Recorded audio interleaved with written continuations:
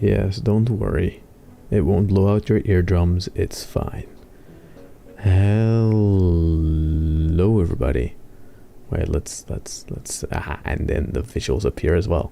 Hello, everybody. Welcome to the stream. Oh, see, that's sharp. Yes, no, yes. Haha. Hi, everybody. How's everybody doing? Welcome to the stream. It is me, Tori, early in the morning. I have my window open because it's raining, or it was raining last I checked. I have a fan on because why the fuck not? We are live on multiple platforms. I am your Demon Prince VTuber thing that that doesn't have an arm for some. No, I do have my arm. Okay, I'm testing out some new things. Mainly the tracking might be a bit difficult today. However, that's because I have found this weird thing that if I put my phone sideways, apparently the tracking doesn't fully lose itself, which is kind of cool because that could technically mean that, hey, I don't have to, what you would call, damn it. I don't have to technically, have the phone straight up, which means if I look down and I'm like painting something, I might have my eyes open now for once instead of like the model just closing its eyes as if I'm sleeping. So that could be interesting. Also, welcome Ophi and Blade to the YouTube chat. How are you guys doing? I mean, when the stream started. Wait, no, that's not the fucking thing. God damn it. Son of a bitch. Okay. Yeep. Manual adjustment. Yeep. We are going live on TikTok as well. I forgot about that one because of course I did, and there we go. Now we're live there too. Hell yeah, let's go. Clean your room now. I have no idea what you mean with 67 away, Ophi. I have no idea what that means, but fine.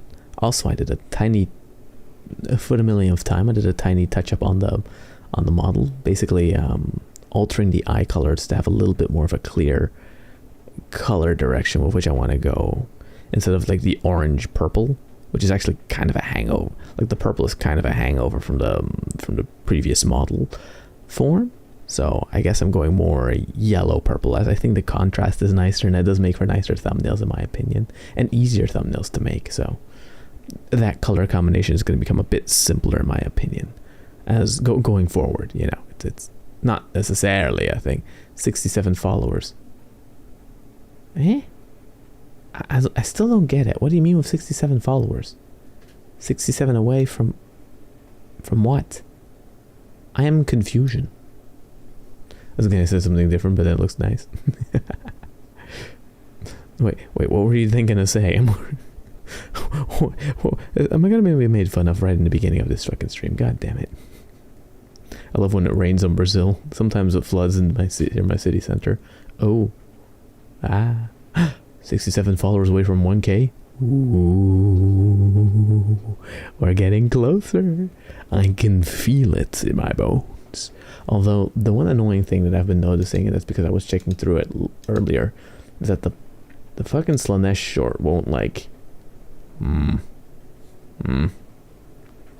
YouTube, I can see within its algorithm if YouTube is like detecting it to send it out to people, yes or no, and it isn't really sending it out to anyone. It did it way faster with the other comic dubs, but then again, I guess it is blushing anime character plus Slanesh, and those two captions don't, those aren't family friendly terms, so I guess YouTube's algorithm doesn't really like them. So yeah, it is what it is. Share it with your friends, see if they like it. We are here once again to paint more Space Marines. We did this guy last time and then I kind of fell asleep.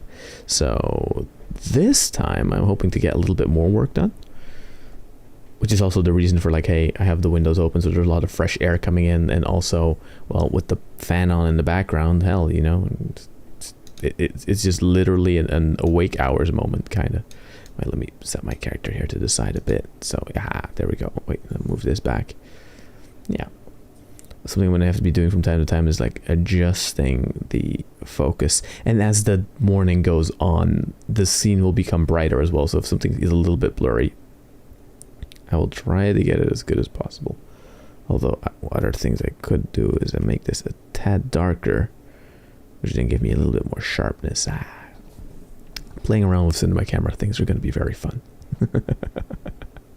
No, oh my god, your brain isn't working today, or maybe mine is just broken. Well, 67 without context, you don't know what the hell that means. Maybe the stream before the 1K gang. Yes, welcome Blade, especially to the before 1K gang. The original 1,000 imps. I'm gonna stick with that for that naming for a while, by the way. Like calling subscribers imps, I think that's kind of cute. Has something to it. Kind of need to make a thing for that though, I think. Okay, the tracking is 100% there, but look, I'm looking all the way down. Like, this is the lowest I've ever, essentially in camera terms, right? The camera is like here. It's on the same level as like where this little marine is on the table. So that is very low for me, technically speaking. What is this? Water. Oh, it's paint water from last time. So we'll just use that. That's going to be great. The idea is to paint the other marines and give them the extra highlights and stuff like that. That's my kind of my objectives today. How far we'll get in that's left to be determined. I hope that bumping doesn't create too much shit. Streamer brain cell is not with anyone in our community tonight. There is no streamer brain cell. There is only the slight mismatch of noises being made. What? There we go. There we go. Okay. There we go. Are you planning on doing something like streaming until I hit 1K? I think that would be a futile attempt. And I'll explain my reasoning, right? I think trying to do a challenge like I continue streaming until I hit 1K subscribers is probably a fatal attempt in, in streaming, because I don't think I have the reach to have that actually get to more people. YouTube and Twitch as well, to that extent, don't really tend to work with that. You need more of an initial. It's like a snowball, right? It's the snowball effect. You need a bigger snowball for that to take off, in my opinion. I think, let's say if I've already had 4,000 followers, imagine, right? And I say streaming until 5,000 followers, I have a stronger belief that would work faster / better than if it's like, getting to 1K, because I'm still a relatively small channel, and that I think will contribute a little bit to it. Hi Cobalt, welcome to the YouTube chat. How are you doing? Hope you're doing okay. Watch video. Well, you commented on the video already, so you already watched it, I guess. Maybe on a platform with better live discoverability, but YouTube is harder. YouTube is weird. YouTube is really good for discovery, but then also kind of shit for discovery. Depends. It's better for discoverability than Twitch. I believe you that much. Let's be honest. Twitch's discoverability rate is well known to be very ass. That's not just like me making it up or me being salty. That is me more quoting statistics and stuff like that. People will start unsubscribing when you're close to hit it, Lamau. Yeah, which is also why when I hit a milestone, by the way, I tried this like screenshot it, but then what I tend to do as well is I screenshot it, but then in my head I'm like, okay, I maybe have reached 900 people, but until it's like a 910 people, it's not really 900 people. You know if that makes sense. It's like until you've surpassed a certain amount, the goal hasn't really been met if you think about it, because you're still waiting for it to have that margin of error so it can't go below it anymore. Yeah, I found you because of YouTube. Yeah, see? Doing decent. Nice. Welcome to the ASMR stream, a special type of stream that I do more now because they're doing pretty well, technically speaking. I don't mind doing them because I actually do like the painting. One sad thing though is that from what I see, the new recruiter set for the Leviathan boxes kind of sucks in my opinion, because it doesn't come with minis that are very nice. And I would have to spend way more money to get like a better model box that then has way better models in it, but I don't feel like them yet, so. Valid. YouTube is weird because of the shorts. Mine is stuffed only because of Skibbity Toilet and Grimace Shake. They're also outdated. Help me, I'm dying inside. That's why I stopped watching shorts. Well, then you have to watch more shorts. Well, I have to watch other shorts. If you just scroll through shorts, then that's going to give you more of the same of what you've been looking at. You have to find more other types of shorts to watch. Or watch my shorts, and then I will be in your shorts. And every time you upload something, every so often, you'll see me. Like literally, that's not even that much of a shill as much as like a, hey, guide your algorithm to become what you want it to become, essentially, right? Let's say you like watching art videos, or let's say you like watching, because you're a fucking psychopath, you like watching tutorial videos on how to do tech stuff, right? Look up some tech stuff to do, watch some shorts of tech stuff, and then your shorts feed will be influenced by that. Shorts is very malleable because it's very much it'll just give you what you give it. So it's kind of one of those things, you know. Hey Tori, you sound like you asked some more. No. ASMR. It is ASMR. It's ASMR, you know, ASMR stream. It's where I talk very silently. I have a billion fucking things in the background, so it doesn't matter if I have the fan on very loud, and I get to brush the big ass brushes that are basically used for dry brushing. I get to sometimes touch the mic and create the tingles, or so maybe it creates tingles, who knows. If anything, it's more of a relaxed environment where I just get to not pay attention too much to things. Does that make sense? Money hard to come by. Yeah. Gotta manipulate the algorithm. I can't watch your shorts too much. Come on, no. Watch the regular videos. They're better. Well, better. It depends.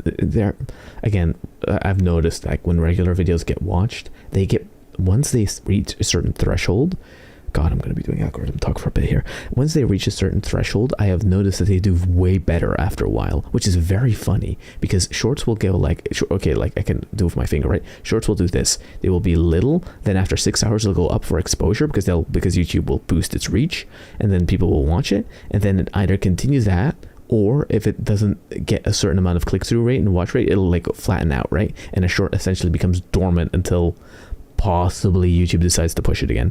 But a regular video will slowly, over time, the more it gets watched, it will be recommended to more people, and it gets more of a curve that goes like this, like that, you know, something like that, which is interesting. But it's not for all shorts, so it's only some shorts. It's curious. It's very curious, but you know. Roger, welcome to the YouTube chat. I feel like the tech tutorial comment was a self-burn. Maybe. Shorts is honestly so dumb. No. You embrace technology. Shorts is a good new format. It is just finding a bit of its footing. It's a little early to fully determine. What I think Shorts is really good for example, is those Reddit. That's what I liked watching, right? It's those writing prompt Reddit videos where like writers write these little things, writing prompts that go on to basically do like little fan fiction type things. I think they're very neat because they tell little stories in interesting ways. Whilst you have Minecraft parkour in the background, but that's just fun to look at, you know. I actually want to play. It's funnily enough, watching all those videos actually makes me want to do those parkour. I actually want to do those parkour maps because they look fun to do in a weird way. They don't look too hard, essentially, but at the same time, I imagine like doing them yourself might be harder to do, if that makes sense. Oh wait, shit, I gotta scroll up a tiny bit. I had over 100 views in the short ones. They all just skipped the whole thing. Well, yeah, but that's why you keep track of like what's it called, the view retention. And if people skip faster, then you know that, hey, you have to do something about your editing to get to the point quicker, right? A very easy and quick tip for shorts production, right? Making shorts is essentially, if you have a joke and the joke ends with a punchline, start the video out with the punchline and then start doing the setup. So essentially people immediately get the instant gratification of a punchline and or are confused by said punchline and will then go, oh, okay, let me hear what the hell the joke was about. And then they'll watch the short. There's a lot of shorts either that are that, and those tend to do very well. I just don't tend to end that many shorts anymore because they're kind of annoying to do and I have to go through my own videos and I don't like doing that much work. I very much like doing the VA stuff more. Cobalt, don't make me put you in horny jail. Oh. Roger V, so true. Shorts is fine. Yeah, I'm more of a comfort guy than a tingles guy. Oh, that makes sense. Also commented on your ruined stream in regards to the ending. I know it won't change your opinion, but it's an idea to think about. Also, MatPat is definitely going to be on his knees. Yeah, MatPat is definitely going to be on his knees. And and I did respond to the comment, by the way. For context, his comment was, so apparently in that final scene, right, where in the Ruin DLC, you face off against this thing called the Mimic, which was introduced within the book series a year prior. And the gist of the thing is like it impersonates people and whatever. And so what it does at the end is it chases you down a hallway, you sort of escape, but then the moment you think you escape, the neutral ending has you basically falling down and Gregory betraying you. But if you pay attention as well to, like, you know, it makes also sense, would make more sense that it's the Mimic in those last few moments talking, betraying you, not Gregory, as well as hearing Roxanne's voice that final time either means, well, you could make the interpretation, you're dying, and in your dying breath you hear Roxanne Wolf, so therefore the child Cassie Wolf from then on possessed Roxy Wolf. I don't know. I think that's a dumb idea. However, what is probably more feasible is that eventually they might make a part 2 to this, and then that you play as the child, but then stuck underground, and it's you and Roxy trying to get out. That makes sense to me, something like that. That's thinking about it a bit more. A setup like that, I imagine, would be more logical. If that makes sense. However, I still think the delivery on that, and that the community has to, you know, discuss that, where it's like, was it him? Was it not him? It feels less like a deliberate, hey, open end, leave it as a choice, and more as a poor communication of the idea they were going for, which once again ties back to my general complaint, which is that, like, hey, from a gameplay perspective, a million times better, but the story is still kind of awkward in its delivery a lot of the times, as well as reintroducing all these new concepts like the Mimic is kind of stupid in a game where your base game introduced already so many other concepts and then didn't actually expand upon any of them anyway, if that makes sense. If that holds some stakes, right? Like, it would have been more interesting to expand upon things you already introduced and or clarify things instead of introducing new bullshit out of nowhere, right? That's just me, maybe. Sorry to catch up. Cobalt to the internet in a nutshell. Yeah. Just so scroll to start reading Reddit stuff, to be honest. Been ladies PS. I would prefer to read the world's largest words ever and watch the Skibidi toilet. I wouldn't mind watching the Skibidi toilet things. I've watched a few of them. They're cute. They're cute. They're like the crazy Gmod spoofs from back in the day. They're the same shit, you know. They're essentially made in the same way as well. So I think it's cute. I think it's more of a don't think about it too much and don't be too contrarian. Don't hate it because it's popular. Think about what people like about it. It's kind of just random and silly. Sometimes things can be just kind of random and silly, you know.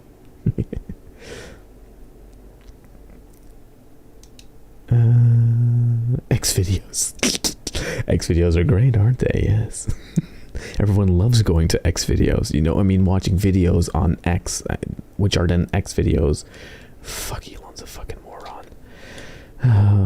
There's nothing I can say more than that. It's like, fucking moron, but I'm not gonna get too angry over that because, you know, it is what it is. You let that guy live his life and then you hope he doesn't get too involved with bullshit. Nah. Gregory, my Easter. Got into an argument on my lunch break with the crazy FNAF girl. Uh-oh. Yeah. Well, I imagine if she's a crazy FNAF girl, she's very... Well, you watched it, Ophi, the video I did about, like, FNAF, right? The whole, you know, how a lot of people in that community are way too over eager to suck the developers off for every small thing they do and interpret every little mistake very overly charitable in a way to fix it for them. I can imagine it's someone like that then. Not saying it is, but, you know. If you say FNAF fan, like FNAF fan, there's a vision. It's like saying weeb. It's like saying an anime fan, right? You get a certain image in your head. Essentially, with FNAF, it's the same thing, in my opinion. If you say FNAF fan, I get an image in my head of a certain person. And is it an uncharitable interpretation of a person? Maybe. But I was also an anime fan, you know. I still am an anime fan. And I'm also to an extent, a FNAF fan, so. Hi, Joran. Painting a Space Marine. Yes, eventually I'll paint a Space Marine. I'm just doing pre-ramble, pre-ramble talk, just responding to chat and stuff like that. It's more of a just chatting stream than a fucking, god damn it. I'll never be able to get it right.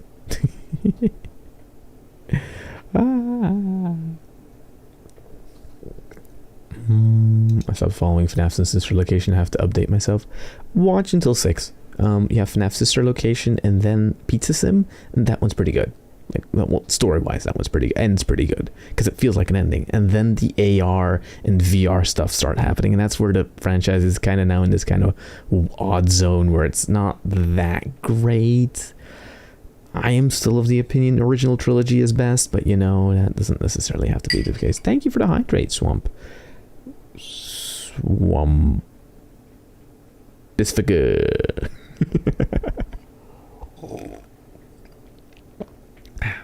Water so good. Oh god. This mimic. Oh yeah, wait. Weep. Whoop. Weep. Children underground. Cough, that's some explaining to do. No, that's the thing as well, right? So the mimic was designed by its mimic's creator's son. Long ago, the son dies. The creator gets mad at the robot for mimicking the son, beats it up, showing it violence, and it learns violence. Yeah. Roger's actually pretty much summarizing it very quickly. But then you gotta ask again with the mimic ending, right? You ask other stupid mistakes like, okay, so it was hidden behind concrete, which it couldn't escape because you had to let it out, right? Or at least the concrete was there so it couldn't get to the machine that was preventing it from escaping, I guess. Again, there's a lot of shit that just kind of it doesn't work. Oh, it doesn't work, and it's annoying that it doesn't work because it would be nice if everything worked better, but you start asking so many more questions about like, okay, setting up, and then the MX system. It's like, wait, so who built that? When did that get built, right? Oh, so Burn Trap is supposedly the mimic. No, they're not. Oh, but the endoskeletons are similar. No, they're not. And if so, the last entry of Burn Trap is then it being taken away by the blob, which we see quickly in the beginning, but then what did it put Burn Trap and build like a concrete wall to put it behind? But then why would it be after those costumes, which then are a reference to the books apparently, where's those costumes? But those costumes look creepy and predate everything else. So is that a hint towards their next project where they want to do a prequel game? Is that going to center around mascotted suits actually? If anything, the mascot suit designs are actually creepy because they have that uncanny feeling of mascot suits, and I'm losing my voice. You see what happens to FNAF? You see what happens when I start talking about FNAF? It's me questioning my sanity.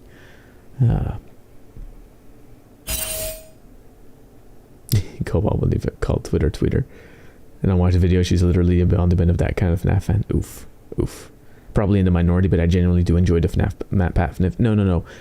Cobalt, here's the thing.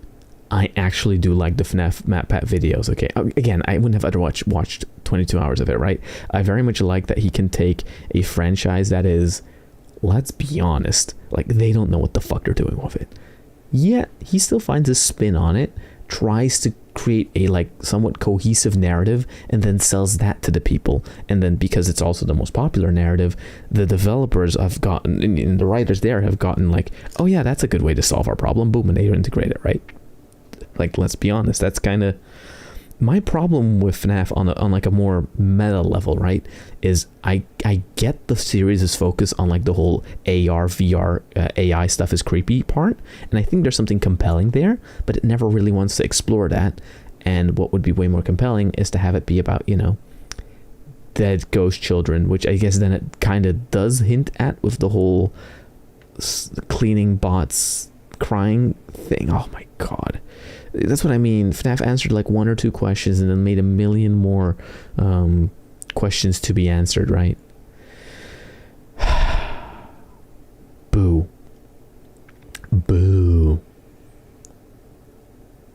Call that for what? And the thing literally does what it's programmed to do, and there's a moment in the books it's ripping the arms off of people and just leaving them to die. I know, right? But like that kind of gore when it's described like in the books, oh my god, it rips people's arms off. It's like, okay, then show it in the games. If it doesn't happen in games, I don't care, because I don't care for books, bro. That's the thing. I'm not targeting you, by the way. I'm just targeting like the idea I have of like FNAF as the writers in general, right? Where it's like, okay, you put that stuff in there, but you never show it, and therefore, does it even really matter? If anything, I think, and I still stick by this, the games work way better if you fucking ignore anything the books say. If anything, what all the books have done is overcomplicate stuff. Okay, they now introduced the mimics, which wears costumes from the books, so you kind of have to take the books as actual canon now. But even if the people that release those books say it's canon, which they're just saying because it's marketing, right? Because yeah, it's all part of the same universe or whatever the fuck. The games work way better, or you can like make better headcanons that are more internally consistent if you just ignore all the shit from the books, because the books always make stuff worse. Time traveling ball pit, fucking shark animatronic, fucking just no. The books are bad. The books are bad, and I'm gonna say it. Scott Cawthon isn't a good writer. Like, if he has to come up with that crazy fucking shit in it, he's not that good a writer. Is he a fine-ish writer? Maybe. He had a good idea going, but like most stuff afterwards is not that deep, and he's good at creating a mystery, right? Answer and a mystery to that, and setting a tone and an atmosphere. He's really good at those things. But when it comes to actual like character writing and motivation for character writing, I wouldn't even call it that compelling. I'm sorry. You know, it is what it is. That's just my opinion. You know, my opinion, a game opinion, and I'm not gonna shout because the mic is set very high. I don't want to do that to you people. Oh god. For playing the VR zone is almost a side quest, to be honest. Yeah. This reminds me of that time when I was playing with my friends, swallowed water. One of my friends got flustered when we're like, oh my. Yeah, it's on like a whole 22-hour stream when you lose your sanity. Yeah, the 22-hour one was basically a sanity loss. But the end of Security Breach, the end of Ruin was very much a similar loss of sanity, in the point where I just maybe kind of lost it near the end. Although eventually I started thinking through some ideas, and you know, I stick by my opinion, because I think my opinion, seeing that like more stuff is being data mined, but there's no new ending that has been discovered, I'm sticking by my opinion. Like it's a simple story, you know. Character goes to place, wants to look for friend, but friend is trapped, right? Simple enough story, but it tells it kind of incompetently, and through its incompetent storytelling, it kind of misses the mark at the end. However, throughout the journey, the atmosphere, for the most part, the level design and game mechanics and stuff like that work very well. It's a very fun horror game. It's a very fun little exploration game, you know. It's good. The Pizzaplex works way better as this destroyed ruin that's kind of liminal in like its weird destroyedness than this big ass open space that feels like, why is it all lit at the same time, you know? Yeah, and outside of like 2 sections where the game all of a sudden took a hissy fit for me activating the RTX to medium, game ran pretty good. So, you know. Also, a funny thing I discovered I saw online posted, so I discovered, and now I will tell you, is that, did you know that every time you put on the mask, it's not like it just changes the textures around you, aka Soul Reaver? What it does, it teleports you to an entirely different copy of the map that's underneath. So essentially, it has like 2 instances of the map running at the same time, and it just teleports you between them. I think that's amazing, and also a gigantic waste of resources, but you know, that's what this fucking game's known for, so it is what it is. I'm very sorry I went off a tangent there, holy shit. They don't really give a lot of answers to the questions. No, they don't, and that's the shit that frustrates me, you know. Tori usually checks it. No, Discord, I usually tend to check that after stream, because, you know, I'm already looking at like 4 streams, 4 chats basically, well, mainly one, the YouTube one, then I have the Twitch one to the side of that I sometimes check, the TikTok one under that just does things whenever it does things, like people come and say hello, which is hi everyone who drops by, love to see that. And then I have the Kick chat, which also sometimes has a response or 2 in there, which is also nice to look at, you know. Honestly, sorry to make the books and the games canon now to each other, because you've made it convoluted. Yeah, it was convoluted already, and the books worked in the sense that like they weren't canon to the story of the games, but they were there to help explain internal mechanics. Like that stuff I never really found that much of an issue, you know. Like okay, how like for those 5 nerds that want to know, okay, how do souls possess animatronics, and not just take that as a straightforward answer, they came in the books with, there's this thing called remnant, which is like souls infused with machinery. You know, fine. I think that's fine. Explaining mechanical stuff like that through analogous stories within another medium, right? I think that works. I think that's fine. The moment you start making stuff canon is where it becomes annoying, right? Again, I prefer the MatPat approach, where it's like, okay, we're not going to take too much of it literally, but we're going to see how it gets implemented. Because the moment he starts taking stuff literally, we get the book arc where he just fucking loses the plot and the series become boring and stretched out as shit for like retention time. Nerd. yeah, pretty much. Scott has like Tumblr writer skills. Until the movie drops and people have to figure out if it's connected somehow as well. I'm calling call it now. Movies are going to be their own thing. Movies are a reboot. They're essentially a different universe, right? They're not going to be the same thing. Again, they'll carry over mechanics, but not going to be the same thing. I fucking hope for them, right? So we'll establish that when in one of the books a man becomes pregnant with Springtrap and births him. Oh, I forgot about the Mpreg. I forgot, yeah, the FNAF books technically have Mpreg. Shit. This is becoming, I'm typing Tori's talking, so ha. This whole stream is side tangents and we love it. This stream is becoming...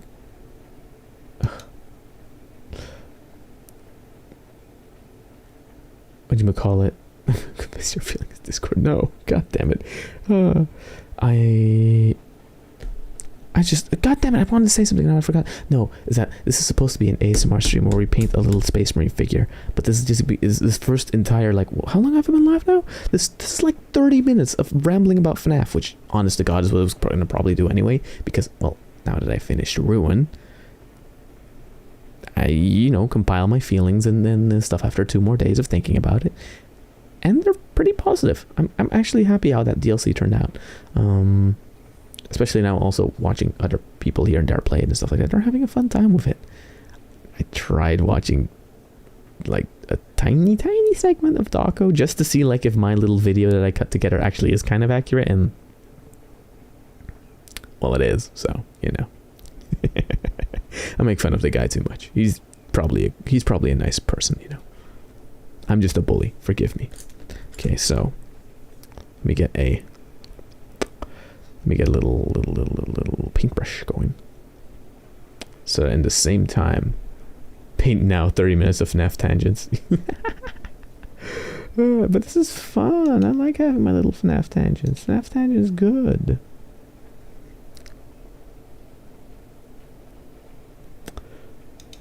Yes. FNAF tangents.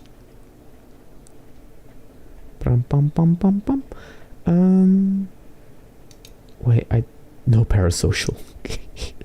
Y'all are all dumb so bad. Oh my god. Hey, ASMR stream where we complete our parasocial fantasies, and instead we're talking about FNAF and Big Daddy MatPat. We're in jail for all of you. Oh, that's funny. By the way, if you DM me on Discord, I don't respond to that. Message requests and stuff like that, I don't respond. I only look at what is posted within the general chats within the server. General requests to me, I won't respond to, because that's, if I do it now, if I don't do it now, I don't have to do it later. If I do it now, then it feels like I have to keep doing it, and I don't want to obligate myself to do that, if that makes sense, right? Having a regular amount of time. Also been doing this since the God of War streams and brown hair Tori. True, you were here for the early arc. Or middle arc? I guess you would call that the middle arc, right? You've been through all the evolutions of the microphone with it finally being a decent ASMR mic, which is funny because I think even with the I don't remember, was the God of War still on the Rode pod mic, or was that already the SM7B at that point? I think it might have been the SM7B, but it was before the Go XLR Mini. I think I'm not even sure of that. Sure, get it, because the product name is the Shure SM7B. That's the microphone. Fuck's sake. Okay, so what we're going to be doing today, to re-explain for those who haven't watched the other streams, we are going through layering and painting our little marines, right? And what we have done up until now is, okay, don't hold it. Okay, move you to the side. What we've done up until now is essentially create a base coat out of 3 essential paints, which are Calidor Sky because it's lighter than Macragge Blue, and therefore creates a lighter blue that we can then tone down a bit through using shades. Kriel Yellow, Kriel Yellow for like the shoulder pads and stuff, to give more of that retro vibe. I could do, and I don't like metallic paints that much, you know. I find it more funny to paint them more in a more painterly style. And standard Mechanicus gray for the gray, essentially, kind of. So they're in Discord rules. Don't message streamer. No, it's fine. It's fine. Well, yeah, no, don't do that. But you know, and plus, if you have things to say, if it's like, oh, I'm gonna say a thing, just say a thing and I'll read it. Oh.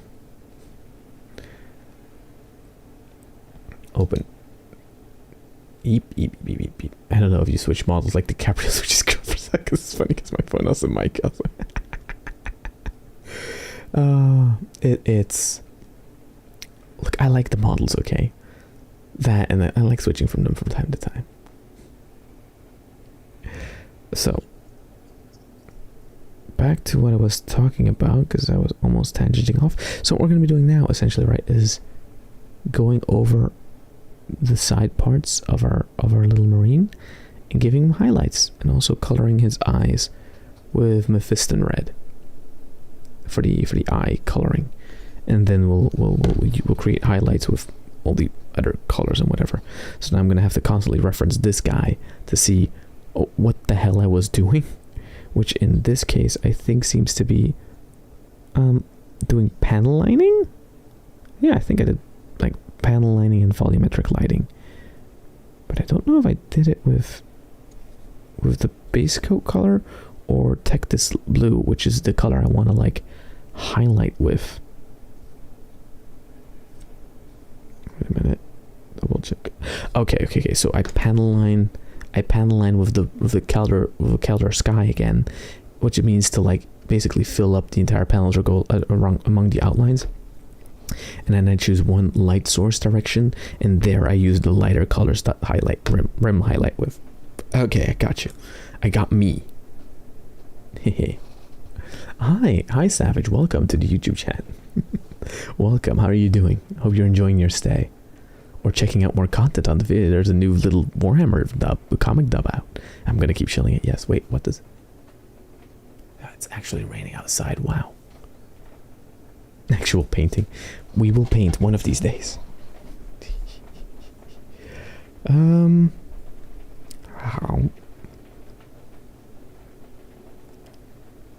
No.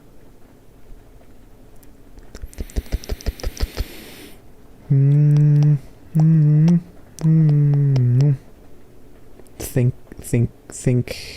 Yeah. Let's start with the next one. Okay, so that means that I'm gonna have to put this character down here. I'm gonna have to select one of these characters I want to paint. I think I want to keep this guy for later because he's harder to do, and I think he's more vital because he has a robot arm, which makes him cooler. So I'll keep him for a bit later. So let's see. Also, I toned down the ISO on my camera because we're filming on a Blackmagic Pocket 4K, by the way. I turned down to the second ISO, the lower ISO range, which means everything's a bit darker on the screen. However, the colors are actually more accurate again. So like blue is actually blue and not like this weird green tinge, because for some reason like it took the tint over and I couldn't get rid of it.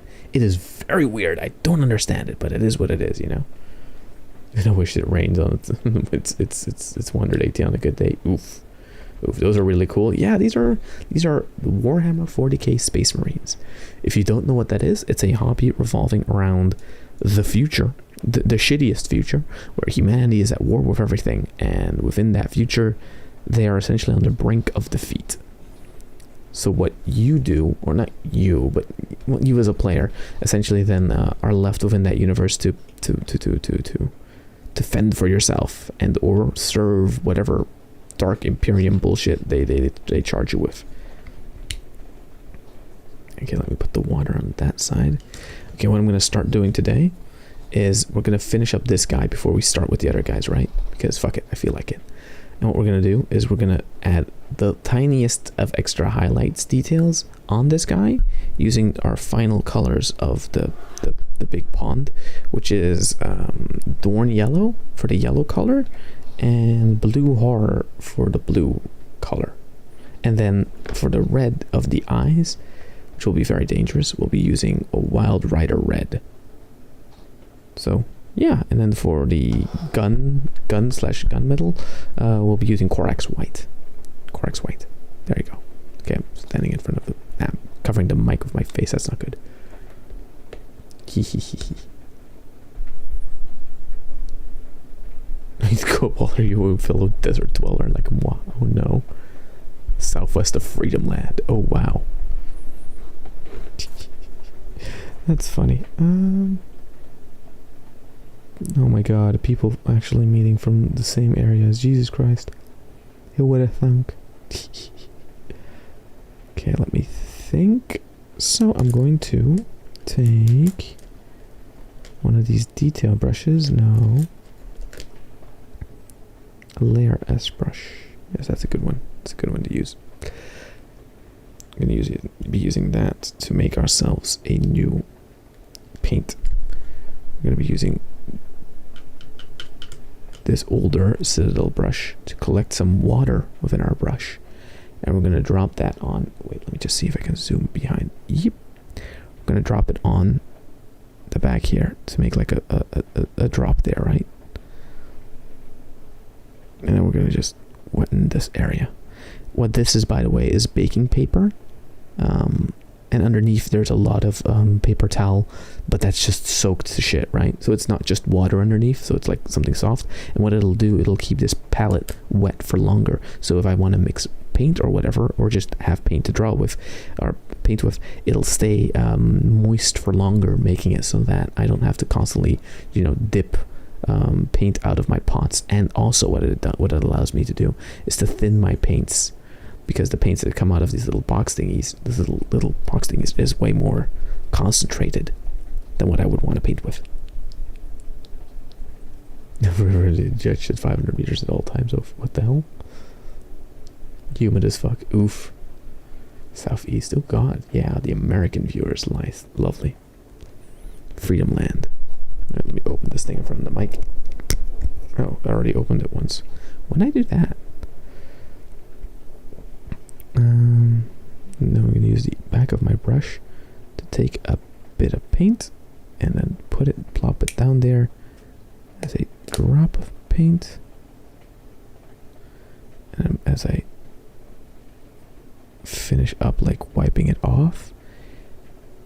There's no reason to make the little circle, by the way. That's not really necessary. I'm just going to use a paper. Ooh, towel. Oh, okay, almost. No, this microphone is way too expensive to have fucking paint on it. Fuck's sake, Tori. Wipe off the thing, and then we can use this to grab ourselves a tiny bit of paint whilst I readjust the there, make it a bit darker.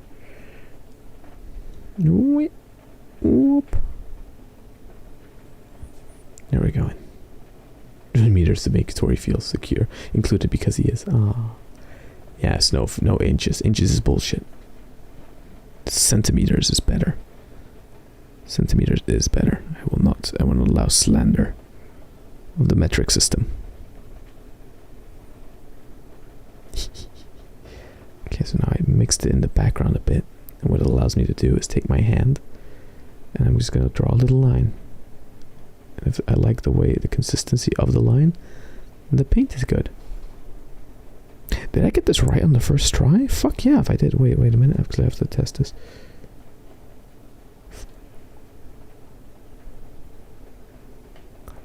Look at that, I got it right. Shit, nice. Okay, so like just the tiniest bit of water. Nice. Okay, now to position myself in a way where you can see what the fuck I'm doing, but also I can see what the fuck I'm doing. But you can also hear me. Sorry if that was adjusting the mic in a way that feels uncomfortable. We don't want that. Okay, there we go. There we go. Look at that. Move this to the side. God damn it, now it's unsharp again. I need it to be sharp. I must have it sharp. Tori deserves more stuff than he has, because he's cool and awesome. Don't flatter yourself. Don't just put compliments because I'll actually read them. God damn it. Truly baiting the streamer. Truly streamer man can't take compliments. Second guesses himself immediately. Why the fuck is that my first reaction? Thank you, by the way, for saying that. There you go, an earnest response. I'll do that sometimes. I think everyone does that to a certain extent, right? Or someone gives you a compliment and you're like, no, thank you. And it's like, wait, what? The compliment was given for a reason. Don't feel bad about that. Oh, and we're painting inside the crevice. That's not good. Shit. It is what it is.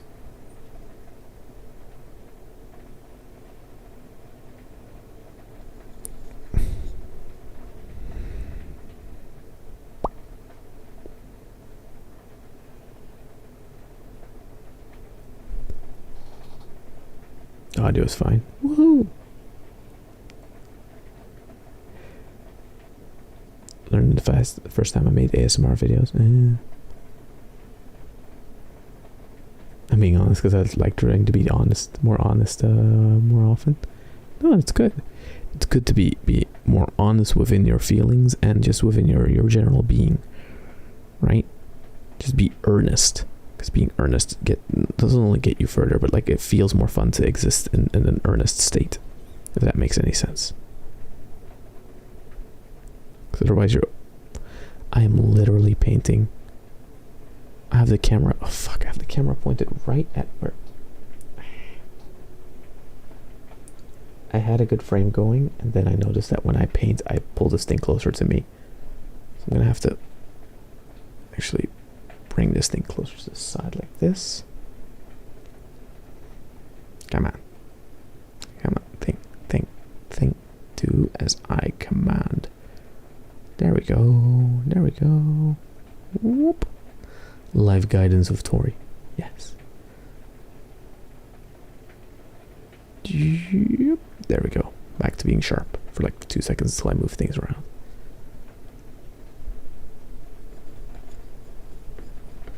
Okay, I was trying to get the shoulder pad here.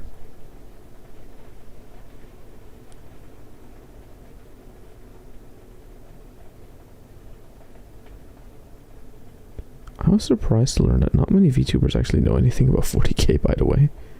Some of them take it from the memes that they've seen over time from Russian Badger and stuff like that, but not that many people actually know that much about this hobby. Fake fans, am I right? No, it's a niche of a niche. I'll be the first to say it. This hobby is very niche.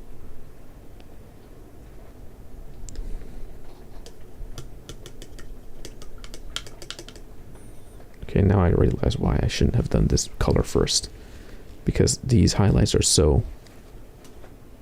they're literally 5 little lines I have to pull, that it's not worth making my whole mixture here in the background for that shit.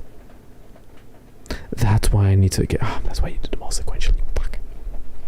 Is what it is. Okay, let's put this guy aside. Actually, get to the other guys.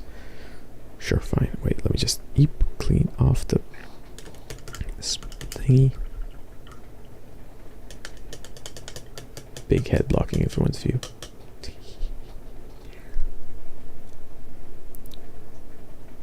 I only want to watch you anyway. Lol. Of course, he's a big head. He has to compensate for that big brain. Cobalt. Horny gel. Bunk.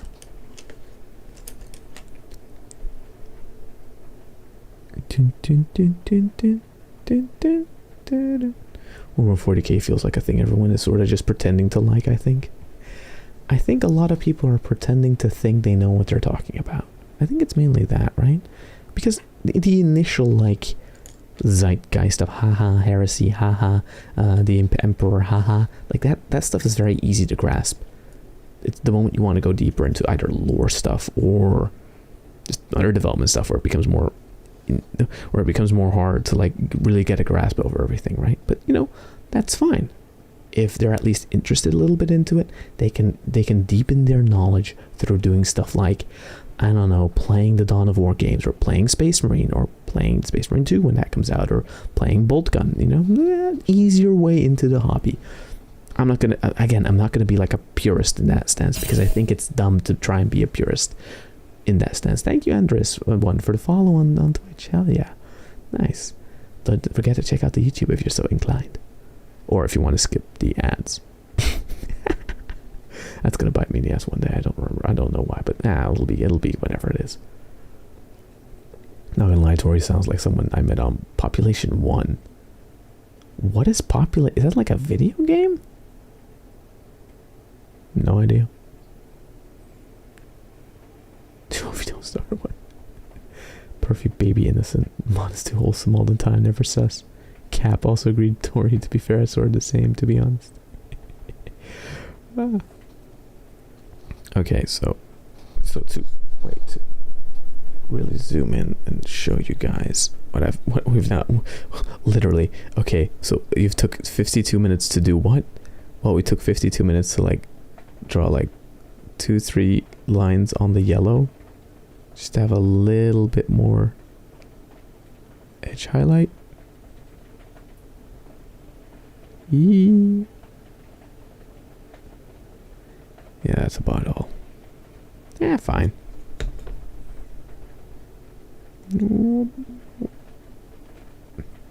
Let's get another one and do more volumetric lighting. That will get my that'll get my like hand really doing a thing, you know. Let's see who's on the list. You I apparently tried doing that, but damn, I layered it on thick. So let's give you a little wash to down your colors a tiny bit, and then continue from there. Maybe bring null oil. What do you mean 40k is all about being a purist? Yeah, if you're like an imperial bootlicker. I was always a Xenos player. Or a Chaos player. So, you know, I never was on the part of like the for the Emperor stuff. No, I was always more of like a, yeah, they seem crazy. I'll be an alien. I like aliens. Aliens are cool. It's the whole thing, like it's like in those video games, right? Like let's say it's like I never got about Mass Effect why you would ever want to date any of the humans. Not that I ever really played that game, because it was just not for me, right? But like, because I just never got it. But like I never got why you like you could date humans in real life. What the fuck? That's why they had there's apparently confirmation that aliens are real or whatever coming from Congress in America. Fuck yeah. I guess the clap them cheeks movement is a true movement after all. You can get behind that. Well, I think you can get behind that.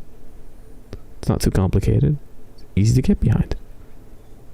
Clap them alien cheeks. If they're clappable, you know. But also consensually clapping. You want to consensually clap the alien cheeks. Because that's where the fun is. You gotta be experimental in life, you know. You gotta be willing to experiment with the finer things in life, with the adventurous sections. And what could be more adventurous than clapping alien cheeks for freedom, you know? And science or whatever the fuck. Jung understand a single thing about this hobby. I just think watching it is relaxing. That is also very true. Warhammer is very relaxing to watch. I used to also watch, you know what I used to watch back in the day? This website, they're still around, I think, called Mini Wargaming, right? Mini Wargaming Dave. It's this very nice fellow dude, right? And what I used to watch were their like battle reports and stuff, because I didn't understand the lick of how you were supposed to play the game, and eventually I got the hang of it, where it's like, oh, so that's what you're supposed to do. That's how you're supposed to like use the dice and stuff like that, and strategize and that kind of shit.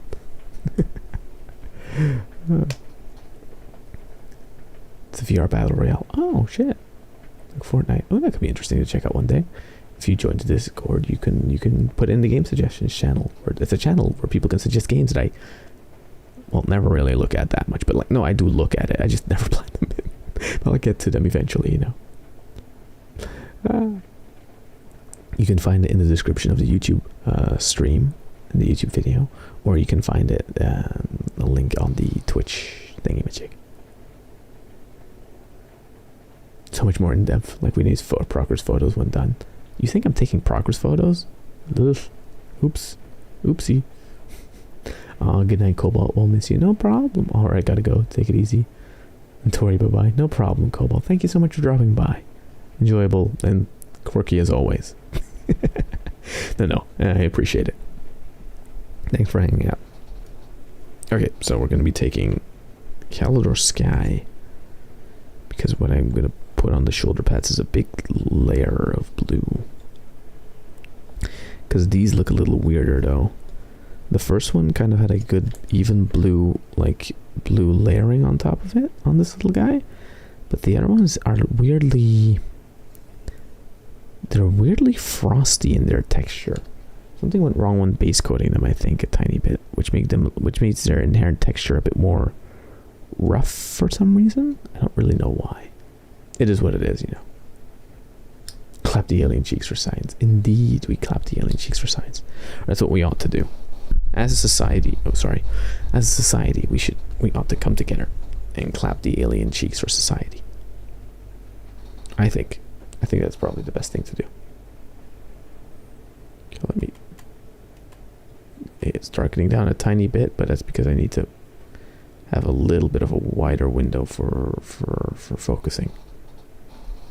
The problem is I could introduce more light from the back, like so, a little bit more light, but then it gets in the way of the tracking, and then my mouth won't open anymore.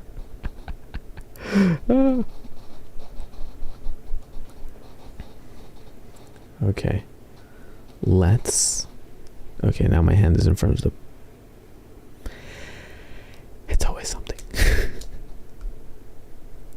Okay, I'm going to take this and do the same thing we did there, which is to take the back of the brush, take like a droplet, or a big drop, a droplet of the paint out, put it there, put a drop down. And after the drop is positioned, and it like pulls in on itself a little bit so it stays dry, so it stays wet and moist. We then kind of wipe the remaining off around the side, which we'll actually use for mixing in the meantime, because it's easy. And then we'll wipe it off on a cloth. And with the regular brush, I will take some water from our little water palette to the other side.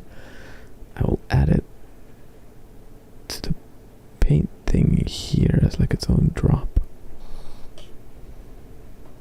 like its own water drop bubble, and I'll just weten the area to get less water because that's too much water to grab. And now with a little bit of water here and a little bit of this here, I'll mix the two together to create a covering layering mix that is more wet than whatever. Take a little bit from there. Mix a little, oh, that's too watery. Okay, that's watery enough, but with everything together here, it might create a good mix. So that when I have a little bit of that, and I test it out in my hand, what we want is for, oh shit, wait, you focus rack back, rump. What we want is that this hand here, we introduce a line, ah shit, that's too watery, okay, that's no good. Tiny bit of water introduced to the main bump. Damn, I really got it right with that other one on the first go. Shit. It's good-ish. A bit too watery.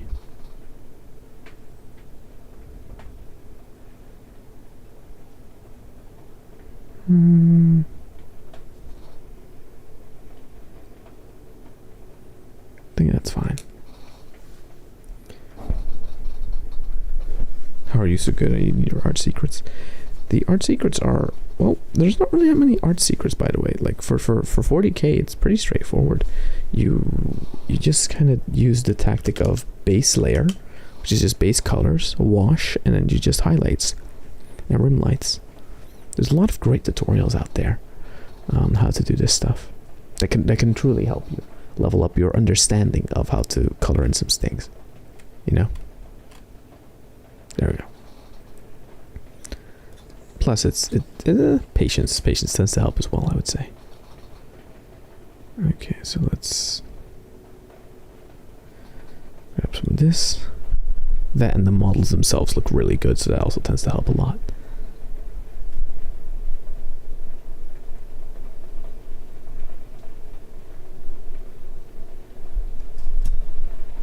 Okay, now I'm bumping against the microphone. Always something with this fucking hobby. Always something. Can you guys even hear, by the way, the sound of the rain falling in the background? It might be very slight, by the way. It might be very, very light. It might not even be a sound you really hear a lot of. But technically, the place I am at is raining. So I hear the rain coming from the top.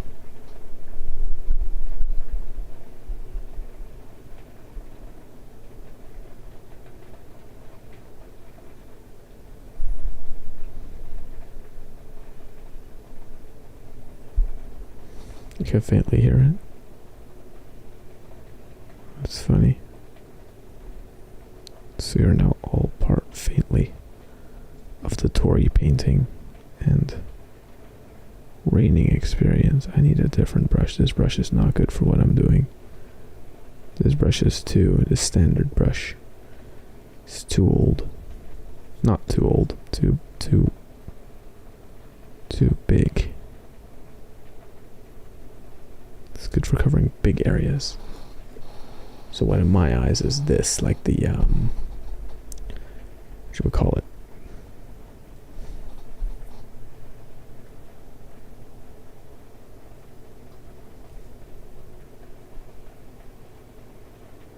Bigger areas.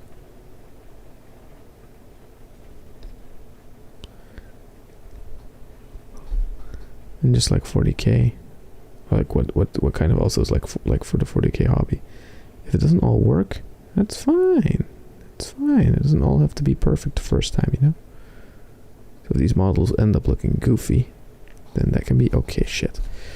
I say it doesn't have to be perfect as I really mess up. Fuck. No, I need that crevice to be clean. Eep. There we go.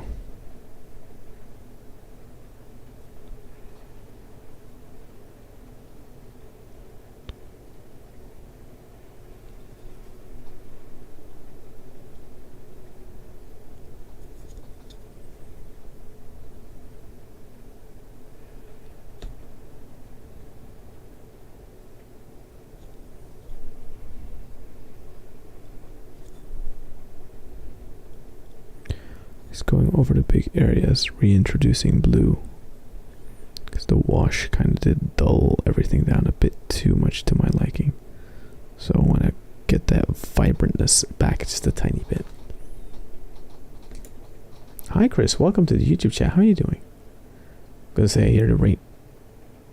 Oh, I hear the rain, but it's not so loud, and it's so loud but not so loud. Oh, some of it's my heartbeat. Aww. Oh wait, no, that's not good. I thought it was supposed to be like a compliment thing, but no. I was gonna say the rain really isn't that loud. Is your heart okay? I was about to say as well. Hope you're doing okay, my guy.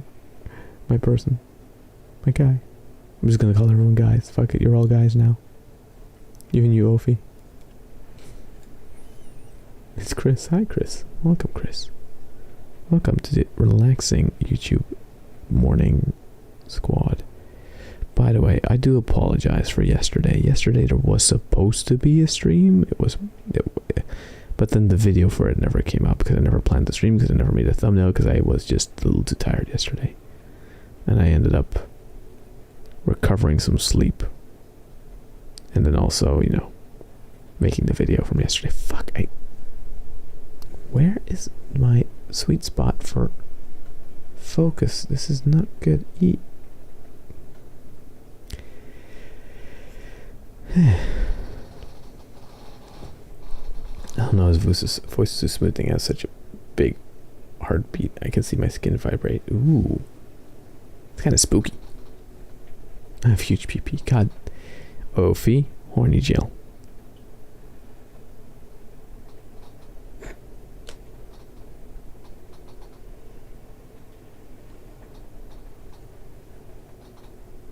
It looks like there's a glaze over my... Well, whatever. I'm not going to worry about it. Not going to worry about it. Not going to worry about it. Just going to paint. Head empty. No worry. Just painty. Just going to highlight some areas.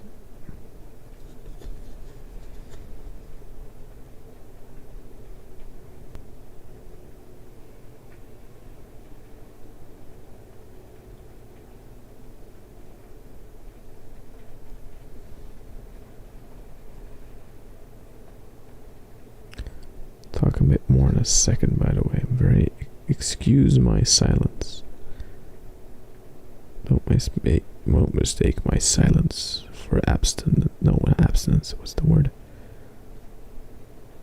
So I'm just concentrating for 5 seconds.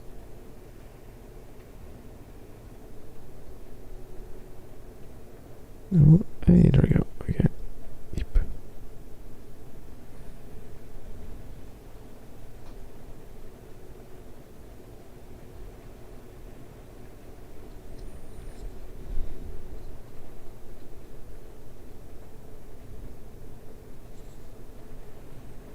Every 5 seconds I see the chat's doing like blum blum, but I just haven't responded to it yet.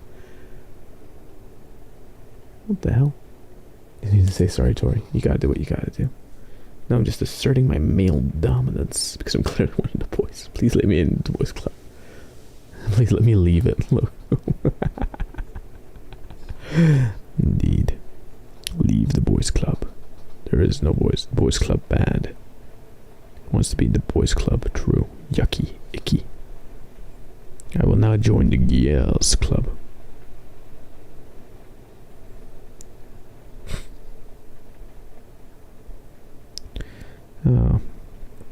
I'm actually surprised that, funnily enough, little experience talk, right?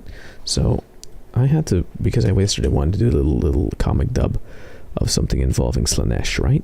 It meant I had to kind of find a way to get the voice down, and I kind of freaked out because back years ago I had a plugin for that, for doing more female type voices, right? A little alter boy it was called. It was a good like pitch corrector shifter thing, but it allowed for a very gradual pitch shift that was pretty good at mimicking female type voices. It kind of got me there, right?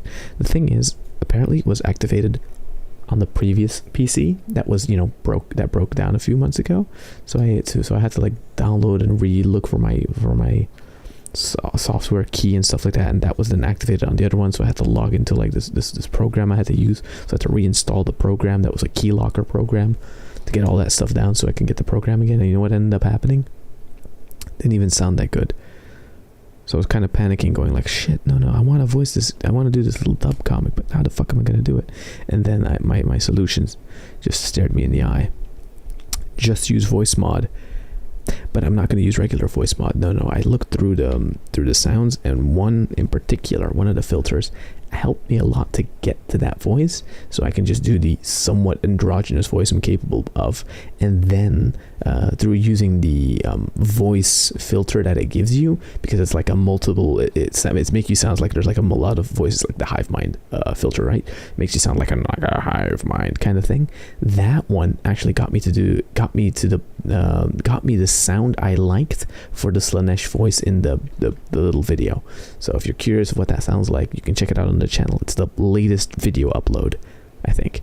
Yeah, it's the latest video upload, where it's like this little Slanesh doing oh my on the cover, on the thumbnail of it. It's a good little video. But yeah, tiny bit of work in progress, behind the scenes info there. I spread that too thin. That's gonna just dry out very quickly. Shit.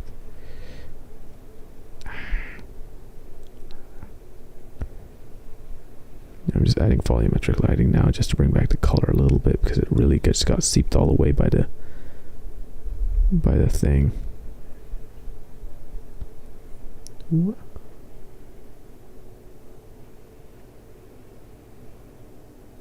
Let's trade. You can have my booba buff. Bro, okay. Wait, what? The booba buff. The buff that gives one access to Sims. No, just kidding. Not meaning to assault an audience at all. More of the objective word of like where, hey, although I had this talk with someone ages ago, and the conversation was something like this, right? We were talking about the idea and the concept of booba buff, which is to say that female content creators have an easier start somewhat online of getting at least men to watch, because a lot of men will watch, right? Sadly enough, a lot of creepy men also. So we'll take that into account. We're just talking about just viewers as is. If they're creepy or not, we were kind of going to ignore it for argument's sake for a little bit, right? However, an interesting point that she brought up back in the day was this. Well, okay, females will get the booba buff. However, over the long term, it doesn't work. They'll have to reinvent themselves or whatever, because the booba buff only lasts for that long. As in, the booba buff will get you there, sure, but it will create a rotating audience until they find someone else to look at or whatever. Whilst as a male, you're kind of forced to sort of just focus on the content, and then over time, whatever you're making, it will be good to the point where people will stick around for that. Something like that. It was something like it, and then I kind of could follow around this, where it's like people will then only stick around if you do have an interesting personality, even if you're like a female. Yeah, okay, sure, it sounds somewhat interesting maybe at first, but like at the same time, booba buff wears off after a while, whilst being male doesn't, doesn't change over time. No, I worded that one very weirdly. I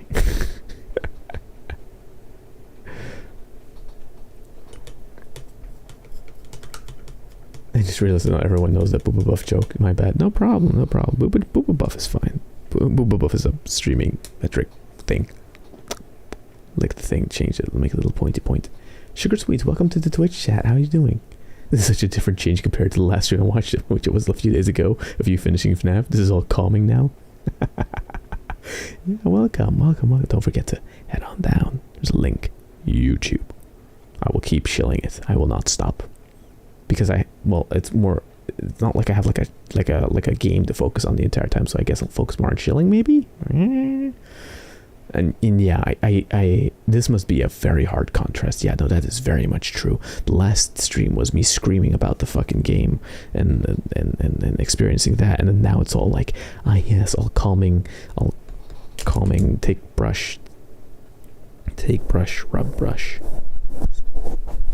Like that. Okay, that must be a very stark contrast. But that's the benefit of the Tori channel, you see. Sometimes we can be unhinged, but then sometimes we can be calming as fuck. That's why the what's it called? The polls exist to allow the audience to help shape what they want to see within the week, depending on what I put on there, depending when I stream it. Wow. Oh, my sleep schedule's all fucked again, so I'm gonna have to fix that soon. I'm gonna try to fix that soon. Emphasis try. Doesn't mean we're gonna fix it. It just means we're gonna try to fix it. Which, half the battle or some shit like that. I don't know.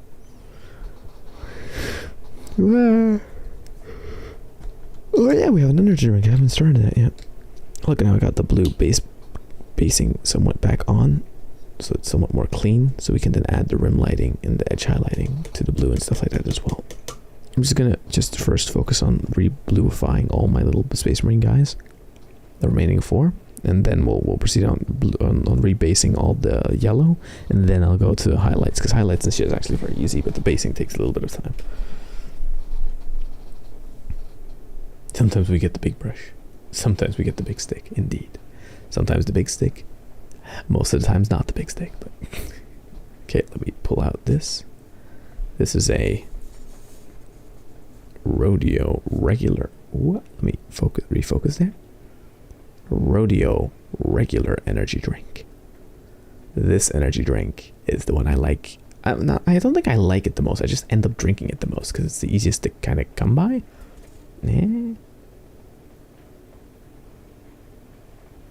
Whoop. Also, I'm sorry if parts of the stream are out of focus. I don't have a constant autofocus camera because this is just, again, cinema camera, not really made for that. However, the bonus is that, you know, it looks very pretty and the colors are very nice, and the fusing and the stuff like that. Morning ASMR stream is the best way to wake up. Well, it is probably different than waking up to me yelling my ass off. You know, that is definitely there's definitely a difference there. Wait, okay, so time to open the can.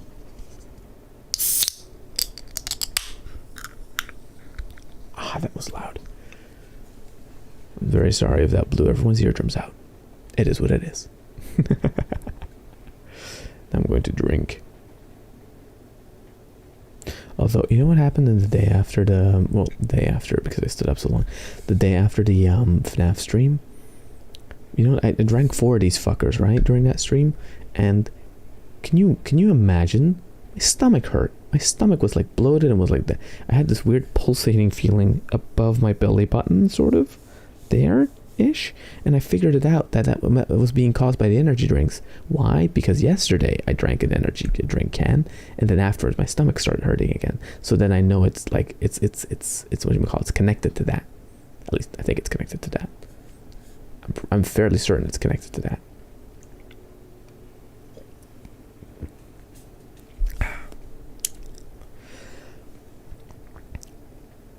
Wait, does this mean I'm gonna have a stomachache again? Let's do this thing where we just don't worry about it. And if we don't worry about it, then I will be fine. Yay! Shit. Also, I have my chair lower, so that means I can crawl more. Wait. Okay, what? Don't have to. Okay, my fucking paint dried up. That's not good. Need more Keller Sky. Need a different guy as well. So this guy now goes down. Certified caffeine is fighting his back. The caffeine's trying to escape. I don't wish for it to escape. It shall remain caffeine. Ah, tits. Okay, they're fighting and falling. That's not good. Okay, pull out this guy. This little guy gets to whoop, be put on there. Tori's pregnancy pains. What the fucking no? What the fuck? God, this is not turning into an Omegaverse fucking channel, Ophi. You will not do that. Fuck off. Oh no. Oh no, no, no, no. No, no, no. Out of pocket today. Oh god. Ah yes, introduce the channel to MPreg, you know. Very, very great, very great. Truly the topics people have been waiting for. Truly scholars wish to discuss the validity and possibilities of MPreg. Oh my god.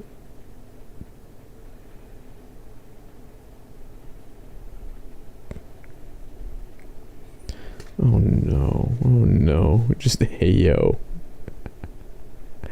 And you proceed to drink it. I don't drink, what, drink what? The paint? I don't drink the paint. I just, you know, you dip because they're dissolvable by water, so you put the paintbrush in the water, you get the water, and then you tap it off, and then you create a point by using your lips. Although what I'm doing now is I'm creating water supply here on the back end. So I can use it to combine with the paint to thin the paint, so I can then use it on my, let's say, finger here, so I can create line and line cover good, or in this case still not enough paint.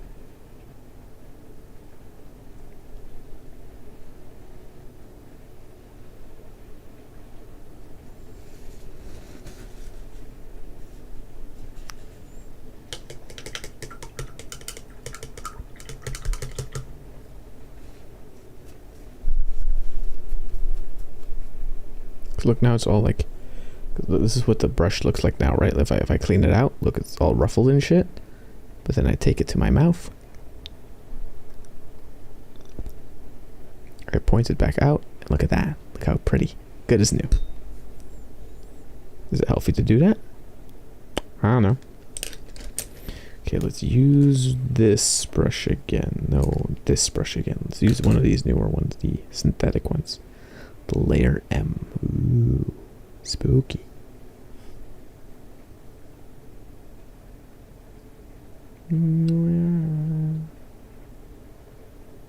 Fired upon what?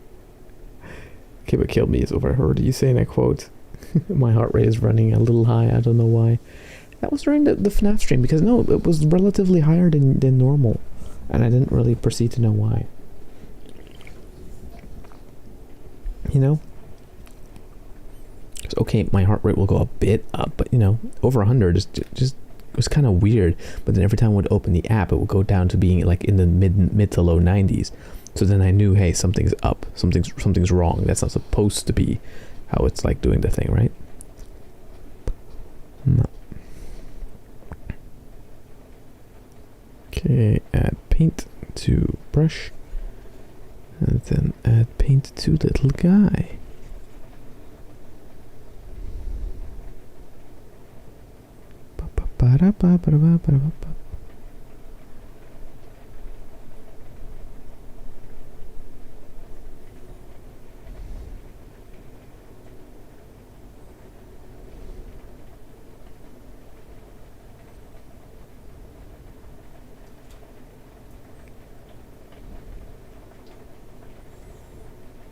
For concentration mode for a tiny bit.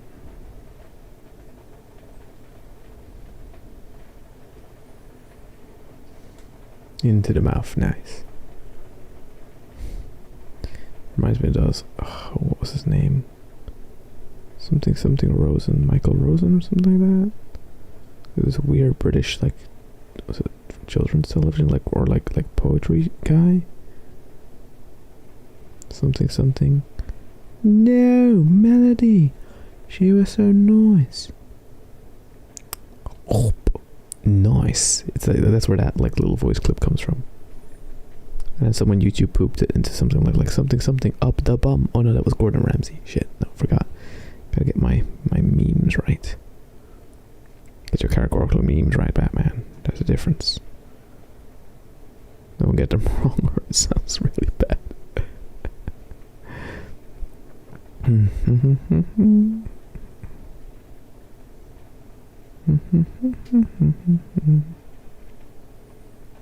I almost just fell asleep. Ooh, savage.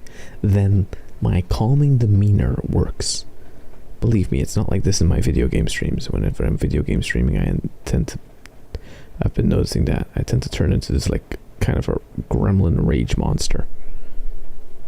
Then again, it's either that or like a very happy, sort of enjoying my time gremlin. So it's gremlin either way, but like there's a different degree to it.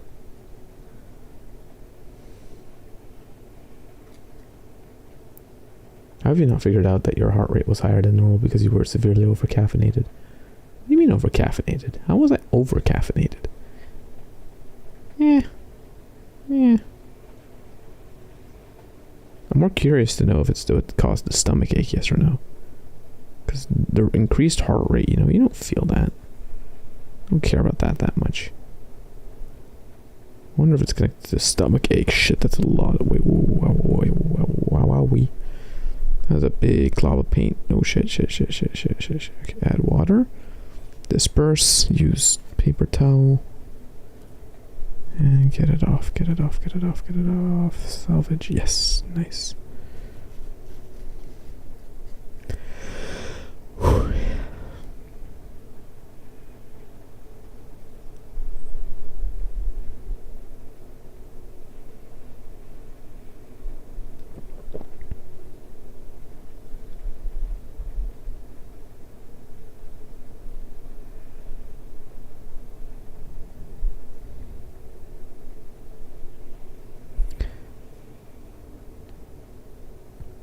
I don't know how people do these. I'd mess up immediately. You kind of just, vibe with it. And through vibing with it, you just kind of hope for the best. Let the brush guide you. And just have kind of a clear plan of how you want to layer your things. That tends to help. Although I must very much say I do have a lot of paints now. My paint collection really grew over time. But it wasn't as big as how it used to be back in the day. I used to have this big suitcase with multiple layers of paints. Sold it for a pretty penny, not gonna lie. Bought it for a pretty penny too. Okay, getting up. I might share just a tiny bit. Yep.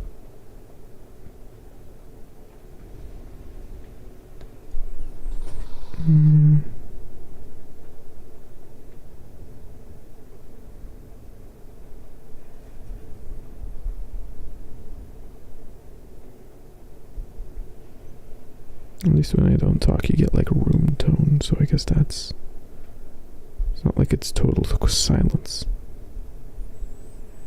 That would be bad, annoying. A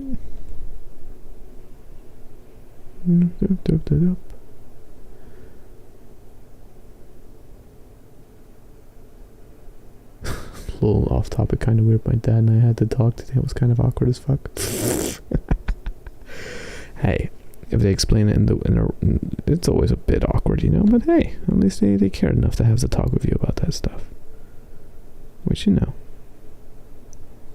not a bad talk to have. I don't really remember if I ever really had to talk with my parents, because, again, European, so it's a little bit more, whatchamacallit,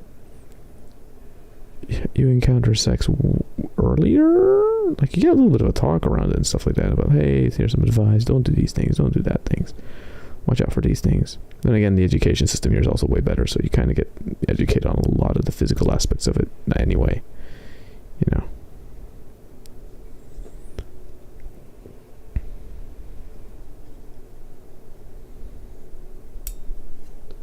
When it comes to the moral stances and stuff like that, that depends on the individual. Although there's the basic rules of courteousness and stuff like that, and just, if you ever feel uncomfortable with something, immediately stop. Even if you think you might be disappointing the other person, it doesn't matter. You stop immediately. You go, nope. And if they say, like, hey, I don't know if I'm comfortable with this, you just immediately pull back. You're like, nope. It's the best advice I can give you. Even if you feel like, oh, but now I'll come off like a pussy. Don't care. If you're uncomfortable with something, stop. Stop it. Because you'll only come to regret it. You don't want that. You want to have fun experiences. You don't want to have awkward experiences, my guys.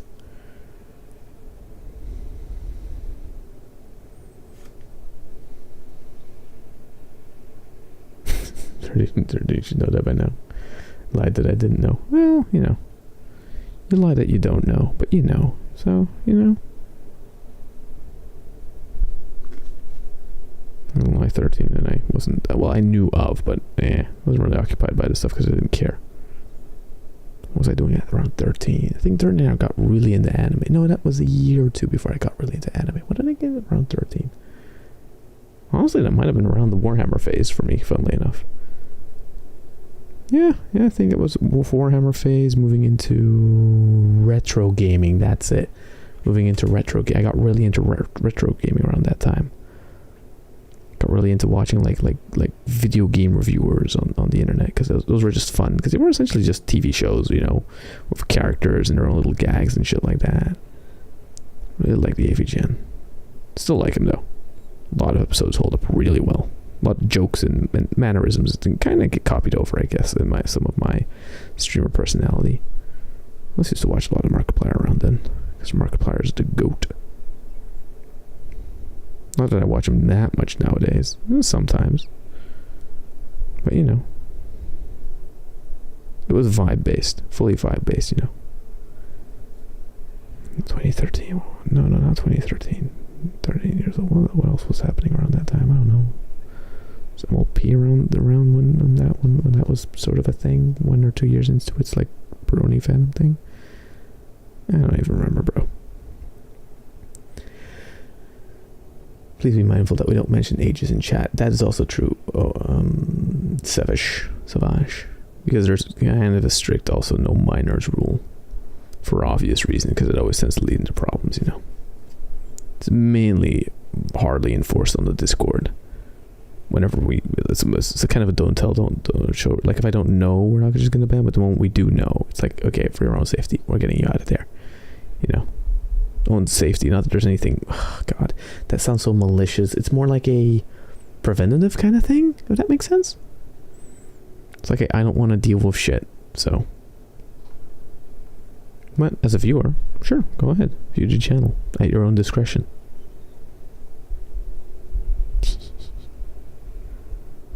I try to make funny haha content, and if you find it funny haha, then it's good. Not like I watched kids content back in the day, because fuck that. That was kind of ass.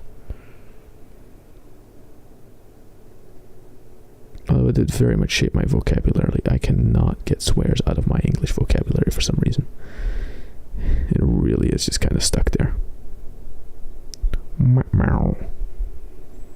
Oh, sorry, wait, Twitch chat says something. Let the brush guide you. Sounds like something these older YouTube painters would say. Yes, the Bob Ross sort of thing. Like, just make happy little accidents. We don't make mistakes. We only make happy little accidents. No, kinda. You just kind of swipe over stuff. The thing is, for what I'm doing now is very much okay, I'm just going over everything, but I'm trying to make sure to not fill the crevices. I'm leaving the crevices as they are, so that they're like dark, so that contrasts against the lighter color of the blue that I'm like painting on top, right? So that creates like a cool layering thing. Ooh.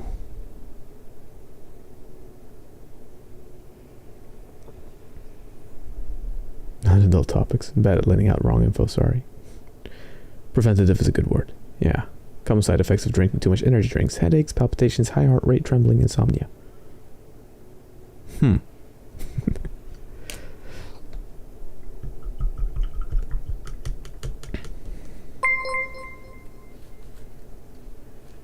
I'm just gonna do like I didn't read that comment, you know, that was just a silly comment, Chris. Ho, I did not see that. No, I do know of those side effects, but I just don't worry about them, you know, or I don't think about them that much, if that makes sense. Oh. Lotto Ramada. Welcome. Your rating with a party of 5. Hell yeah. Welcome, people. God damn. Ophi, if you're around, can you give a shout out, please? Because I totally forgot what those, I don't know where those buttons are. But thank you, welcome, thank you for the raid. Holy shit, welcome. How you doing? I wonder what you were playing before. If whatever you were playing before and you're taking a break right now because it's post stream, I totally understand that, because duh. Hope you had fun with whatever you were doing before. Welcome to the raiders that entered via the Twitch chat. Raid chat alleges no YouTube chat. Behave.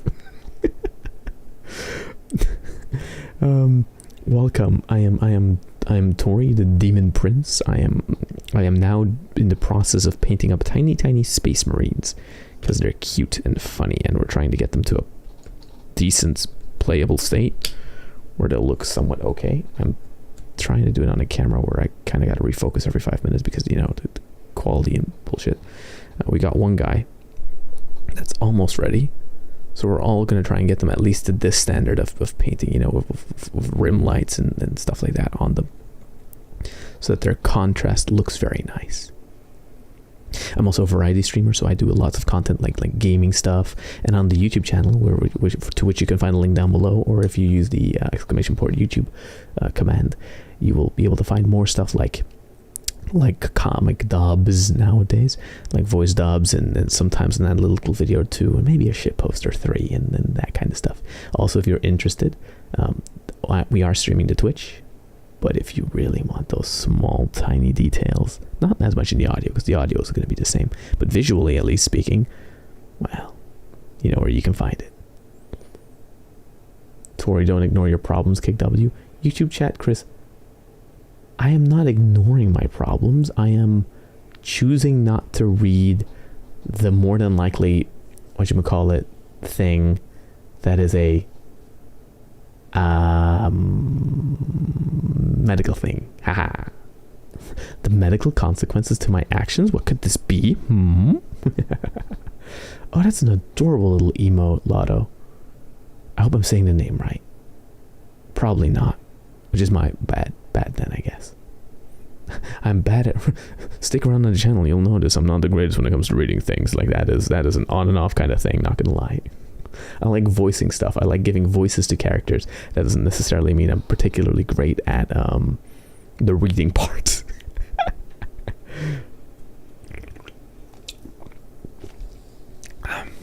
All these games with their logbooks and their complicated entries and their complicated words, and my mouth tracking is not being great right now, but that's because there's a light behind me that it's affecting the camera, I think, because it's sending light directly into the IR camera, which is making the thing confused. See, that's way better. Wow.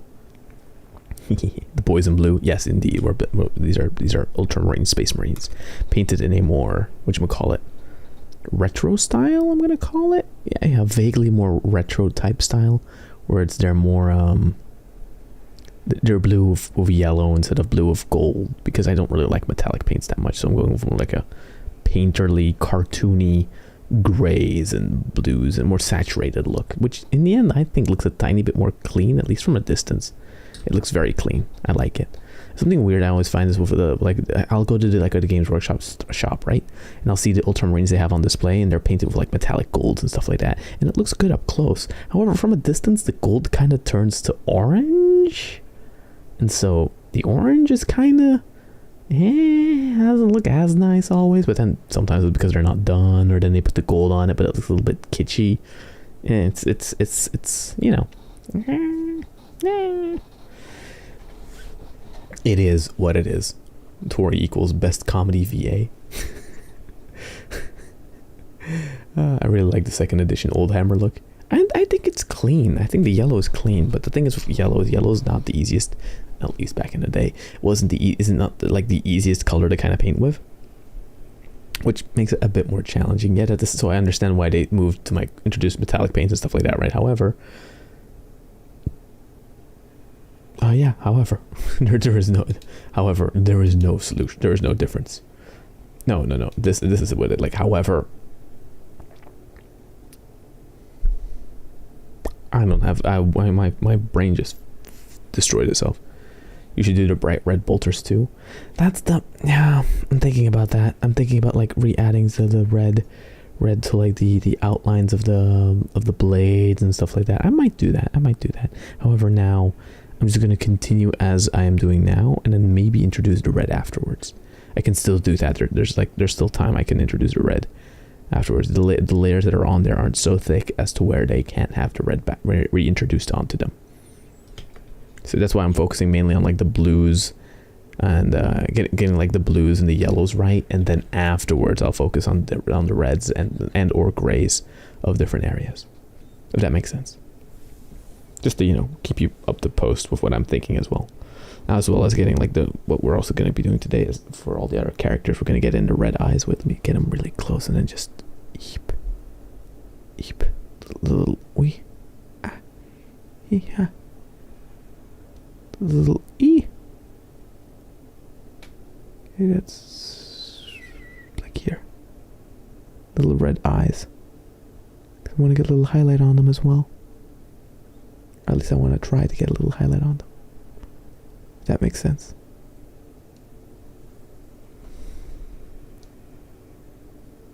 Also, you might notice that like constantly throughout I'm like adjusting the focus and the shift because this fucking lens.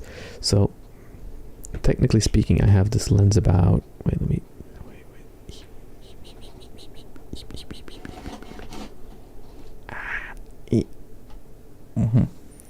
measuring tape. I have the camera about 80 centimeters, so about 30-ish inches. It's about 30-ish inches away from from where I'm painting, right? How am I getting such a zoomed in view? Well, I have a 200 millimeter lens on top of the speed booster that's attached to the Pocket 4K that's sending out a signal to a capture card. So that means that, you know, this this thing gets to be a very like wide ass camera that I can very narrowly zoom in. Or I could just actually move the camera a bit closer. Let's see if we can do that.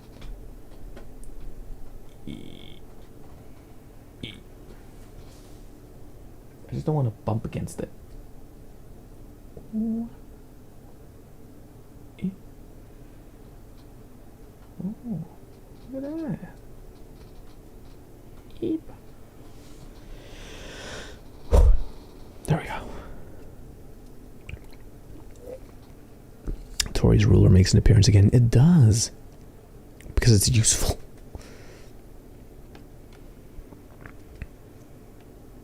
Because it's useful for figuring out shit. Shit like how far away are things, or how small are these marines we're painting and stuff like that, right? Like, they are very small. Like 2 inches? 2 inches. Less than 2 inches. Less than 2 inches tall. So, you know, something that is interesting. But let me quickly mute the mic for a sec as I move the mic. No, fuck it. You know what? Okay, there we go. Reintroduced. The details in painting are amazingly done. The details that they have on these models is great. I think, at least. I think that they do a great job of adding details in. Let me just reintroduce some more Calor Sky to my wet palette, just to have a little bit more paint there.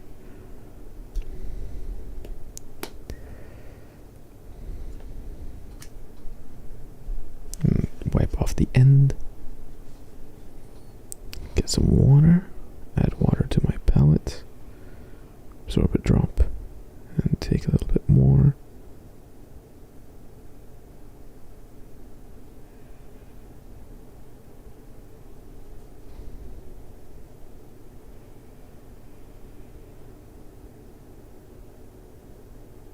It's a little bit washy, but that's fine. Let's introduce some a little bit more water. Boom, big drop, small drop.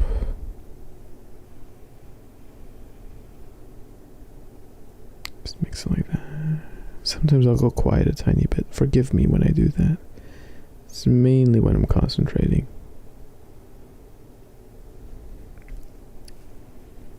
It's good enough. It's kind of small. Yikes. it's the iDubbbz thing where he pulls out the ruler. That's kind of small. That's kind of big. That's kind of small. Just did his like drama blow over yet, or what? iDubbbz had like some drama recently, right? Because the insecurity he had himself and stuff like that, and apologizing for his past content, which, you know, fine, but don't.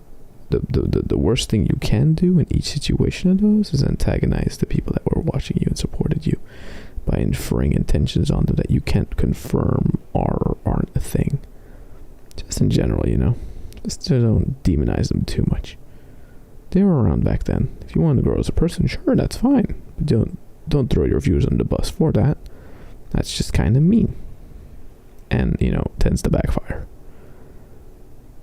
Because audiences won't take things sitting down. They're not subby in that sense, I guess.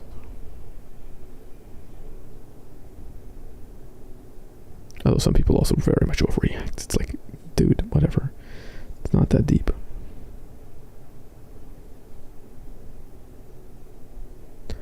Oh shit. Am I still within the sharpness range of my thing? Really costly. Look up. Yeah, it's fine. But that's just me speaking. So for the most part, it's fine. It was a big nothing burger. I think.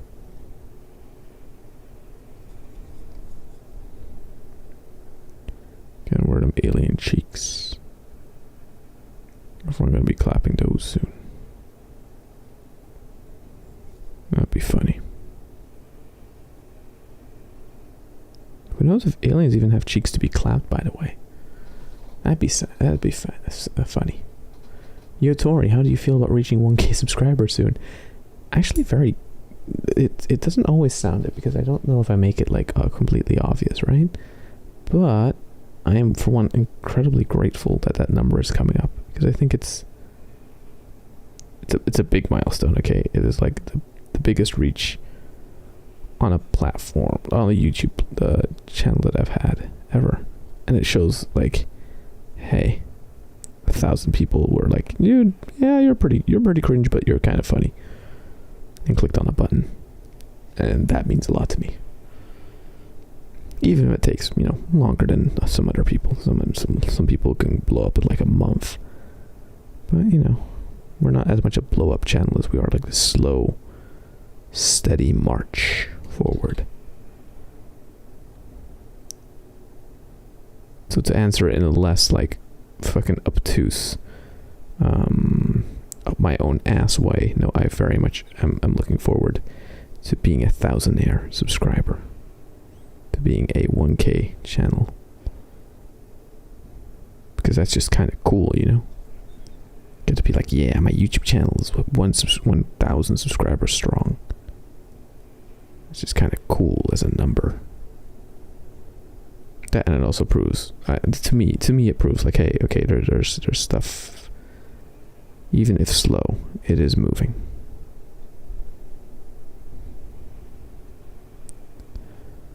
If that made any sense. So I am ecstatic about it, but until it happens, I hold my breath. It's like I don't believe it's real until I see it, kind of thing. I can't even believe that over the last few days, like hey, we reached like the 900 range. I was like, oh wait, what the fuck? We reached 900? That was already the beginning of the oh wow move in my eyes. But then for it to grow even further beyond that, damn, man. Although technically speaking, like I have over 2K on TikTok, but TikTok numbers aren't real. Or they are real, and I appreciate them as well, but like they don't hold the same value in my head, simply because I grew up on YouTube. So YouTube subscribers do feel like more of a real number. I think that's the reason why I value them more. Like in my head, right? Like I think that's why that number means more to me. Why I'm not like, why I actually don't care as much about Twitch followers. Again, thanks for following, but like in my head, right, I value a YouTube subscriber more than a Twitch follower for some weird reason, even though it's a purely arbitrary thing. Like there's no, there's no reason why I ought to think like one version of a follower is worth more than another. They aren't. However, in my head, because my head is weird, the idea of a YouTube subscriber just means more, I think. Maybe because I use YouTube more than Twitch, so therefore I put more value into it. Actually, that makes the most sense. I think because of my pattern of use, I tend to value one more than the other. Because I'll be honest, every time I try to use Twitch, I go on someone's channel, I'm like, okay, let's check this out, and then I get an ad, and then I click off because I can't be bothered. Are there ad blockers for Twitch? I had one installed, it doesn't work anymore, and I am too lazy to go find it just to be able to watch people's streams. Does this sound incredibly petty and sad? Maybe. Oh my god, Tori, you're getting famous. Yes. You, Chris, get to be part of the original gang. Here before 1,000, Sugar Sweet, welcome! I switch over to YouTube for a little while. Yay! Enjoy the Atlas experience.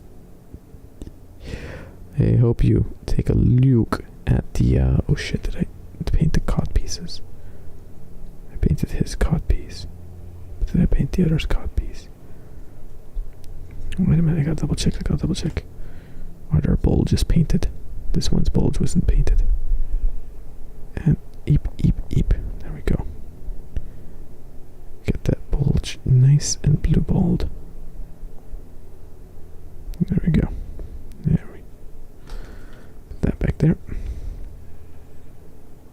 Sorry, I got distracted there. I had to make sure his balls were the appropriate amount of blue.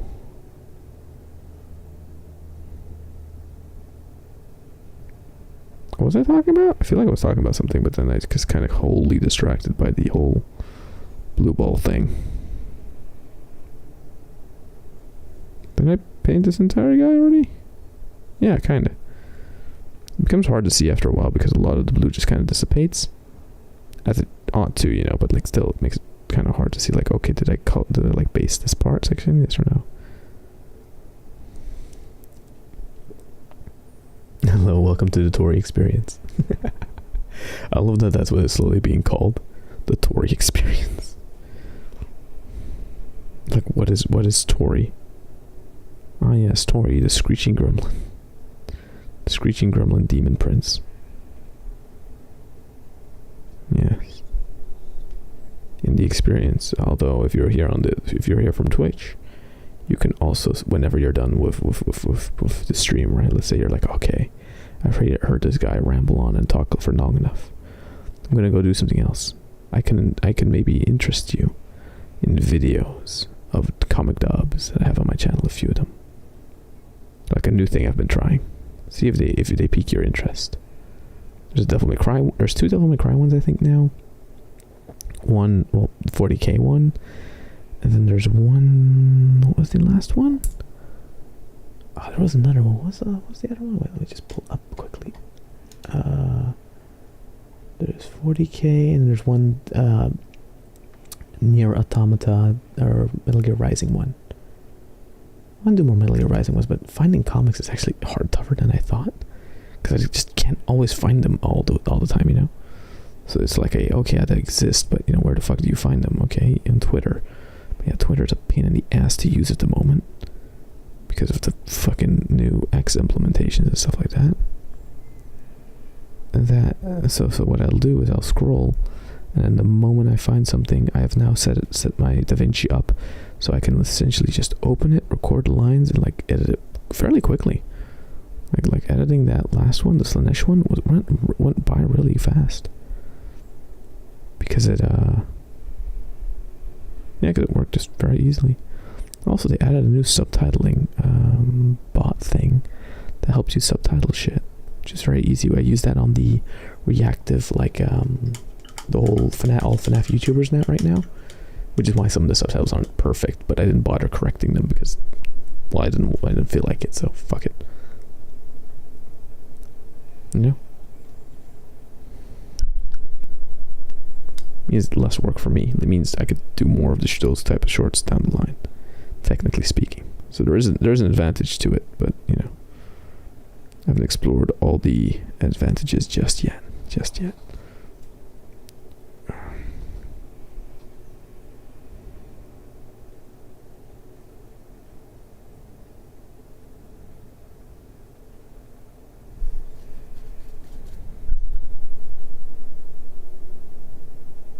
Need that little vent thing to be black. I'm sorry, I'm all distracted. What the heck am I learning about blue balls? No, not blue balls, Ophi. We're making sure that the cod pieces are the sufficient amount of blue, so that, you know, their balls are blue and protected and highlighted. Blue.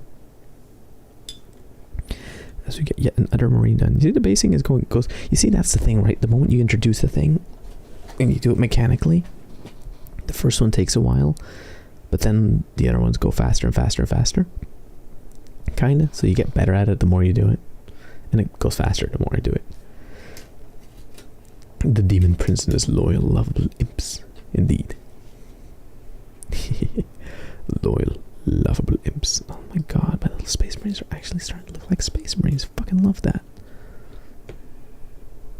Let's put this guy here in the back. So we have like the most done one of them all. Just kind of sitting here in the back. Kind of chilling. But also standing secure so he doesn't fucking fall into the paint and like piss me off that way. Whoop. Focus rack back forward.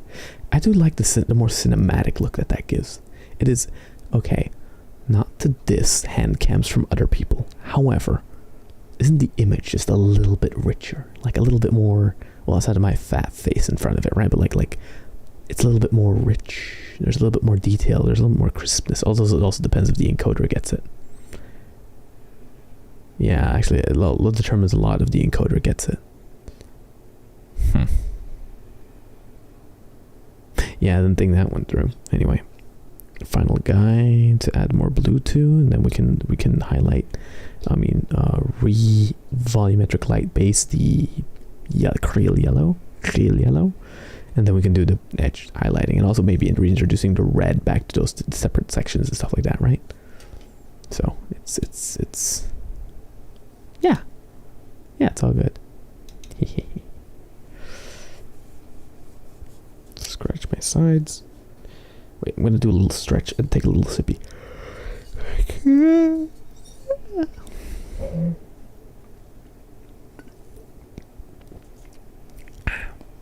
Stretchy time. Oh yeah, wait a minute. The funny thing is I don't have to have my mouth next to the mic the entire time. I can just be this far away from it, and that also works. Wait, actually, is my mic better, my face better when I'm like this, close by to the mic? Or like when I talk like here, close by to the mic? Or when I'm like a little bit further away? Is that more comfortable for you people? I actually don't know. You guys get to determine that. Shrimps. It's not about shrimp. It's because you kind of shrivel up. Yeah. When you're crawling like this. Okay. Yeah.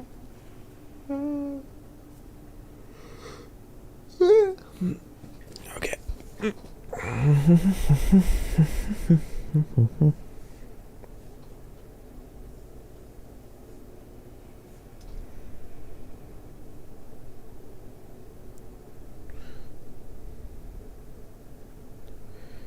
Mixing in the background. More dynamic when closer to the mic. Up to the viewers though. Huh. Well, dynamic, what's more enjoyable? Like, dynamic is one thing, but enjoyability is the most important factor in this stream. I can't make this one pointy. Sadness.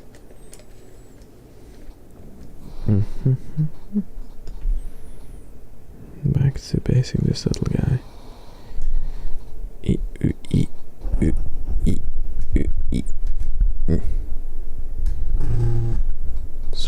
Sorry if it's making a lot of noise. Yeah. Thank God that there's limiters on everything, so that might help the experience just a tiny tad bit. Okay.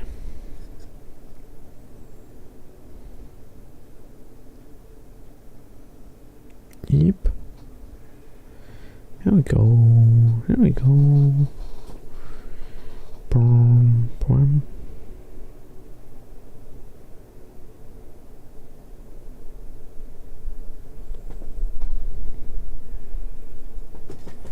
Thing is, I also don't want to just cover what I'm doing over my big fat head, even though it is actually in the way of everything I'm doing very much.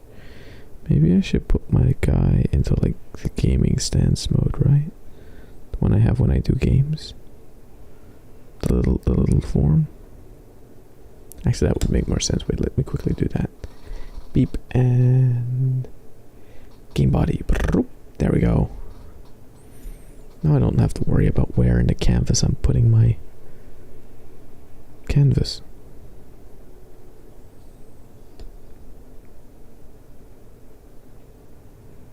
You know, maybe viewers might not like it. So, like they always, leaving it up to you guys what you guys kind of find as a thing, or what you find should be a thing, you know.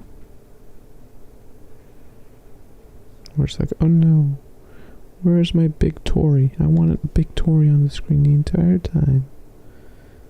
If that is the outcry, then I will give in to that. And be like, fine, bring back big Tori.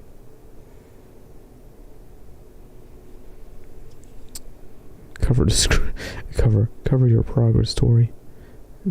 I don't want to look at your painting. I only want to see the model go from side to side.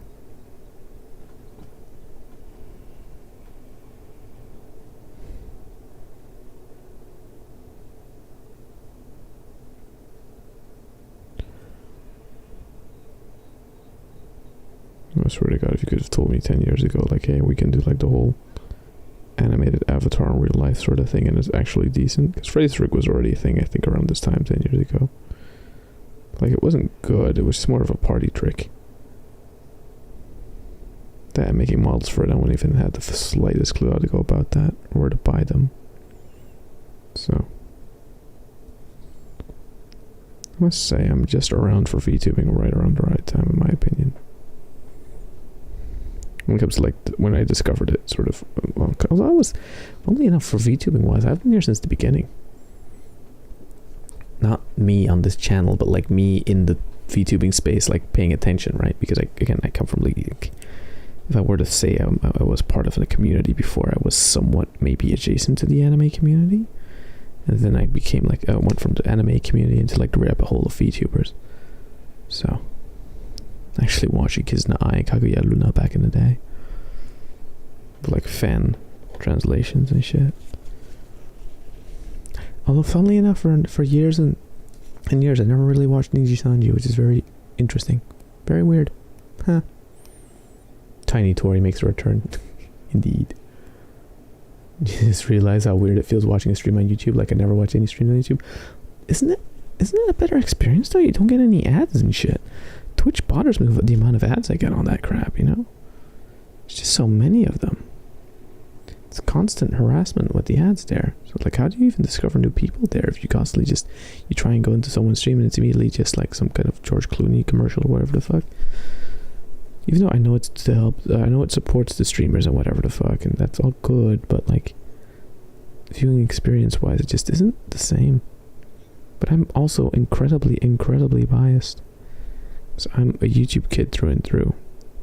Like, I've been on this platform since 07? 08? I've seen all the changes.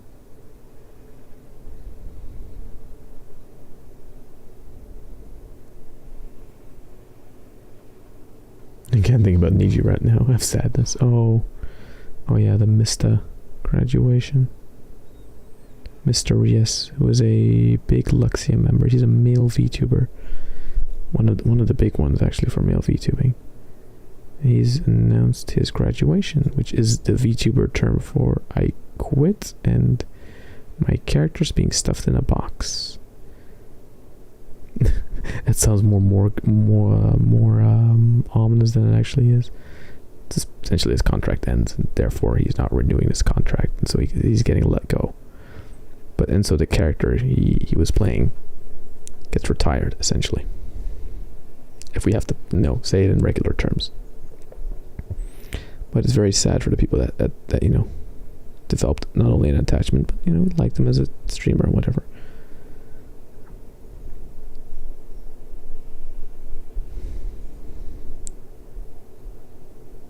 Which is the one, big downside if you are a part of a corporation. If your contract ends and you don't renew it, well, you get let go and you get graduated. You don't get and graduation as a term, by the way, comes from like idol culture in Japan, where the idea is more that, hey, if you move on or you quit the business, what happens is that they don't call it you quit the business, they call it you graduated from the business onto different business. Like, usually I think a lot of them go into acting, or they just kind of stop and they go into like other kind of, sometimes CD, sometimes not CD, lines of work. Sorry, I wasn't paying attention to the stream. Yeah, no ads are no for me, kind of. Yeah, the ads are kind of annoying, but usually aren't that many. Really, Sugar Sweet? I'm surprised you can last through that. It's not that surprising. It's more like that I can't last through that, and it really upsets me. So it's kind of always like a thing where, such painting indeed. Keftrin, welcome to the YouTube chat. How are you doing? I hope you're having a wonderful day. I was getting German ads, but I'm not German. Oof. I always get ads for shit I don't need. Or I get ads for shit I already have, and it's like, bro, why are you giving me ad of, yes, the PlayStation 5, you can buy it for this much? It's like, I already have one. Give me games to play on it. Final Fantasy 16 is out. It's like, yeah, I know. I'll get that when I beat Zelda. Or I have all the fucking games I'm never gonna play. It's already starting, by the way. Like, I already have, like, physical wise, I'm starting to get a bigger collection than the amount of games I actually play in a week. So I'm starting to become like my brother, who has like a gigantic set of retro games and like a game collection but never plays it. Although the advantage of that is basically I get to use his library as like a video store. You know, rent out a copy of a game, play it that way and stuff like that, which is kind of useful and kind of fun as well. I get some in Spanish. Oof. The ad experience for my viewers.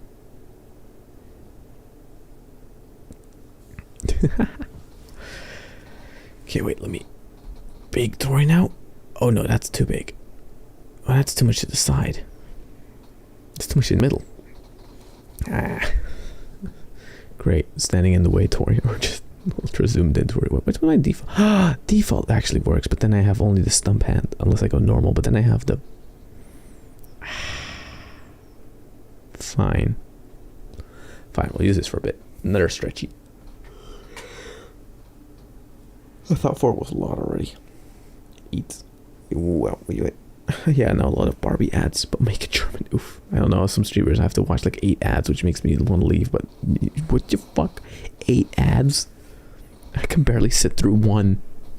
By the way, that's actually a thing I noticed on YouTube, or like that was also said, by the way. I think Twitch also has to an extent. If Twitch knows you watch more ads, it'll show you more ads. I think YouTube wanted to work with that way though. I don't know if that's necessarily a Twitch thing. I think on Twitch it's more of a, whatchamacallit? It's more of a, if the streamer says, hey, you're going to watch ads for 3 minutes, then you're going to watch ads for 3 minutes.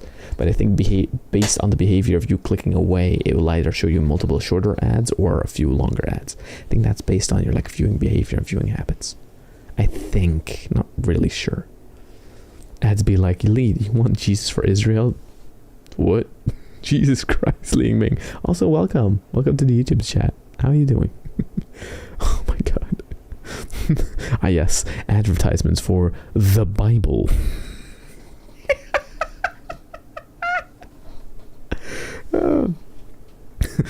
Have you heard about the Bible? It is a very obscure indie. It's an obscure indie writing project. Have you heard of religion? You can now also believe in things. Let's go.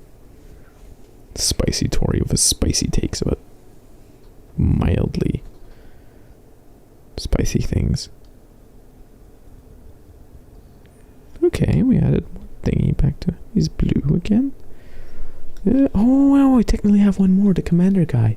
Shit, forgot about him. Oopsie. Says the Bible. Do you define the words of the holy God? This pose really gives me a lot of sass to display your mode. Look at what I've done and rejoice. Atramus Animus, welcome to the YouTube chat. How are you doing? Kinda? Yeah. You know what I very much prefer? And this is a thing I've been considering making a video on, but I don't know how I would best go about it, right? Which is essentially this. I've noticed this with VTubers, right? Everyone gets a VTuber that has a straight ahead pose, right? You and I had it for a long time. Everyone makes their models in like a straight ahead pose, right? Even though, let's be honest, if you draw anime characters, isn't a straight ahead pose always the most boring one? Right? Like, that's why I think Kaeson's model is so great, because it kind of works in all directions because it's that advanced. However, I do believe that models are this is my belief, right? I think models are better and would be better even for indies if they were to go more towards this like 3/4 view of their model. 1, because it allows for more dynamic posing, and 2, because even if, because this is going to sound weird, right?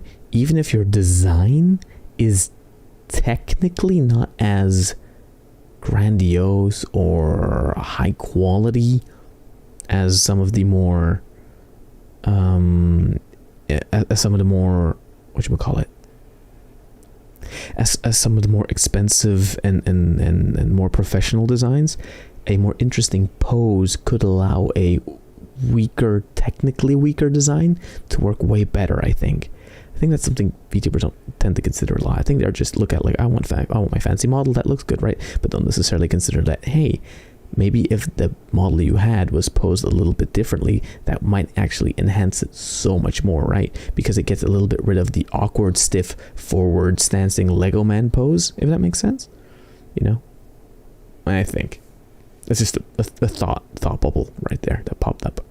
Enjoy the painting. I'm not great, but my friend is. Always a fascinating hobby. It is a very fun little hobby. Yeah, it takes a little bit of capital to get into, but then again, what hobby doesn't, right? So, got super shaky hands. Well, that is kind of my advantage. I do have very steady hands, even after drinking energy drinks and stuff like that. I don't tend to shake around that much.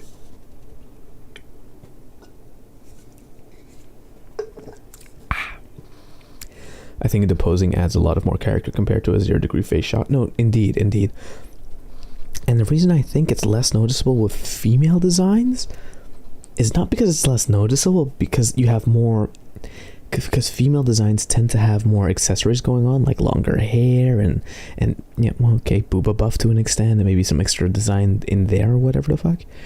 Whilst with a lot of male designs, right? Since males tend to be more simplistic,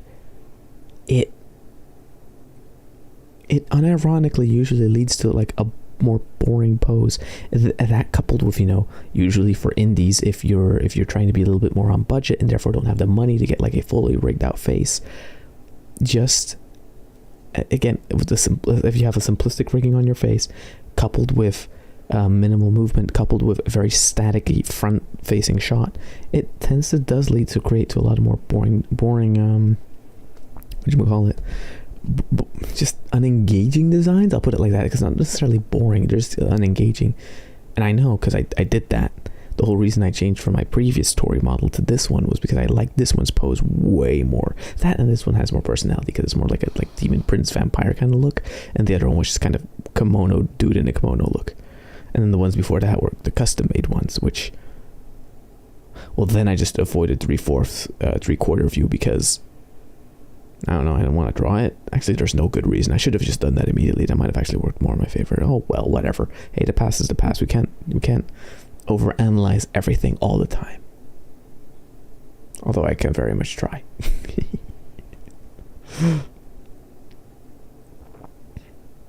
Live reaction. Oh god. Booba buff. I keep tuning back in at strange moments. Well, they're interesting moments. See them as interesting moments. Don't think about too much about like, hey, is it a good moment or not, or whatever the fuck, you know. Angled shots with the boing boing is harder to get right. Do that with Live 2D. I assume it's an artistic nightmare. I guess that's also part of it, right? I think for female designs as well, because you're probably working with physics. Having physics that just go down and up and side to side jiggle is easier than having physics that technically have to droop down and but then jiggle within like more of a 3D space. I guess there is something to be said there where that is more difficult, yeah. Also, rigging is technically a harder job. I've done it myself. I know how it works. I just don't have the patience to want to figure out how to do it, right? If that makes sense. Like, I don't feel like wanting to do it because, you know, not everything needs. For as like Ovi can attest to this. For as like deep in knowledge of stuff I know, I don't have to know everything, and even if I know it, I don't have to apply everything. I can say like, hey, okay, let's just not become an expert in literally everything. Okay, Alfie maybe can attest to that. That makes it, I don't know.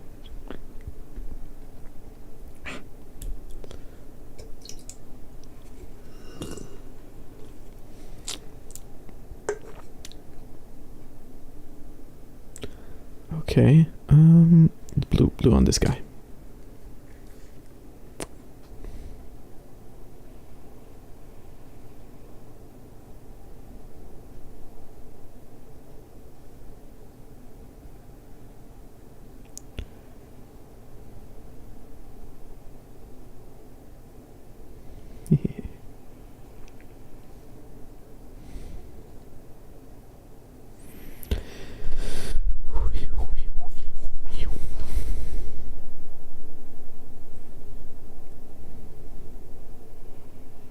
But overall, they are on the harder side of things to do. Wait.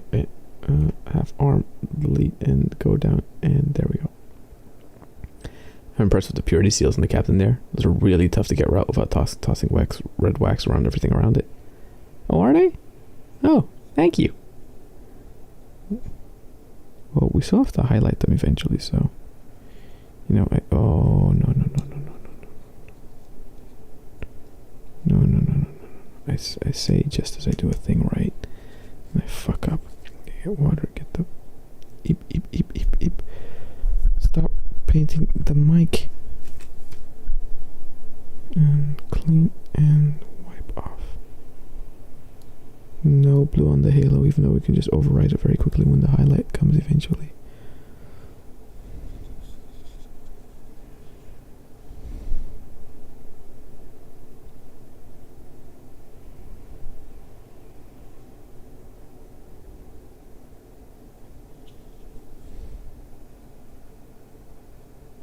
The purity seals were actually fine to do.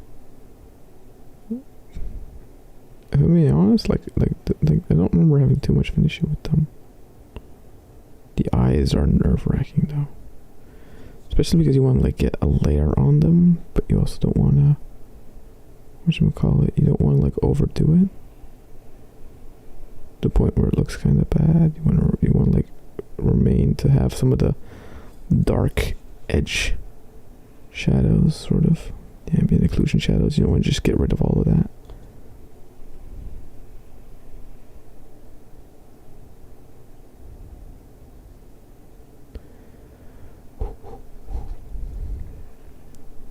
Once again, we're in concentration mode, which means a little less talking and a bit more painting.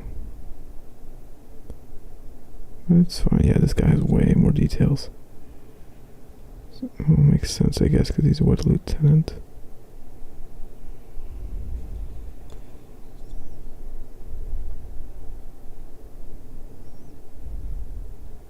Okay, we don't want to overcomplicate everything, so in some areas we keep it a bit simpler. Because not everything has to be over, I'd say over designed, but like over painted.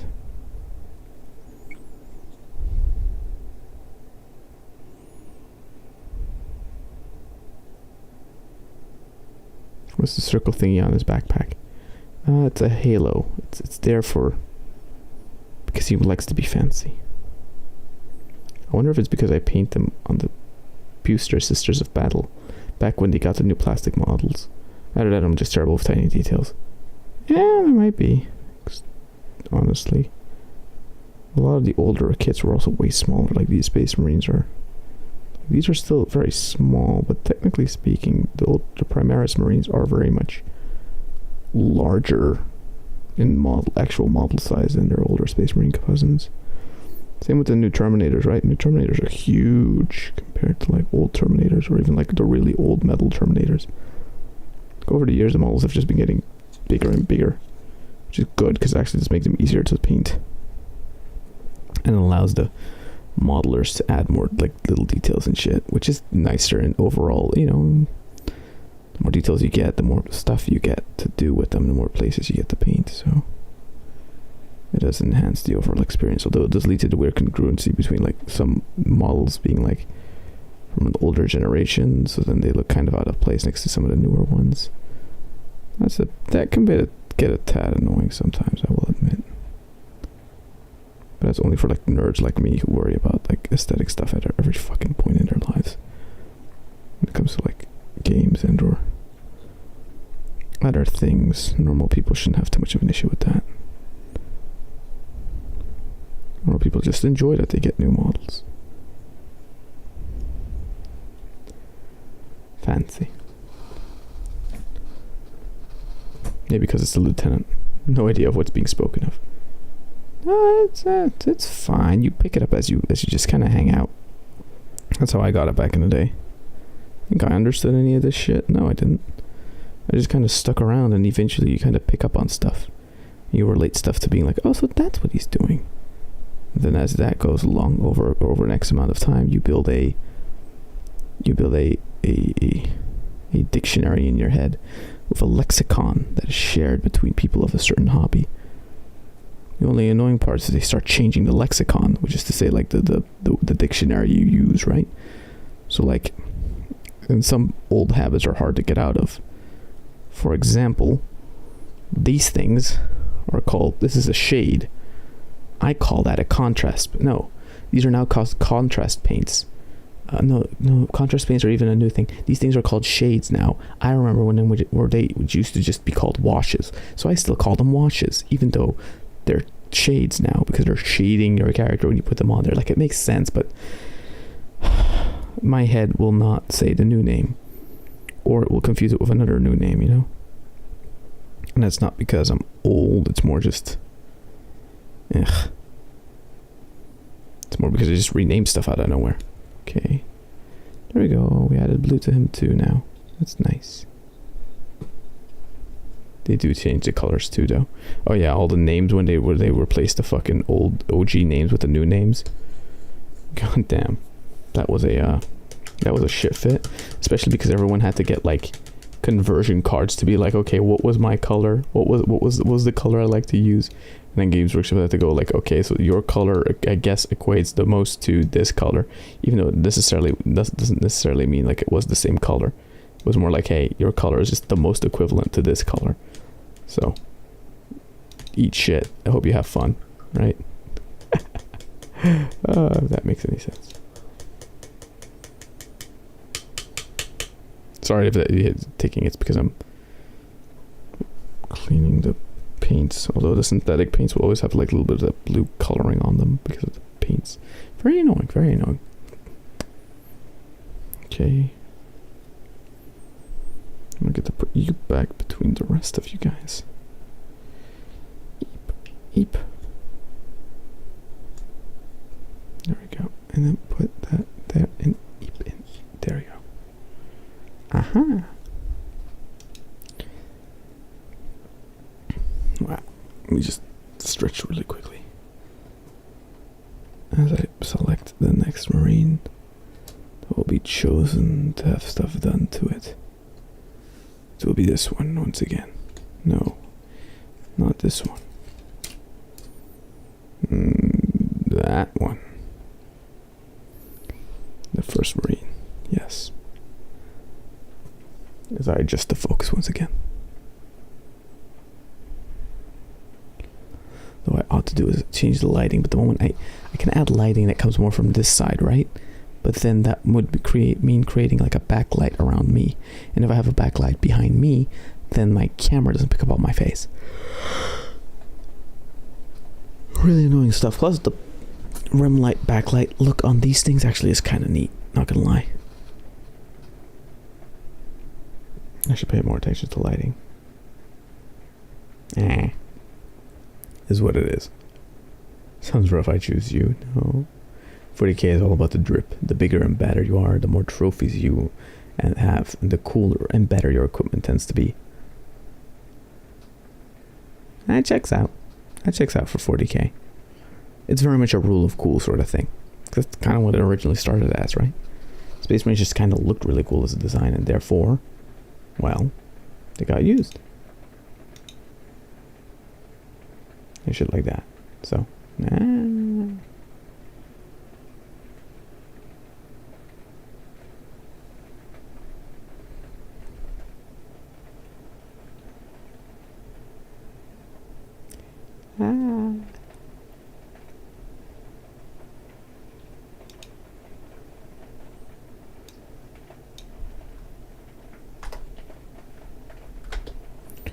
Wait a minute, I think I have the perfect. Oh my. And then I add the little wavy line to it between exclamation points. Boom, that we saved. We saved the last video I did with a new title. Because I didn't add the 40k thing to it. There we go. There we go. Big brained, big brained. Oh shit. The YouTube channel is at like 939 subscribers? Fuck.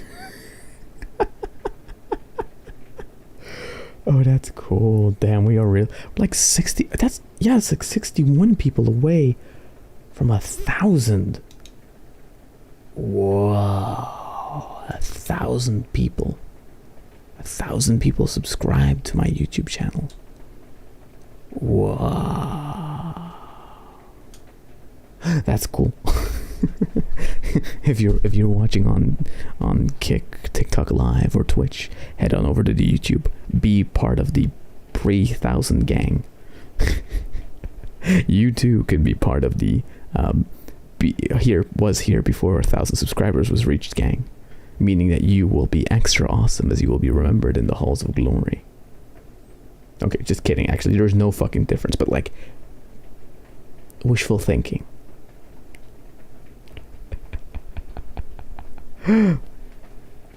Wishful thinking can get me far, right? Or at least get me just a little bit further. Oh my god. Yeah, you can also be part of the glorious rise. Just kidding. Anyway, for the Emperor indeed. I remember joining Begin April, being your 600th subscriber or something, so you grew a lot. Thank you, Chris, in the YouTube chat. I appreciate it. I truly do. Although it's becoming weird. Oh my god. So time to go back to overthinking Tori, right? So overthinking Tori goes, well, if I keep saying that a million times, like the thank you for overthinking, it feels like weird because I then said it too much. It's like, oh, now because you said it so much, do you even mean what you're saying and stuff like that? And I start second guessing myself, and then, well, there you go, spiraling again.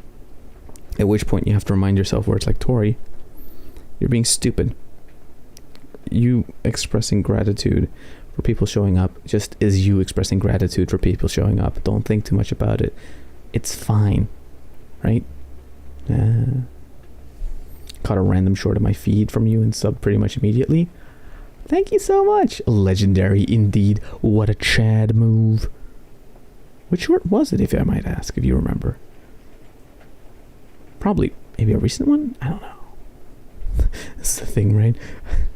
I have so many shorts, but then recently I've started noticing where it's like, just do comic dubs. Not always just do comic dubs, right? But like the shorts that are a bit shorter in that sense are better. But I used to want to kind of over edit the stuff, and so there's a lot of shorts where I look back on it now on the volume of shorts I've done, and they don't even seem like that many shorts. And it's like, but they are though.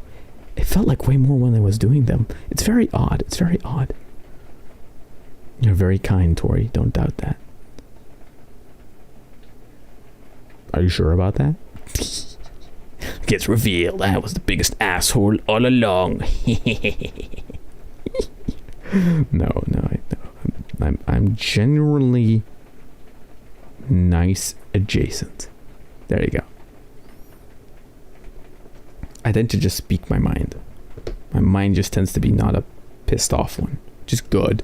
Because, makes me somewhat less insufferable. Okay, do I add the red bolter? Well, I know I'm gonna do it, but it's like, should I add it now or should I add it later? What the fuck? Wait a minute. I just realized, why am I wearing headphones? I don't have to do that. I wasn't listening to music anyway. Oh my god, I'm a fucking idiot. What the hell? I could have just done that. Just put those behind there. Just put those away. There we go. Oh wow, now I can just have the room around. Oh, that's so weird. Wow, that was like, they're noise cancelling headphones, but I didn't have them on the noise cancelling setting. I had them on the, like they let through what you're listening to setting, so that you just hear what your room ambience is and stuff like that. And now that I took them off, it's weird because I just hear the room around me, but like regular. Ooh. Because I heard a weird like noise I couldn't explain, but I guess it's coming from outside. That's what it is, I suppose. Nope, I was wrong. It was 3 a.m. Reddit stories.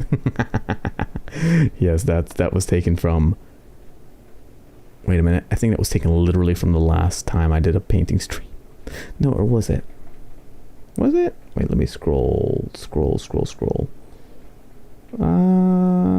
a.m. Reddit stories. It was from one of the... It was from one of the gaming streams, I think. Where in the beginning I was just talking about, how when I was late and stuff like that, and why I was late. Or something. All I know if I see some Space Marines in the background, that one too. It might have been that might have been the last painting stream then. Honest to God, honest to God, it might have just been last week's painting stream, where we were painting this guy up to this standard sort of. Oh no, not sharp. There we go. Yeah, it was this one, but then I got too tired at the end of that one, so I kind of stopped it relatively early. Well, today I seemingly have more energy to keep going, so that's pretty good, right? Let me get some more water. Oh, that little sippy is good enough for now. Yellow, although not that. Look, wide awake, look at that. My theory is proved, right? Look at this. Wait, let me just readjust my zoom. Let's put this character out of the way. Remember the yellow I wanted to start with to do like little edge highlights? Look at that. That's still like a glob of wet. So this like baking paper underneath with the wet stuff works very well to keep it like moisturized and not dried out. Isn't that cool? Tori is a comedian, not gonna lie. Well, I guess that's the not niche, but more of like the position I fill out. Because okay, it's not like I'm a pro gamer. I'm not horrendous at terrible video games. If anything, but then I haven't been streaming them really. My latest few matches in like Fortnite and Apex have shown that, hey, I've gotten pretty good at that shit. But I'm not like a pro gamer or known for my pro gaming skills. I guess I'm more known for my tangenting and incessant rage. Maybe. I do like the brighter blues on the edges on that finished Marine. It makes it really pop. It does. It makes it very clean. It helps make everything like clean and very, what do you call it, very readable, you know? Especially like in the very up close, you can see a lot of the mistakes I did and stuff like that. If I like zoom it up really close, you see like it's not perfectly painted or whatever. Like it's not the best dumb model ever or whatever, but that's not what we're going for. We're going for, well, at least somewhat okay, right? But the best thing about this one is that, like, hey, let's say I put it all the way over here in the back, and like, you know, like let's say it's on the mini table, right? Say it's on a table with a bunch of other miniatures, and we're like zoom out a tiny bit, but then we'll sharpen it again. Like, it still works, and with the outlining and stuff like that, the highlighting makes it sharp, even if, you know, it just kind of works. It's kind of neat.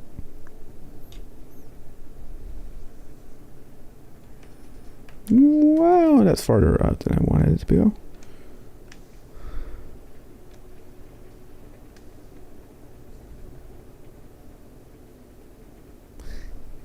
Sorry, I'm playing with the camera. I do that a lot, okay? That used to kind of be my job for a while. So like me fiddling around with camera settings and just like kind of playing with them very much is what I like to do.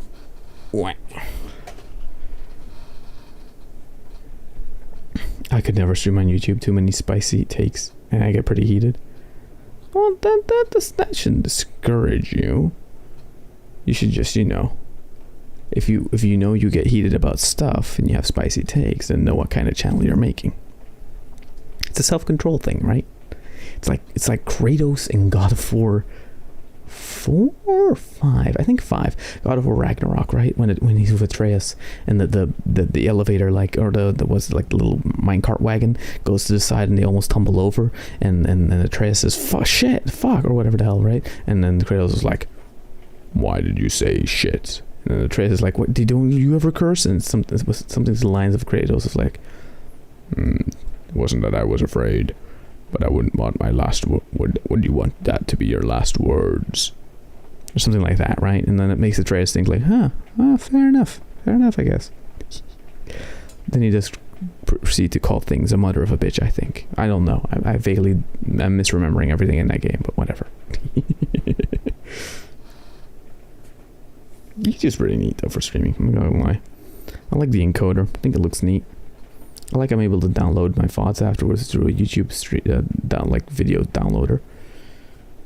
I like that I don't have to, you know, be limited by 720p streams for it to look somewhat decent. I can go all the way to what is this now being streamed at? 1440p, which, you know, that's good. And the best thing is that technically speaking, when you're looking at my live now, this is not the best that this video will look in the future. It takes about like half a day after the stream's over, right? But I don't know if it like re-encodes the video or just does like a second pass or whatever the fuck, but like X amount of hours from the end of the stream, the VOD will just look that tiny bit better, which makes it good for like editing videos and stuff like that, right? And or going back to record stuff from the stream if I need it or whatever. Not that I do. I don't clip enough of my shit, but yeah, I just don't clip enough of my shit because you know how much work that is? Clipping, editing, recontextualizing, like adding extra descriptions, videos, thumbnails. It's too much work for one person. Hire an editor. Yeah, no. Hiring editor, too much money. Not too much money, just too much things to keep track of. So I'm gonna add Krill yellow. And I'm gonna take a bit of that to like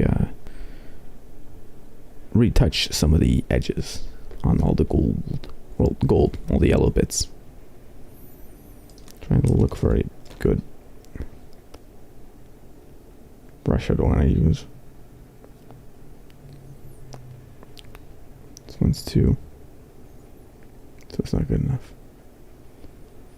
It's nice since you play new games and some old ones, because I don't know many older games, so I can explore those by watching your streams. True. No, that's why I like playing the older games sometimes, because they're good for not teaching necessarily, but you know, if I have stuff to say about them, then it's also nice to experience them, you know. Plus, I like to go for the whole authentic vibe experience, so that's pretty neat as well, especially if I have something to say about them. Okay, now this one's being very annoying because there's like 2 little hairs that won't like make a little point. Annoying. So I'd be making a channel of demonetized type. Sounds rough. Well, every channel starts demonetized. It's only, you can always clean up your image later on if you want to go for a more monetized, family-friendly vibe. It's not as bad as it used to be. It used to be way worse 10 years ago, I'm gonna be honest. Nowadays, if you just categorize your stuff correctly and you have your audience, like that stuff tends to work pretty well. Don't let that be the thing that discourages you. If you don't like streaming, let that be the thing that discourages you. But if you like streaming, stream. Fuck it. Right? It's more like that. It's more like do you want to do or like doing the activity? Because it's not as much about the money, really. Until it is. Like, once it's about the money, sure, it'll be about the money. But like, until it really is about the money, realistically, it's more about just doing the activity and having fun with that activity. You know? There's no reason to be focused on money until, you know, it becomes relevant to what you're doing.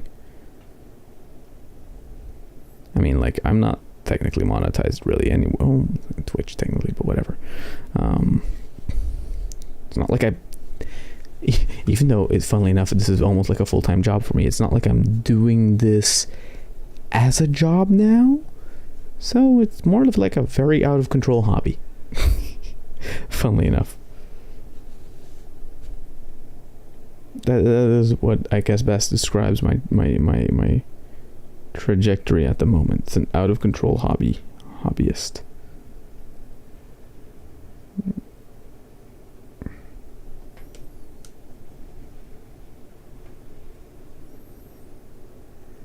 I'm just going to add more water so I can mix it with the yellow.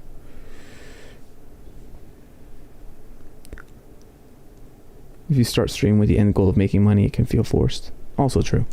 Because you have to, and it's not that not doing it, it's not that you're not doing it for the money or whatever. Like, no, fine. However, it's more of a being conscious that like it will take a long time before the money is a factor. So you might as well just enjoy the process in the meantime and learn to enjoy that. Or just enjoy the process in the meantime. And as you enjoy the process more, that will probably lead to more revenue. Otherwise, the easier way of making money online in content creation, make content, make edited videos. It works way better than streaming, because streaming is not that much of a, you know, medium that people really want to tune into. People want edited content, clips, all that kind of crap, right? Take a moment from my stream that's funny, clip it as its own video. That probably will get them more reach than the stream that it came from, or whatever. You know? If that makes sense. Got a point. You still love streaming Project Diva. Exactly, there you go. And if you love streaming Project Diva, stream Project Diva. Even if it's a game that nobody really plays or whatever, or watches, doesn't matter. It's about doing the thing and becoming better over time at, you know, either observational comedy or just speaking about shit. Me who subs to your Twitch, excuse me. Sure. Okay, that is true. But Ophi, like I said in the stream earlier, when I was talking about, well, Twitch numbers exist it's just as TikTok numbers, but they're not real numbers. I don't know. It's my own mental hang up. No, I do appreciate it. I know that there's like the side account on Twitch that's just like gaining all that money, and then one day I guess I'll get a payout from it whenever it's high enough. But I'm just not gonna focus on it, you know, because I don't think Twitch as a platform benefits me so much to the point where I just put all my eggs in one basket there.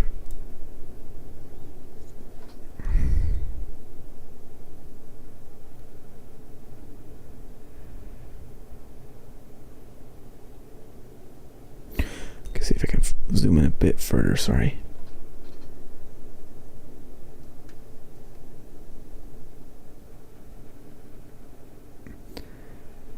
Tori's only subbed to me because someone gifted side-eye.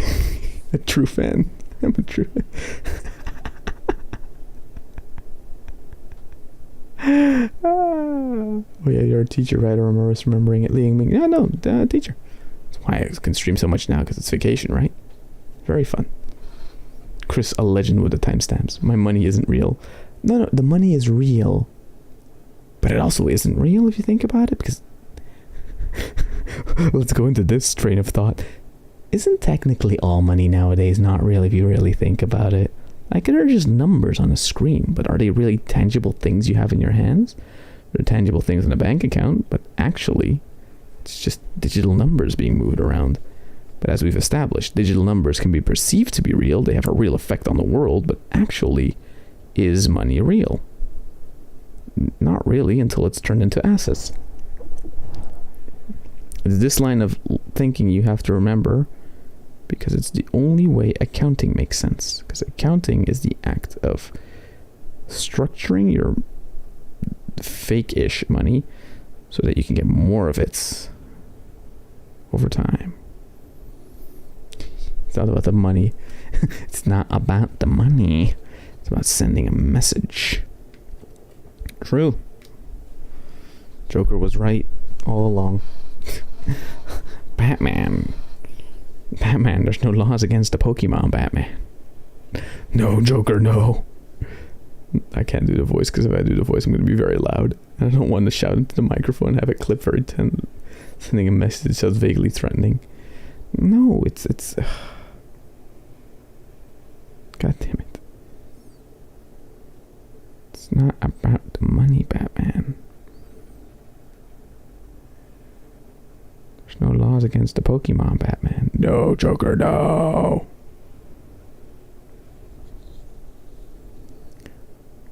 I'm gonna do it, Batman. I'm gonna do it. You can't stop me, Batman.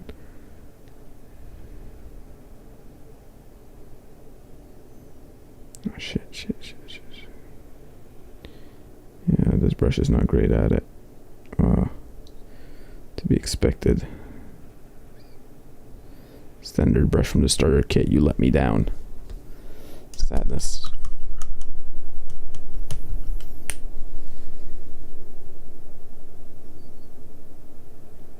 Use your standard brushness to clean it off quickly, the details, so I don't lose the base I had below. Timestamps remaining for the Ruin DLC. Oh shit, nice. That's a nice one to have timestamps on it, not gonna lie. People that stumble across it could be like, oh, okay, wait, there's some interesting stuff to check out, you know?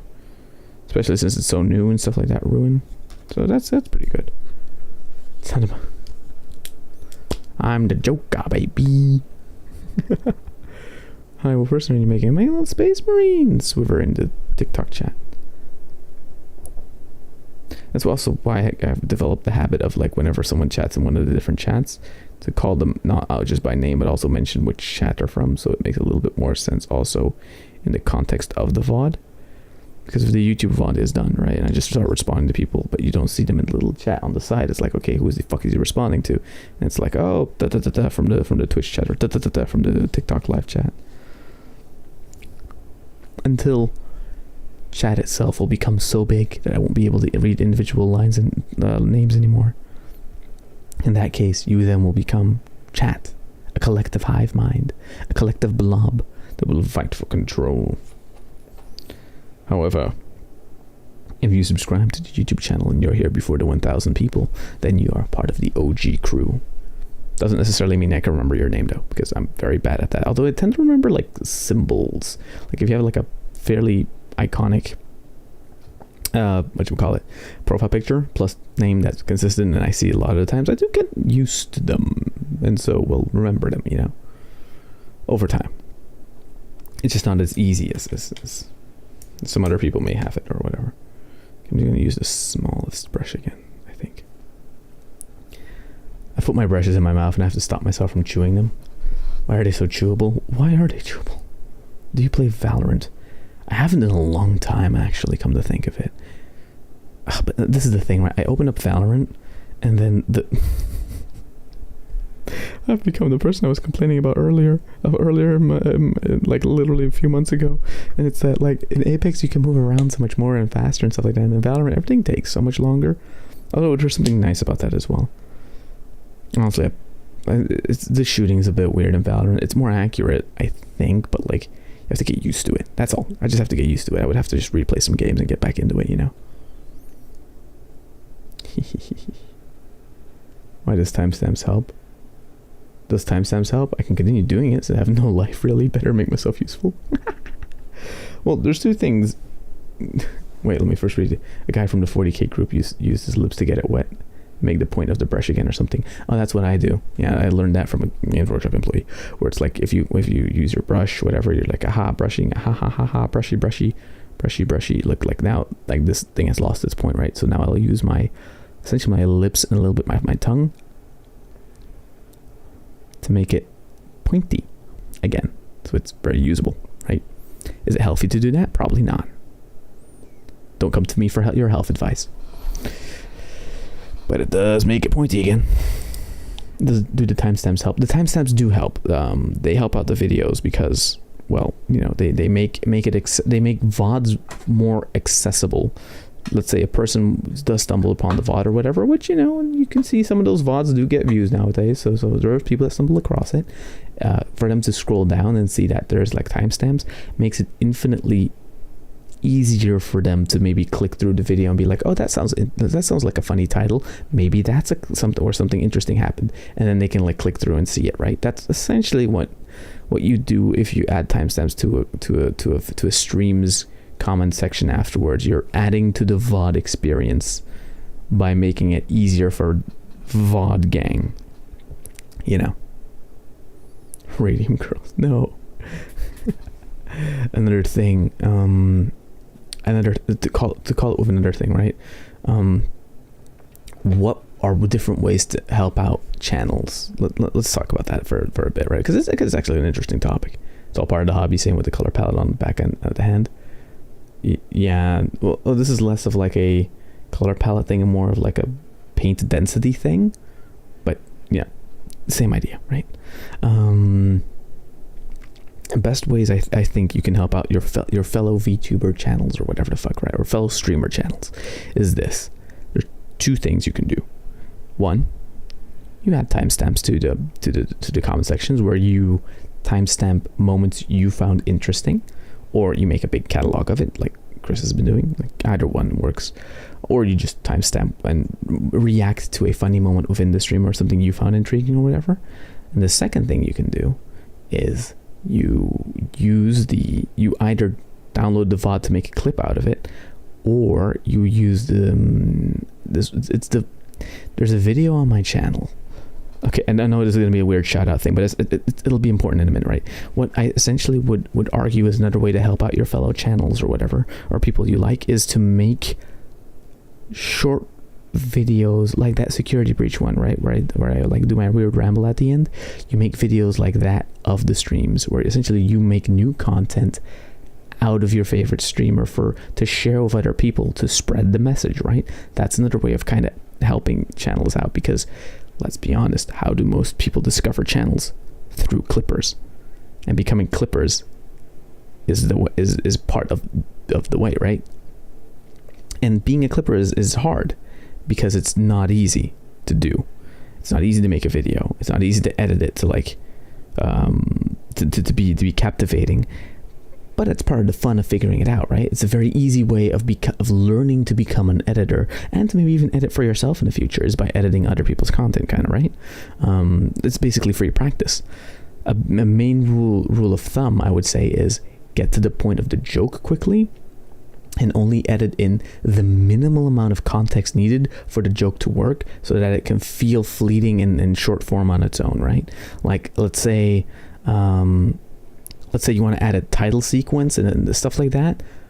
You could, again, creative license and stuff like that. You're free to do what you want. However, think about, well, if I have a video, what do people want to see from the video? What am I teasing in the thumbnail and title that people want to be intrigued by? If it's the clip of the joke, just get to the joke, get to the point. People don't have the attention span to really sit through, like, you know, a 15-second Evanescence intro sequence with like Windows Movie Maker or whatever the hell. Like, that doesn't happen anymore, because, you know, we online have moved on from that. And if you're like, well, but I don't really know how I want to fully make them, but one thing I can advise is look at other clippers of other more famous channels and see what they're doing, to sort of figure like, okay, that's kind of the vibe we're going for and that works with people, right? Or you can also, on a technical level, learn to start off, and this is where the plug comes in. Go to my channel, and within the edited content playlist, and or within just the video tab, you will see one thumbnail that has Guravox and two others. I think Pippa and another fucking VTuber on it. I don't remember the last one's name. I think Nianners? Whatever. It has like a bunch of VTubers on it, and it's like how to make clips. Like it's a big titles, right? Like the how to make clips. And essentially what the video is about like, hey, if you want to edit stuff, here's a simple way how you can use OBS to record your screen, to record essentially you watching the stream, or in the VOD clicking to the part you found funny, to make a little video file from that, which you can then import into DaVinci, this editing program that's free and is better than Premiere, and which you can then use to make a simple edited video with. Wait, let me just link that in the chat. Actually, I'm gonna for once actually do this, because I think this is invaluable to people that are interested in learning how to edit but don't know where to start. I would very much recommend it, because it kind of gives you 2 or 3 tips. I think I give, like, hey, here's a few like ideas or things you can do. It's not the main thing is this: it's not that hard, but you need someone to tell you, hey, this is how you can simply get started, right? Here you go. There you go. Added it in the chat, in the YouTube chat. Now let me catch up on chat, because I saw a lot of messages come in and I kind of ignored them because I wanted to get my point out before I lost my train of thought. I'm very sorry. So part of the hobby, nice. From the UK, used the back of his hands to mix paint. That's surprising, because the back of your hand is like dry, so that it absorbs the moist out of the paint. Wow. My record of an edit. No, the edit was cute. Chris, the edit was cute. It very much shows that, you know, yeah, you're early, but you're doing it. And a lot of the things is this, right? This may be my motivational part speaking, right? Doing something poorly is better than not doing it at all. Because if you do something poorly, you can improve upon it. You can do the next thing. You can always like go somewhere from there, right? If you never even start, you can never improve at something. So you can never really get good at something.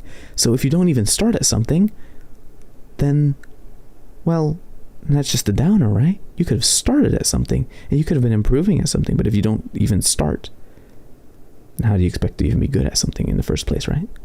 Natural talent, maybe that exists, maybe. However, I think natural talent, what we call natural talent in this world, is more than likely just that practice time already having been taken up in their whatever interest they had before, and it leading into whatever they were doing afterwards that seemingly looks like randomly great what you would call it, randomly great talent, even though it's not as much about talent. It's more about, you know, them already having put that work or research in beforehand. Oh, fuck. Tangenting again. Need to read YouTube chat. Clip shorts, do the short form, have the zoomer brain. Clippers are the most based, indeed. And also, don't just upload them as shorts. If you're trying to become like an editor / clip channel, upload them as shorts and upload them as regular videos. That's something I've now discovered, because shorts have like a little short form curve of exposure, but the regular videos will over time get more views. That's the way to think about it. Regular videos are more of a time investment for later on, and shorts are more for something fleeting, something more fun to do in between. But you should just upload them as both, because either whichever one blows up, that's the one that, you know, it goes that's good, and the other one is there to be discovered for others. We have zoomer blade clippers are the most based. I have to get Subway Surfers for the gameplay then. You could do that. I can't wrap my mind around some clippers. Like, it's like they are everywhere all at once. I just imagine wall of monitors, a cacophony of stream sounds overlapping. Most clippers have like only a few people they watch. But yeah, it actually feels like when I'm clipping on Twitch. Oh my god. Insanity. The Tori pipeline incident. No.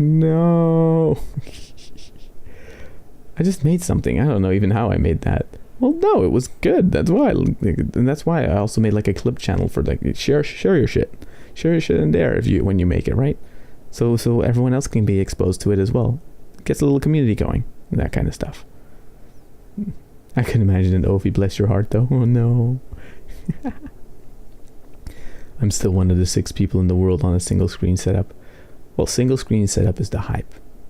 And if anything, what it does help you with is it keeps you more, focused, I tend to notice. I have dual screen setup. Well, you could argue triple screen because one of them is an ultra wide, right? But for the longest time, I had a single screen setup as well. And then for the longest time, I just always had like a dual screen at least. So, but then what tends to happen is I ignore one of the screens a lot. You know, it becomes like the dedicated Discord screen, kind of. Nah. I do have that type of skill issue. When I started streaming, I used a big TV screen as a monitor. I've come a long way since then. Only have my phone.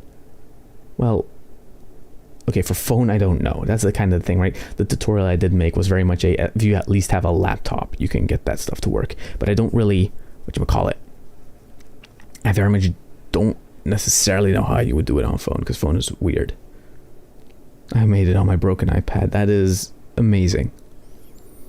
Previous skill buildings well into something new that they're trying is typically what natural talent tends to be. Yeah, exactly right. It's usually like it's not that you didn't have it's not like it was natural talent that you just, like pulled out of your ass or something like that. No, it's more than likely whatever you were doing before or what you have been doing within your life or the routine you've been having has somewhat been contributing to insight within whatever thing.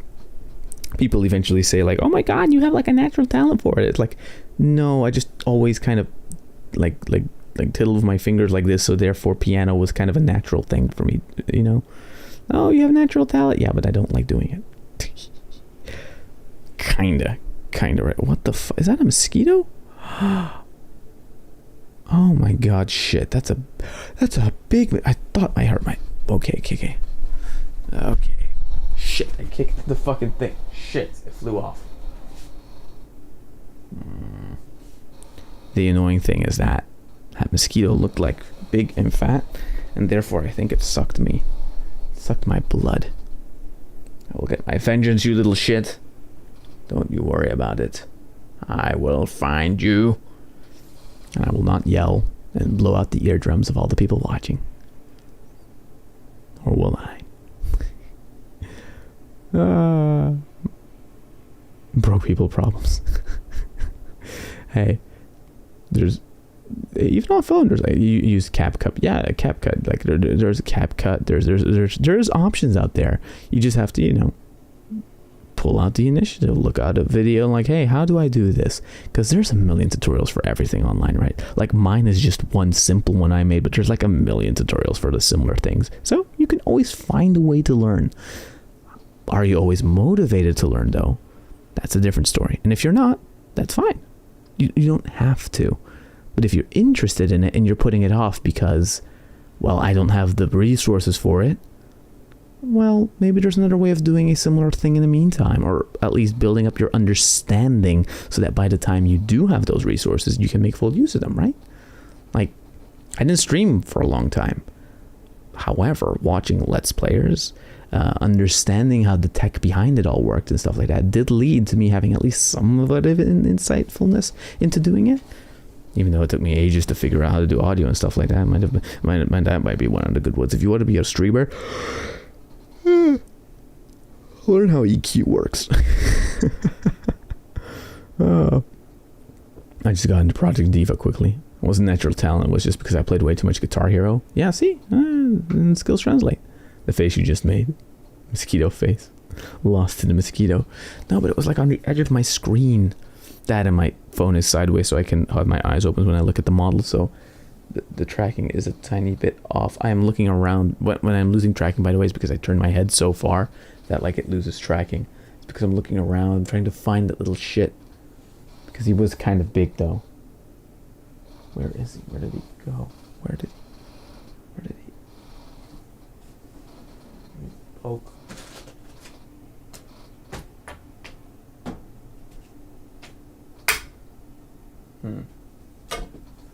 Okay. Nothing. I'm being distracted. Fuck. What was I doing? I added Krill yellow. Yes, I was gonna add water, and I was gonna like add a bit of the whatchamacallit. Add a bit of the thing to the end of the model. So I guess use the back of my brush to add a water drop. Then mix it with a bit of the Krill yellow.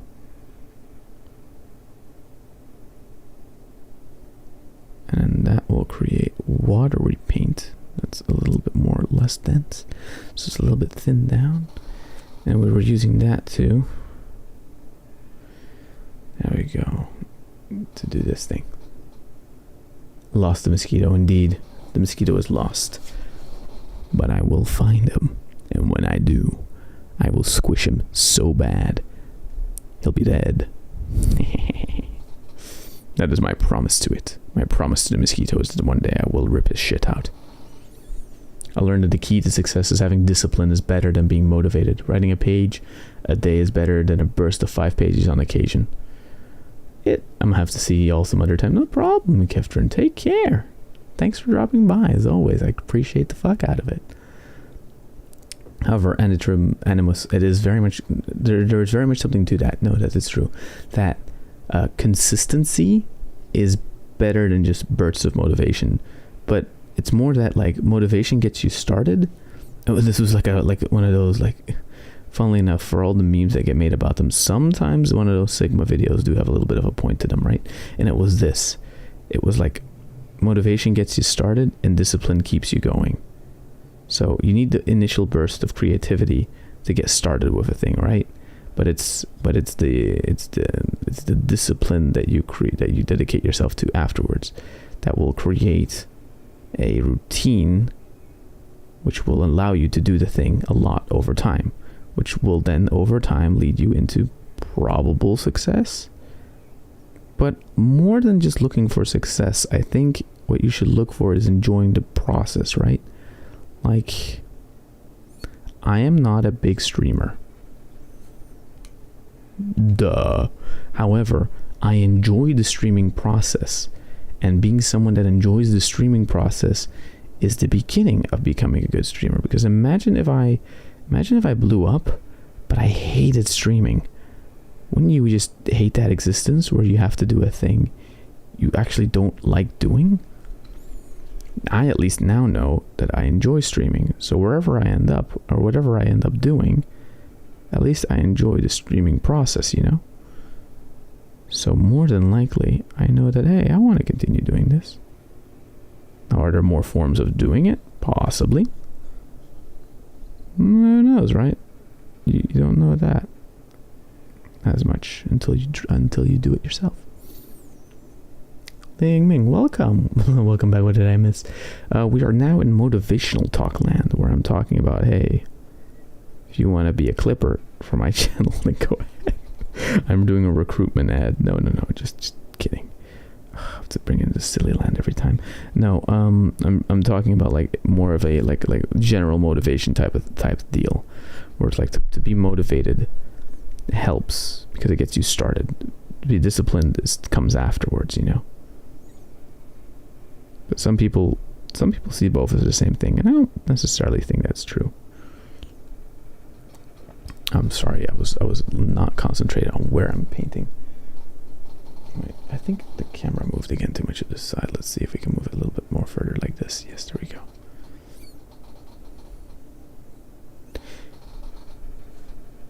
Yeah, I truly feel like you are enjoying what you do, even overworking over sometimes.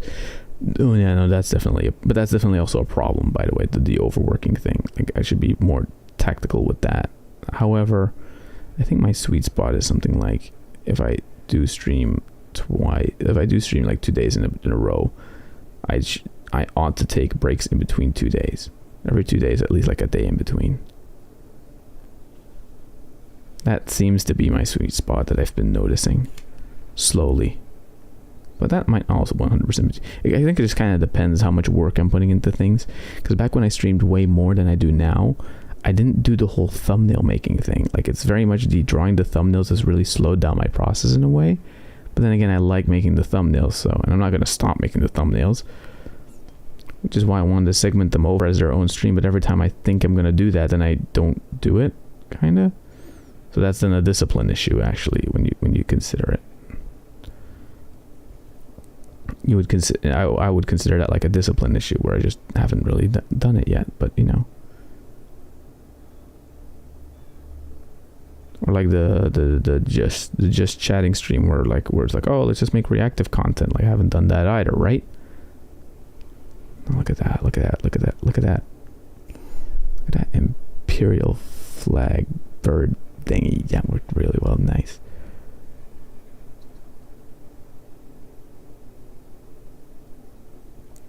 Boom, baby.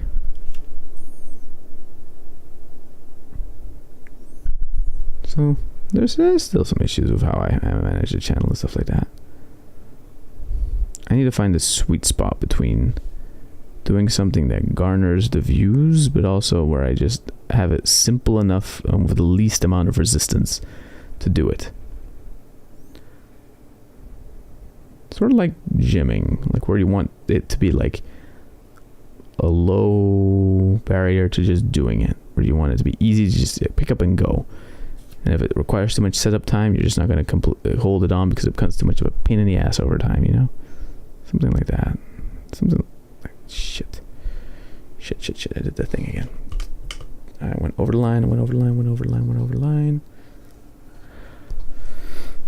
Add water, get it out of here. No.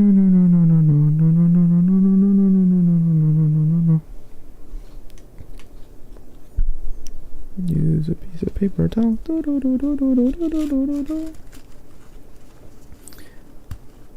Having the ability to push when you got nothing in the tank is a big benefit, but it really is easy to overdo it. Gotta know your overextension limit. No, true.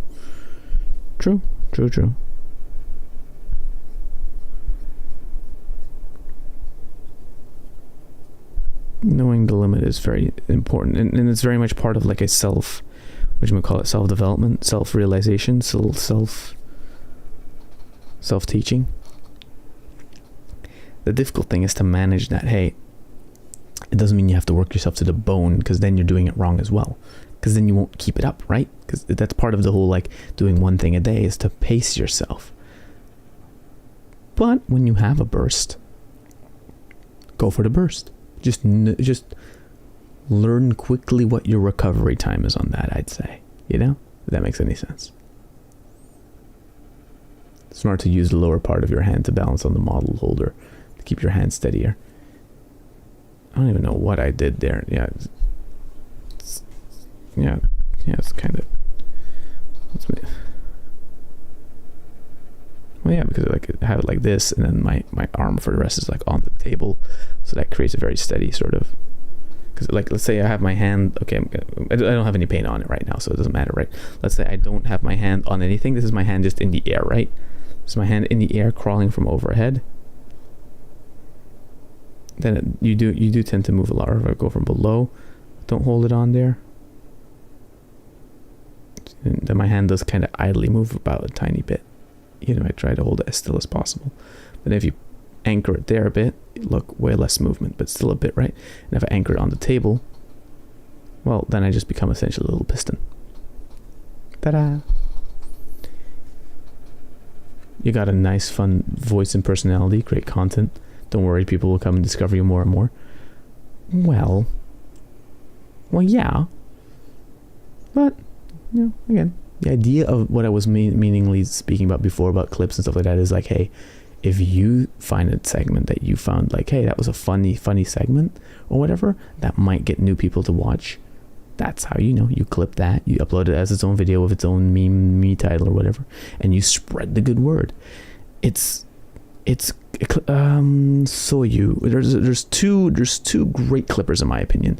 There's Soyu, who is this channel that clips only Nazuna Mikeneko Rushia, essentially, and makes these very short, nicely edited videos that are very memey, but very much contain the vibe of what a Nazuna stream is like, right? And I will not watch a Nazuna stream because I don't tend to watch that much streams, but like I will watch those clips because those clips like give you the good funny vibes of it, right? In the small segments, as well as Shotam. But Shotam is like for longer edits, right? Shotam is this like channel that does HoloLive content, but the fucking edits are so kino. If you look up the word bunkaroni, you'll probably find one. It's like an image of Crony sitting on the Shinji table, all distraught, while like Gura, I think, and Mume are pointing at her or whatever the fuck.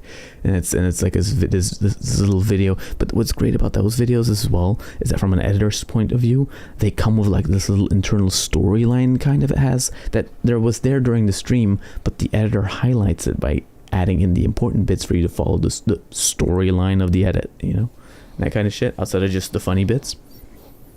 Very sorry, that was a weird tangent that only maybe 5 people understand what I meant by that, but it is what it is. Okay, 1 yellow down, next to go.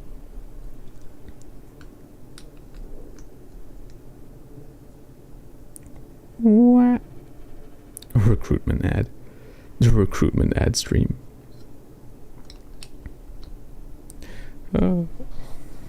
It's like the beginning of what's Space Invader? Not Space Invader.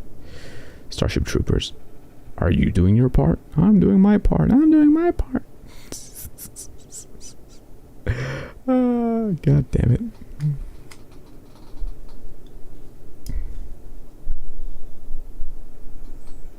Okay, wait. I'm gonna adjust the focus again.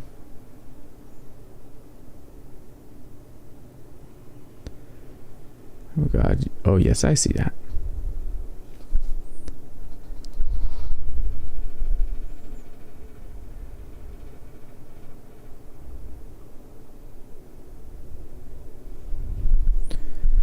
Because that's like live, enjoying stuff live is a niche. And you can't expect like, you know, you can't expect like, say you have a friend, you're like, hey, I like this streamer. Check out their stream. It's like, yeah, but like, which part of it should I check out? I will much quicker go to like, okay, so this personality does funny streams. Here's a video edited that shows what's so funny about them. Anytime I talk about Pippa Pipkin, right? I won't show a Pippa stream. What I'll do is I'll be like, look up Moonshine Joker, Pippa, and then click on that trailer, and if that like 1 minute and stop motion that he made as like a fan edit intrigues you, then you'll like Pippa. Like if that humor, if you get the humor in it, where it's like kind of, you know, you take it with a grain of salt, what she's yelling about, and you kind of accept that she's like this crazy character sort of, then boom, you'll accept Pippa as your Lord and Savior. No, you won't, not Lord and Savior, but like, you know, you'll get the gist of what Pippa is like. Now from there you go to a channel like Low Effort Clips, who makes like exclusively Face Connect content, but clips the essence of their crazy schizo personalities and makes them funny and digestible.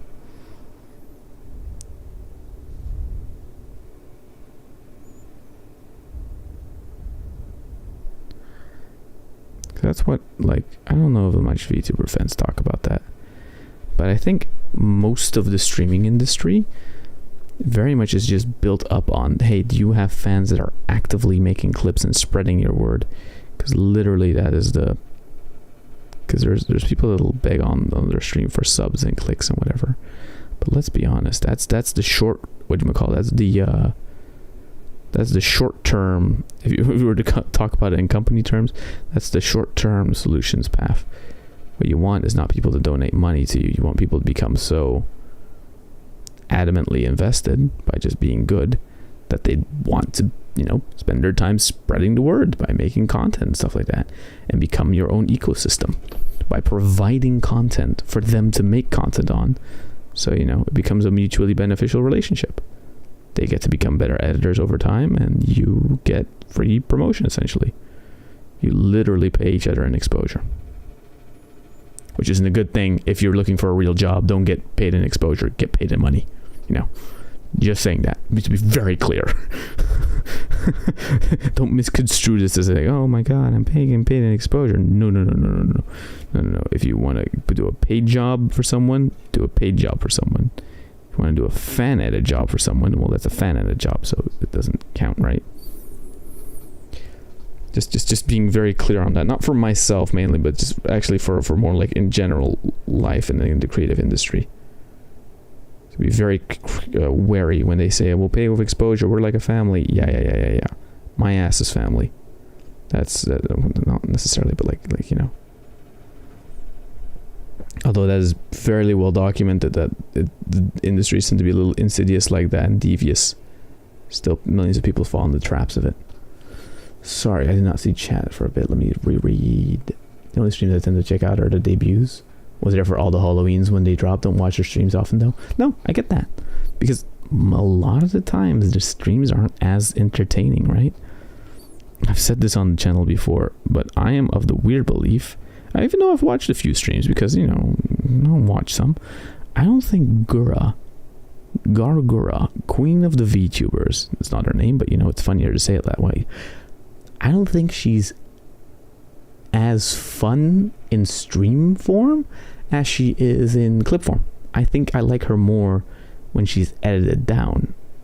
Essentially on stream, what she does is just she provides with a whole bunch of silly antics and words and stuff like that, and then editors will filter through that and get the big funnies and organize them in a way where I think Gura is way funnier. Would that mean I would prefer videos where it's like Gura edits herself to be funny? No, because I think it works, It's like she streams all of what she thinks is funny, and then people will go like, okay, we'll take it from here. And make the funny clips that people then go around and watch, Is there a bias then for sussy clips and stuff like that? Probably, but, what it is. I very much enjoy watching Iris content. I very much enjoy watching Fauna content, but all in clips, mainly. Fauna does have some fun streams, though, sometimes. Kyla has some fun streams as well, though, sometimes. Mostly in the form of, again, the clips. I didn't think of someone who I actually watch the streams of.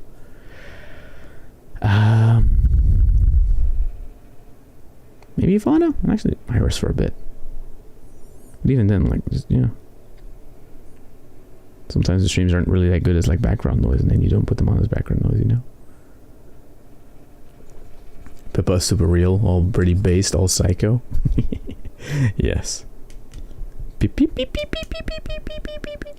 I have a stream on that from a few months now, I think a month ago, where I did in Blender. I was in Substance Painter. I was painting not like a real model, but like a 3D model, a little retro, like low poly 3D model.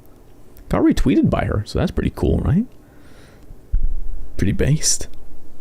Although I think she retweets probably all the Pippa like art things, but then again, whatever. It's cool, I don't know, not retweet, liked it. Like what? Still, it's cute, it's good looking, stuff like that, Yeah, many people don't have the time to watch streams, and maybe watch clip is really a blessing. Indeed, no, that's kind of what the shorts are, right? Like the shorts that I made for a long time were like, hey, let me clip parts from the stream, make them their own shorts, because that's discoverability, because people are not going to tune into streams out of nowhere. They're going to more than likely tune into a short because it's easier to watch, right? I really like making memes, not gonna lie. Indeed, make your memes about the people you like watching and share them. Not just like, let's say you're a watcher of me, right? Don't just make clips of me. Make clips of any other channel you like watching and stuff like that. That way, you increase the chance that people might check out whatever, right? Makes sense. Makes sense. Gura does have some of the best clips out there, though. Condensed, she's top tier, so there's standard outside of that, though. Yeah, and that's not dissing her at all, right? Because again, whenever she does stream, no, there are some fun streams in between there, but a lot of the time, she is best clipped because whenever she does something that is clippable, it usually tends to be very funny. But it's like, it makes sense, right? Because streaming for the amount of hours that people sometimes stream, you can't be just top tier the entire time. You know how difficult that is? What, being top tier comedy the entire time? This is stand-up comedy you're doing online. Like, Jesus Christ. Like, no wonder for the majority of it, it's not going to be the best thing you've ever seen or whatever, right? But whenever there's a good moment, and it's a really good moment, and it gets clipped, no. I want you, USA Army poster. No, I think it's more of a, it's not just in a selfish desire for my own content to spread. I think it's more also a, what you would call it? I think it's also more a, hey, if you have people you like watching and you want to support them in a way that isn't financially, because let's kid ourselves, just throwing money at the problem isn't going to solve it. A way would be to do it. And if you're interested in content creation, right? If you're interested in making videos over time, if for yourself or whatever else, start off as a clipper. Start off by making clips. It's a low bar to entry. It's a low barrier to entry. It's a low skill floor, high skill ceiling. It's hard to do really well, but to do it moderately or to just try out an experiment, it's not that hard to get into. So it's very much worth just trying. And because usually what used to be the big problem was like, okay, oh shit, I want to make videos. Damn, I don't know what to make videos of. And but oh no, I can't just like take other people's videos and make videos out of that. Well, what if they're very long? That's what streams kind of provide, right? Streams are like your raw footage of you going out filming a whole day, right? And then you, as the editor, are an editor who puzzles together a storyline or a gag or whatever the fuck to then share with everyone else. You're a refinery. You are someone who refines the raw content into more focused content to be consumed, if that makes any sense. Pippa kicking Lisa out of the collab for not liking Mountain Dew has been the funniest thing I've ever seen. Pippa does a lot of shit I find funny, not gonna lie. I think like Lisa one of the one with the 3D model that's kind of like an unofficial Phase Connect member by being an indie, but just kind of collaborating at points where it's like she seems like she's part of it. Or is that Leah? Oh, so many names to remember. No, but Pippa's great. You know what I like about Pippa? It's gonna be funny, right? It's the screeching. It's the absolute guttural yell she lets out when she's pissed off about something. In my opinion, the funniest fucking Pippa Pipkin clip is this. I think it was by Laura for Clips, funnily enough. It's this segment. The fuck? Oh my god, my fan just shut off. Please don't let that mean my PC will shut off in a minute. Oh god, I'm scared. If I shut down, then that'll be because my electricity went out for some fucking reason. Funniest Pippa clip. I will talk about it. The fucking electricity will not shut my idea down. The funniest Pippa Pipkin clip, in my opinion, is because I had similar issues around similar issues around the same time, right? Is her ISP rant. Her rant on like ISP and how much she hates her ISP about because it was kept bugging out and kept her from like doing her goddamn job, like getting her to do her job. That rant I will remember as the fucking rant where I was in tears crying because it was just so fucking funny and deranged. Because she was 100% sort of right. Like the fucking rage within her voice there is That was just hashtag relatable. Just like me, for real, you know? In that moment, I was Pippa Pipkin. Pippa Pipkin and I were on the same astral plane of existence. Mainly just the very pissed off one.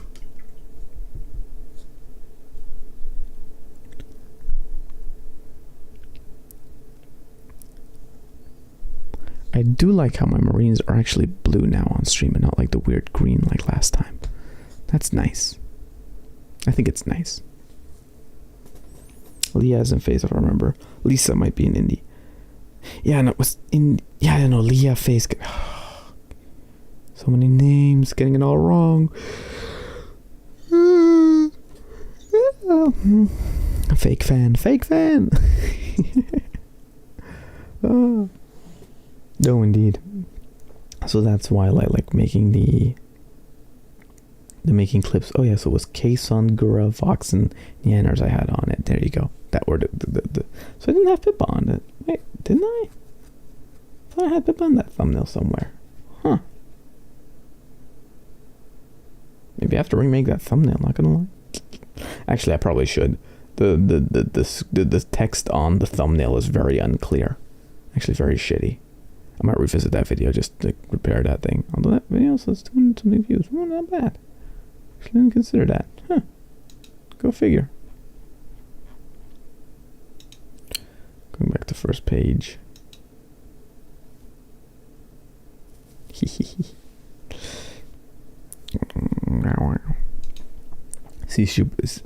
she's super genuine in her rage, which is truly relatable.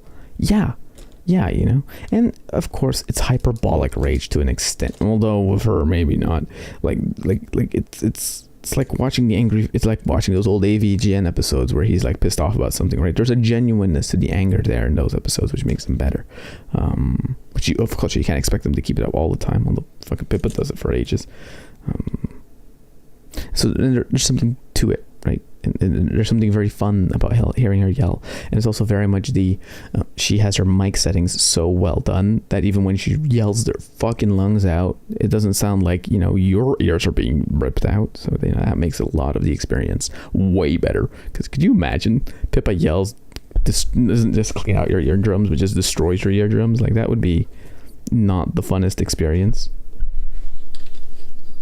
Maybe for some people, but you know, for most people, it wouldn't be the funnest experience.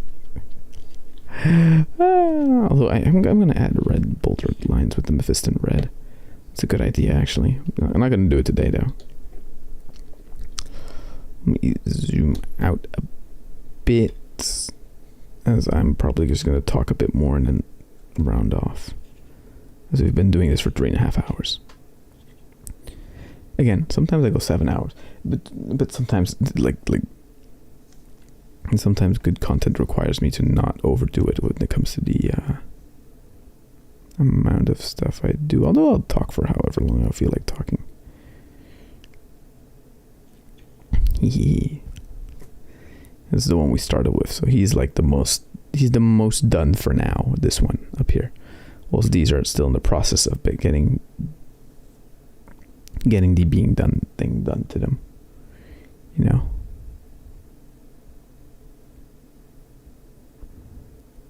I'm just trying to get more focus. Just darken a tiny bit so I can get a little bit more in focus. There we go. That's fine for now. Just posted the FNAF security breach Tori meme to Pinterest, lol. Nice. I have no idea how Pinterest works. It's one of those sites that, oh god, let me do it. Internet notification makes it hard to watch stuff, but let's see how long it lets me do stuff. Oh no, Scatty, no. I hope you're enjoying your vacation wherever you are, though. But yeah, welcome, Scatty. A nice vacation. I feel like we keep derailing you from painting in a good way. Oh no, that's imperfect. That's perfectly fine.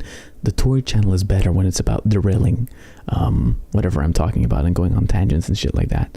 Because the painting is only as interesting as the painting is. It's mainly, you know, the stuff around it, the talking, the that makes it somewhat interesting, right? Also, it would otherwise just, I could do a fully concentrated stream where it's like me quietly painting all these things without like really worrying about it, but just doing a little bit of printing progress and a lot of talking makes it fun for me as well to do, you know?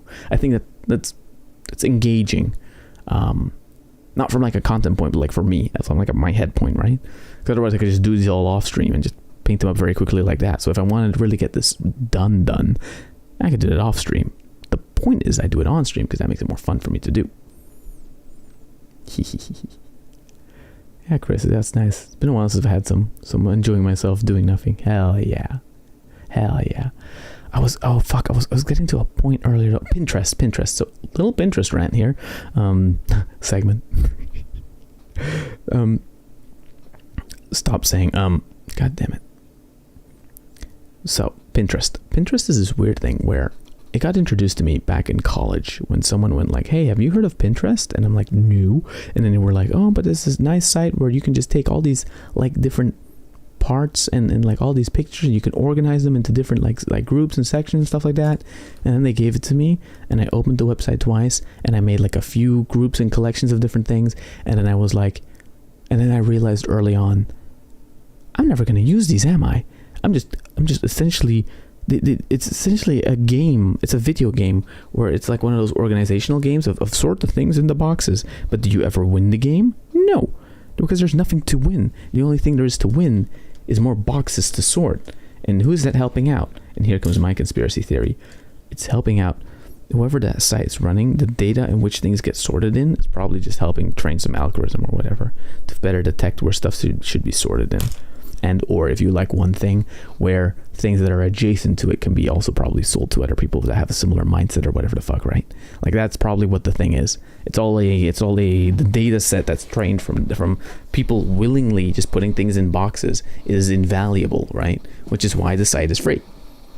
Even though it takes all its art essentially from what Google, I think, or whatever the fuck, or like from just different people that upload it or maybe something like that, or save it.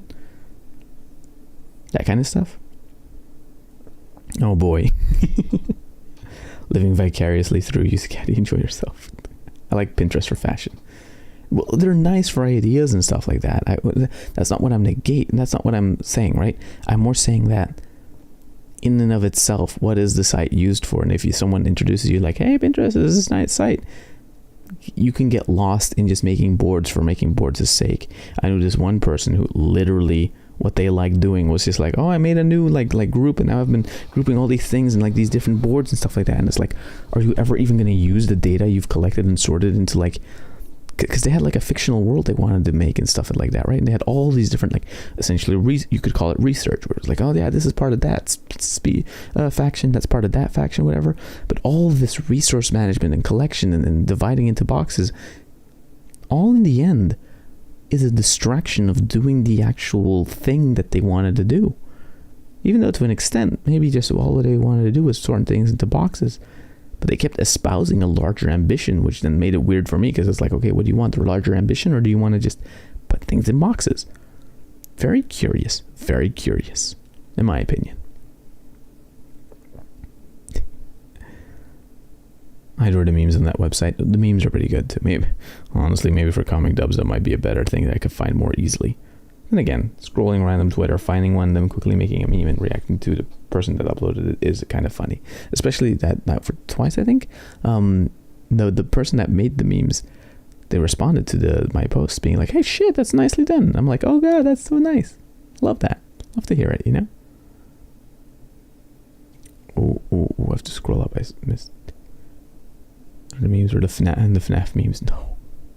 Thanks for the food. Food's great here as well. Maybe I'll post them in the Discord food channel. Don't forget to do that, Scatty. Of course, yeah.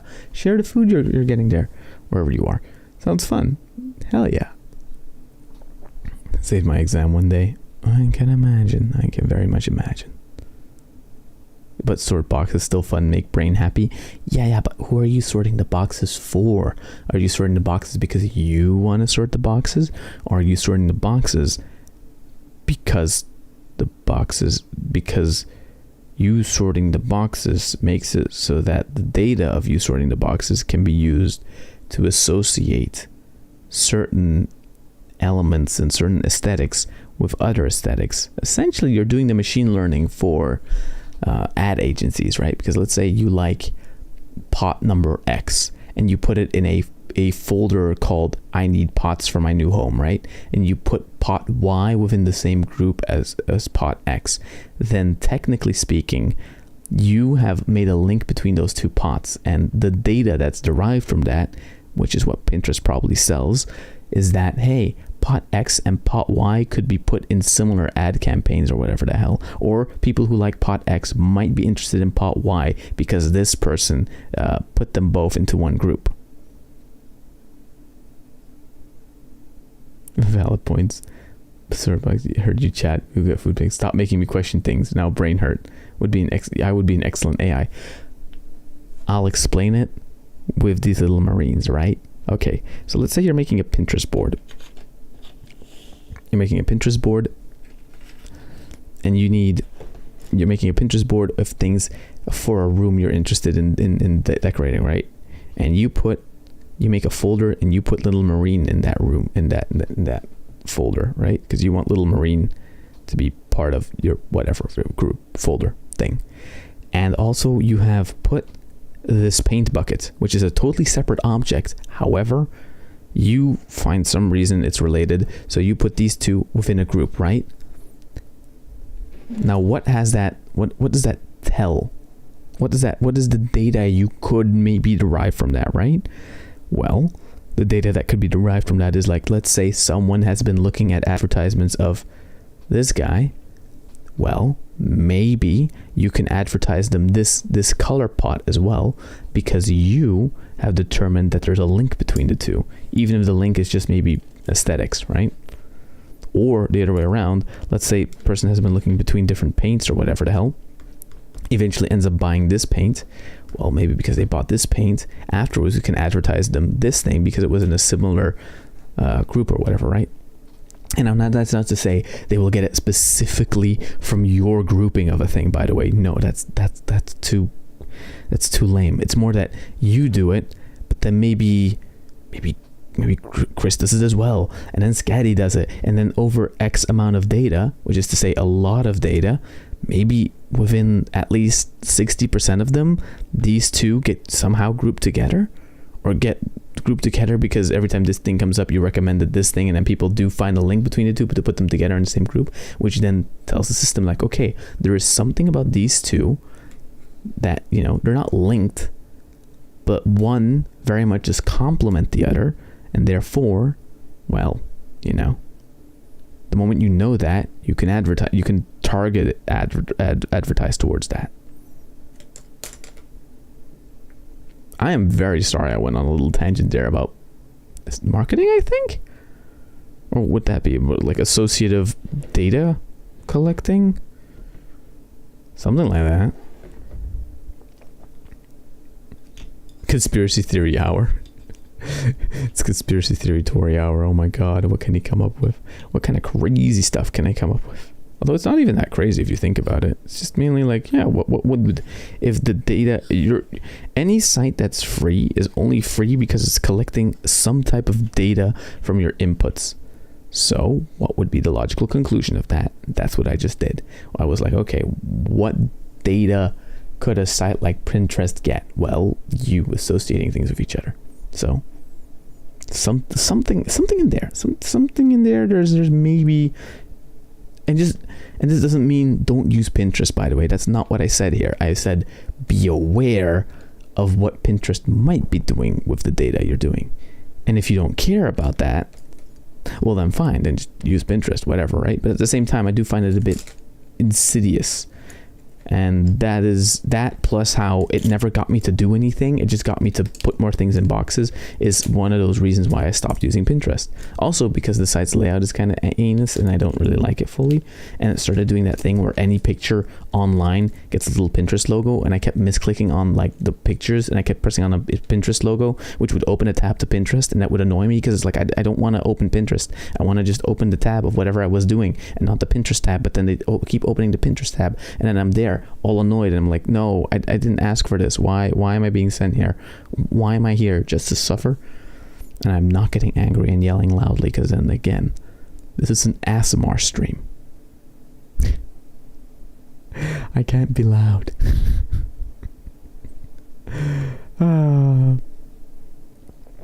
Pinterest like my extra storage for my pictures app. Okay, that also works. Use the app for your advantage. It's like the section on Amazon. People who bought this also bought this. Actually, that is a way simpler way of explaining it. I went on a large ass tangent to just say, yeah, basically that. Good tangent. Literally on Pinterest right now. Bite me. I didn't say you weren't allowed to use. Oh, whatever. You use Pinterest. You be free data for bunny marketers, bunny marketers. Oh my god. I feel like every app users and studies your every move. Well, they do. Well, they study the move, the inputs you give them, and then they put them within a pool of data, right? So again, it's never about you as an individual as much as it is about you allowing yourself to be grouped into a larger group, which then tells something about your collective behavior, which allows you to be more easily marketed towards. That's what Facebook data does, for example, right? You know, it works like that, because sometimes what some, like there was this one documentary I was watching on data, right? And they made it, and they added this stupid B plot with like B footage of like, oh, it was this kid and his family who get like, oh, this targeted ads, and then they display it as like a dystopian like computer thing where he is like a virtual puppet being controlled by these three like henchmen that are bidding off his interest into like cents into like advertise. It's like making it so more, visualizing it like that undermines the deviousness at which these systems operate. It undermines the manipulation, and it trivializes the extent of how these systems work by making them just kind of silly and cartoony. It's like, no, it's more interesting than that. Don't make it so stupid sounding, you know? If that makes sense. If that's like a thing, right? I'm being careful with my thoughts because again, these are just raw thoughts coming out of my head, so they're not always the easiest to fully contextualize. I dropped Twitter because it was such a time waster before it turned into even more of a barren hellscape. Well, for me, Twitter is like a follow the right people. You know, I like following artists, I like following other VTubers, and other things like that. So my feed tends to be just stuff I tend to enjoy, right? Bit of a hugboxy kind of thing, but you know, I'm aware of that. Twitter changed its name, right? Oh yeah, it's X now. Even though on my phone it still has the Bird app. So at least that place still has the right logo and shit like that. Oh, that's great. Almost dropped the phone in the pool. Got a smart heart attack. My scatty, get out of the pool. Don't. I'm not a pool watching channel. I think.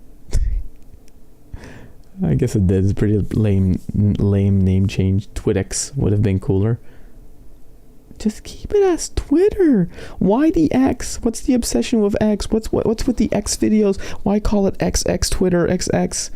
Fucking, it's like XX, the amazing master of swag XX for 5 people in the universe that remember that reference. Okay, so XX, the amazing master of swag XX, was this troll channel back in like the early 2010s that put out like the text-to-speech voice about talking about back in the day where like, oh, it's Call of Duty versus all video games, and Call of Duty wasn't the best shooter ever, right? Quotation marks. And so this channel then uploaded videos where it's like a robot voice talking angrily about like consoles, as if it's like some kind of religious cult, being like, and all these little master of that and all these Xbox haters will go to hell, and it's this terribly whingy fucking hysterical text-to-speech voice. It's like, yes, I want to be representing my points of Xbox through the sound that the thing that sounds like its balls haven't even dropped yet. Like, what the fuck? Fucking hysterical, man. Oh, and then the only reason I know of that channel is because I used to watch this, because they still upload stuff, but like, again, like you get in phases with channels, right? So because I watched like this channel called Cute Fussy Weasel, which was this guy who just did reaction to troll channels essentially, right? Which is kind of funny back in the day, stuff like that. He always kept it classy though. I always respected the guy for that. Oh, I'm so lost right now. Sugar Sweet, welcome back. I think. Isn't the name just an idea right now, or is it definite that it'll change? No, it has changed. On browser, the X thing is actually real right now. They even changed the logo. It's ass, it's bad, and nobody likes it. Everybody's making fun of him for it. But Elon just has a kink of being made fun of, I think. I think he just likes it when people disagree with him and that he's wrong. I think he just likes being wrong, you know? That or he likes it up the butt. Either way, I am correct. Yeah. I've been listening to the stream, but I've just been playing games or whatever. That's the perfect experience. Although that probably also makes it very confusing when I could jump from one thing to the other. So I know. I just found Pixiv gives me what I wanted from Twitter, just art. No, that's fair. Not gonna lie. But I just enjoy Twitter for something more than just the art. I say artists quickly, right? But also like video game developers when they make their videos on little things or whatever topics. Sometimes I do enjoy reading threads because sometimes interesting stuff gets shared on that platform, you know?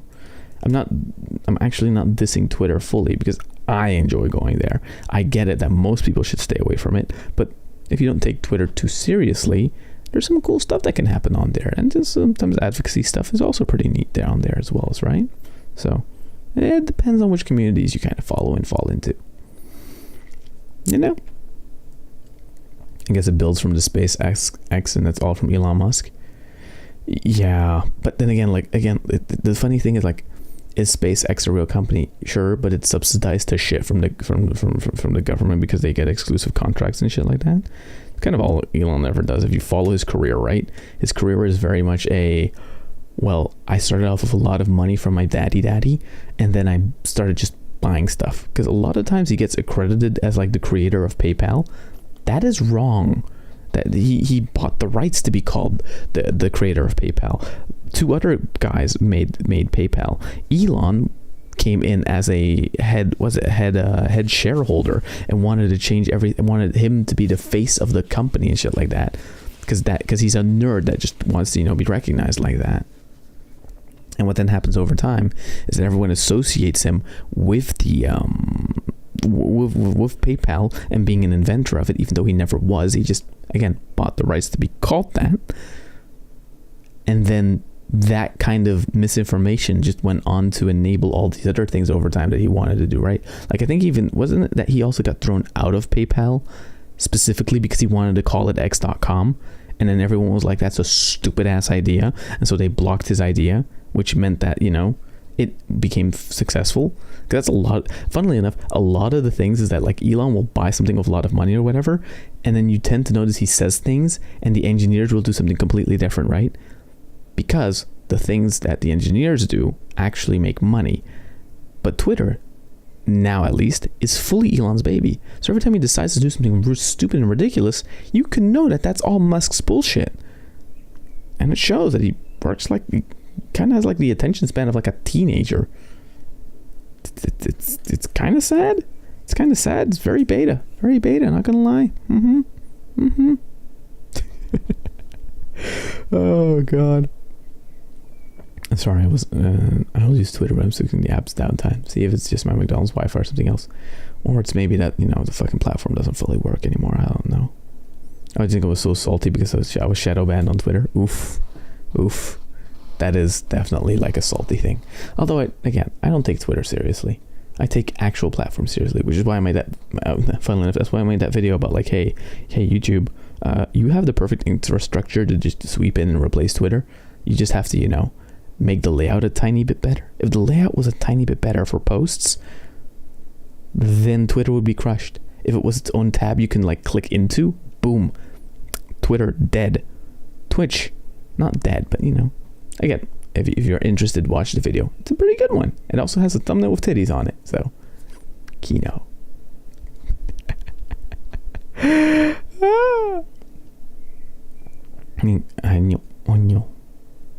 Fun fact, in the past people thought Mars has life and that how Martians became a stock character.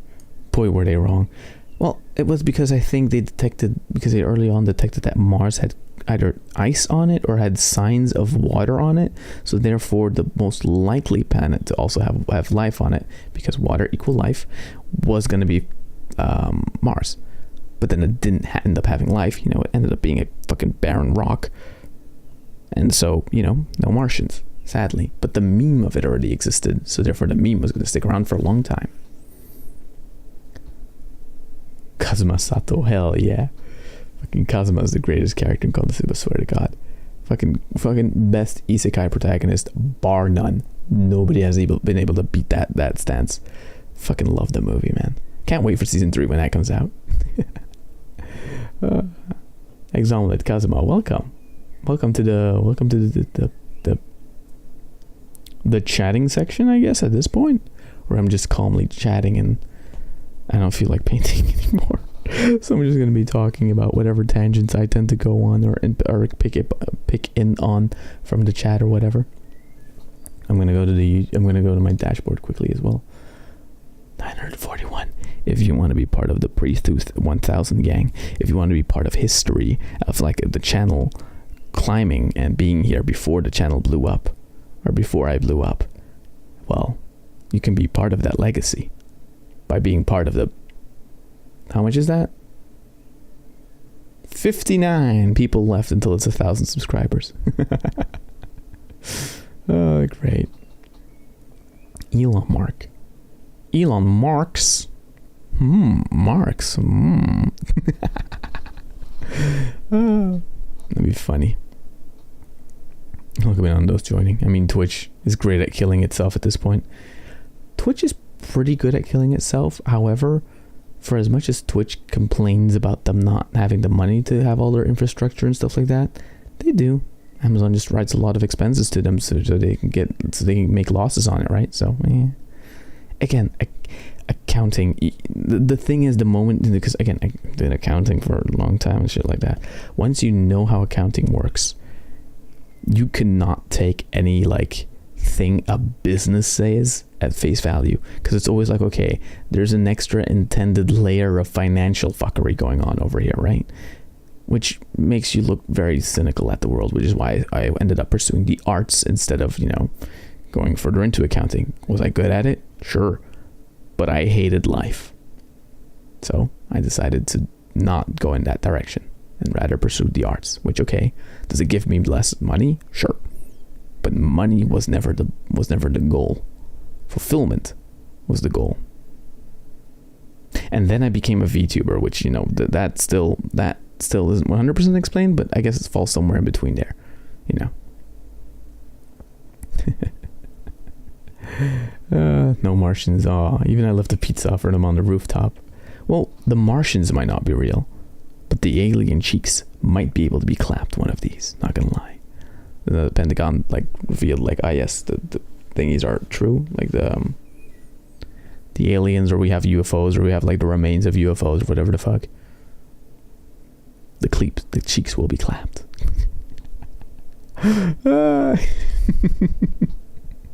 Clap the alien cheeks. Only 59 to go. Let's go. 58 now. Let's go. Fucking nice with the support there. Yeah, no, that's true. Shit. Oh, no, you love to see it. Oh, I love to see it. I don't know about you guys. I know I like to see it. Eggs omelet. Martian pizza sounds like good pizza brand. It does, but then it needs wacky tastes. It's like, oh, come to Martian's Pizza, where you can get pizza on pineapple. It's like a big ass pineapple, but you cut out the pineapple circles and then you fill it with cheese and shit. It's disgusting, but it's just done that way because it's from Mars, you know. You cannot blow a hole into the surface of Mars. Doomslayer says, watch me. We have to play Doom Eternal one of these weeks on the channel, not gonna lie. Maybe somewhere in August. I can plan that in.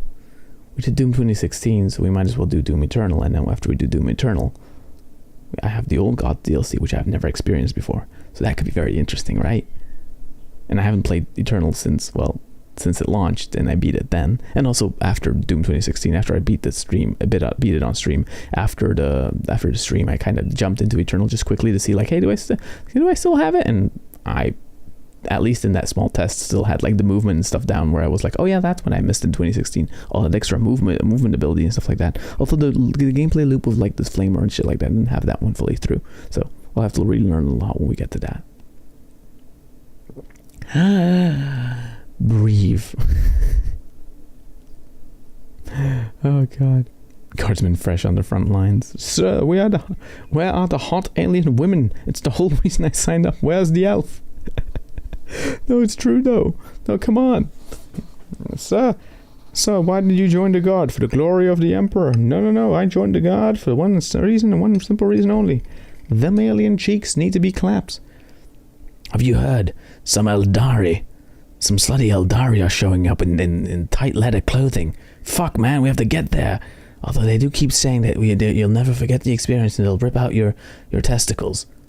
Well, the Eldari fuck hard. Just dark Eldar that they find. Oh no, it's Drukhari, no!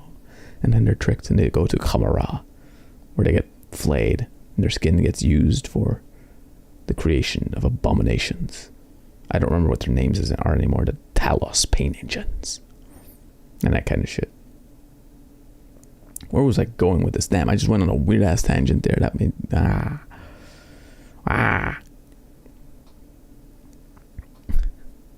Love Eternal. Never tried the DLCs. Indeed, because by the time the DLCs came out, it was very much I would have to replay Eternal to get back into like the mindset, if that makes sense. Like get used to the flow of combat and stuff like that. So then, because I didn't know what the flow of combat was anymore, I was like, I'll just put it off until I replay Eternal one day. And then I started streaming. And then here we are, so many time later. Sir, where are the tomboyish muscular aliens? Sir, where are the tomboyish alien dummy mommy big titty goth titty GF lady aliens? I demand this, sir. I think I'm being duped here. I'm being gypped. I'm being held as a fool. Stupid sexy Xenos. Tori, the king of good tangents. How is this that in every like industry I go into, or like in any like thing this is unironically, by the way, right? Like I tend to get known for my tangents. They're like, damn, but you tangent a lot, don't you? And I'm like, yeah. I heard dummy mommy what? Oh, if we were talking about the aliens and about how they're being kept from us with their cheeks and their goth titty dummy mommy stature. People want shnu, but the aliens are being kept from us. Because the government knows that if they show us the aliens with the shnu titty, that we'll never listen to them again, because we'll all be brainwashed.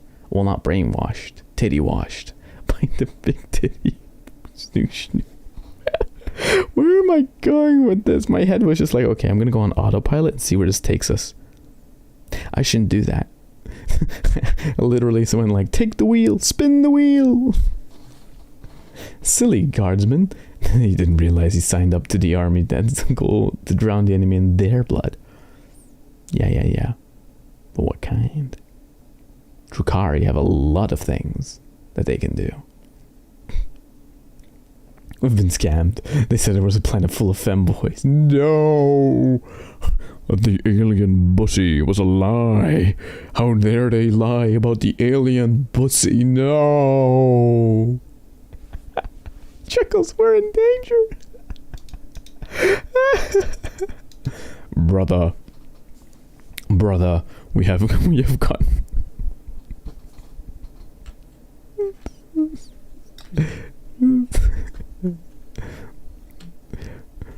Brother, we have gotten contact about like an alien bussy being found on the planet. Apparently, the bussy is so good and bussin' that they made international and galactic femboy hooters. Heresy, brother, you will not be allowed to live for that. Oh my god.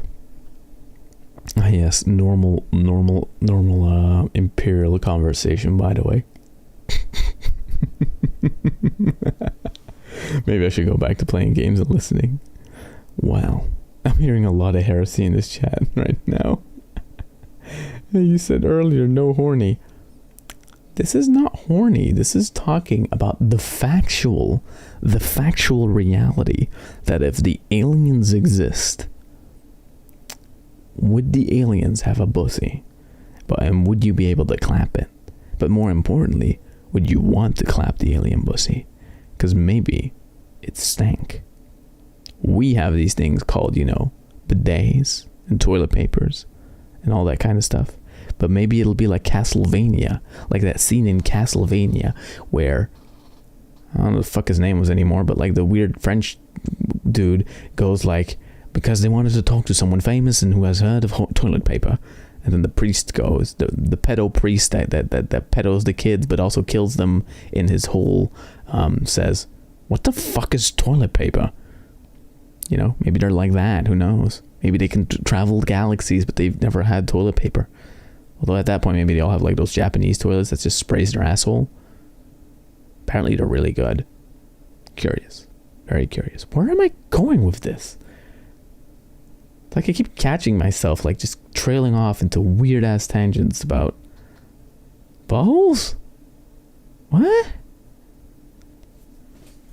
What the fuck even?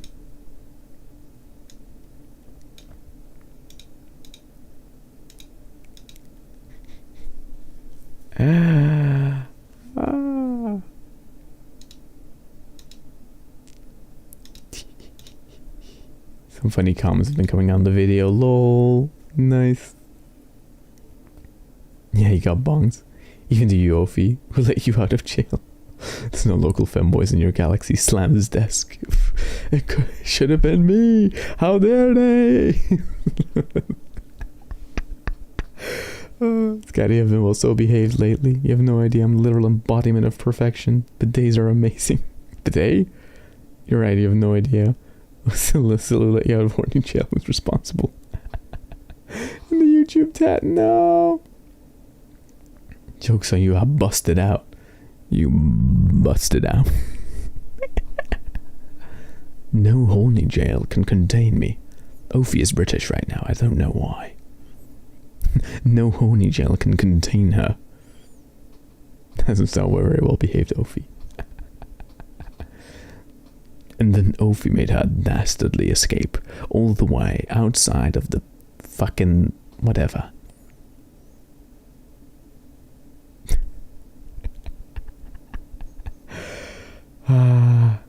Sometimes you gotta pull out the demon voice, Sometimes you gotta just pull out the posh British Sebastian demon voice. For no reason. Bonk selves find in. Everyone in my chat will be bonked. All collect your baseball bats and then proceed to bonk thyself on the head about 3 times. For my enjoyment. And horny jail, but also for my enjoyment. I was undercover, but I've been perceived. Oof, Sorofy. What is even happening? Ah. Sorry there. Isn't that the nice thing of calling something an ASMR stream? That even if I paint, I can stop at any point and just talk and just kind of look at chat incriminating itself for being incredibly why did you guys like change subjects to being very horny? We're talking about the aliens that we were clapping, then we were talking about Doom. Of course, Doom is a subject that leads to sex. That makes sense. All Doom players have sex. That's just the way it is, Something. Elon. Yes, we went from a simp to chat Doom. This is very much not a summary of what the chat has been about, but still. You can roam free until I come back from vacation. Then we shall see if you need to go back into your cell.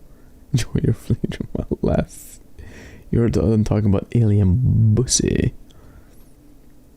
Ophi. Speak for yourself. Ophi. But the horny is contained. The alien pussy is only being discussed in purely scientific and biological facts. We're not even talking about the attractiveness to the pussy, or the busting of the pussy, We're just purely talking about the mere existence of it. We are speaking of speculation. Yeah, streamer man has to get sent back to jail as well. Hey, what the fuck? How did I get roped into this? Because he roped me into this, and he roped me into this, and they roped me into this. The Meeseeks scene from Rick and Morty. Apparently they're making an anime, which, okay, I don't know who asked, but, fine. Let's meet up in jail. What? No, I don't know about you guys, but I don't want to go to jail. I don't seem to understand the value of jail. I don't know. Very much jail is like a not fun place to go. Sure, we make regular visits. Oh God. Oh yeah, I forgot we only clap alien cheeks for science. Indeed. And because we're not, we're not close-minded here. Maybe the alien cheeks are the best things to ever clap. Who knows? Someone must find out. Again, for science. Speculations, assumptions. What about the gravitational force of the bussy? Philosophical. We're getting philosophical today. What is this fucking stream anymore? By the way, look. By the way, here, wait, I'm gonna zoom. Remember at the beginning of the stream we added a little bit of white, yellow, like. Look, that's still wet. That's still moist. That's still paint that can be used. Look how long this wet paper towel with baking paper over it keeps like the blobs of paint wet. If you just, correctly put them on there. So it works very well. Except when the paint is too spread out, then it does dry up. So it needs to be clumped together for it to stay wet on the inside. What philosophy are we reading? I don't know. The philosophy of... Apparently just... We're speculating on the philosophy of alien bussy, I suppose? Because there's worse things to think about. Technically speaking, you could be thinking about not bussy of the alien variety. Yes, definitely. Oh my God. Oh, we've been going for 4 hours now. Damn. 4 hours and 8 minutes. Ooh, nice. Let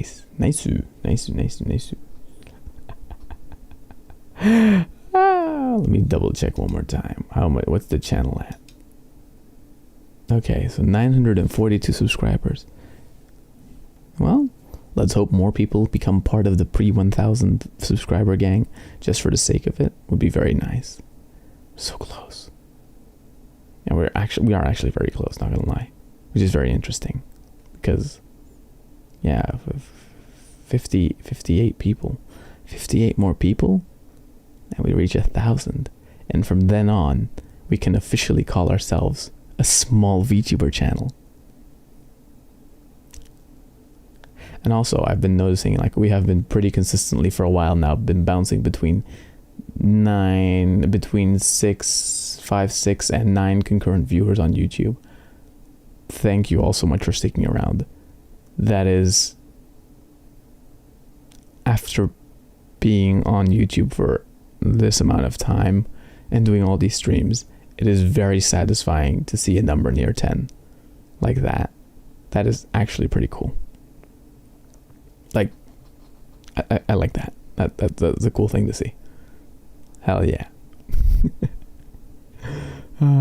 Did you know I never knew what the term 2-view actually meant? Like, I saw it get used, but I thought a 2-view meant like a double-digit viewer, like someone that has between 10 and 99 viewers, and that like a one view channel is like a view between 1 and 9, and then a 3-view channel is between 100 and 999, right? But apparently that's not fully correct. Apparently, because that made sense in my head, right? Apparently a 2-viewer is a reference to Twitch, where if it's you watching and you're monitoring at the same time on your phone and on your PC, then that would automatically apparently give you 2 views. Therefore, the term to view. Which I didn't know that's what that meant. Cool, right? Like I didn't know that was. I'm not gonna lie. I think my interpretation makes more sense. Like my definitional thing makes more sense because it's more mathy, if you think about it. And also, it allows you to upgrade, right? The moment you become a 4 view, it's like 1,000 to blah blah blah blah blah blah blah. I think. Maybe some people do interpret it like that. I don't know. The art of Riz. The art of Riz. The true philosophy, indeed.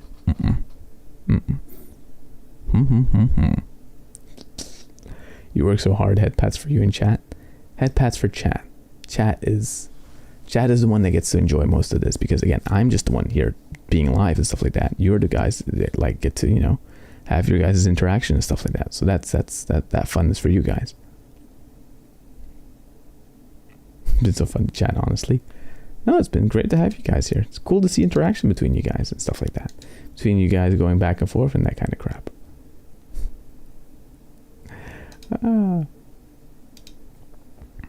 By the by.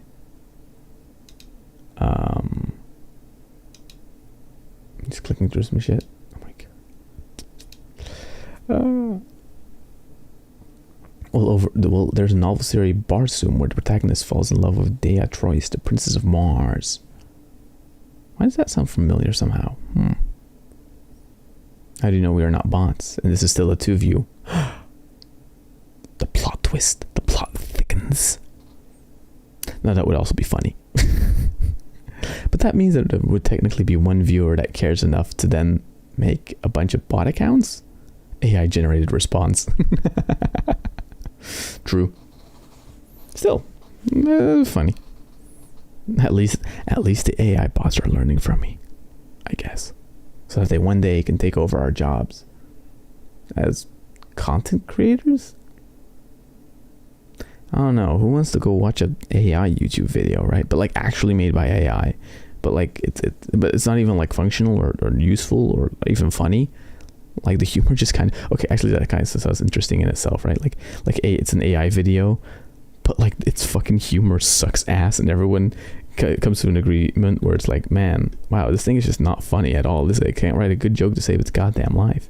It keeps making punchlines, keeps making shitty punchlines and shit. That'd be kind of funny in its own way.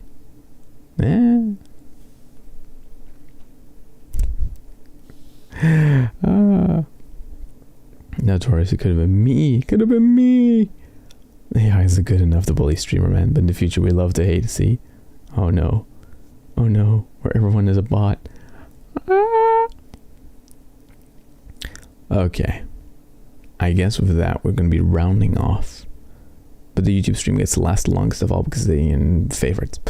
So if you are watching on Twitch, Kick, or TikTok Live, I want to thank you for dropping by, and I hope you had somewhat of an enjoyment out of this. I'm going to be going for a little bit longer on YouTube, where I'm going to round off my thoughts and probably my plans for next time, and then that stuff.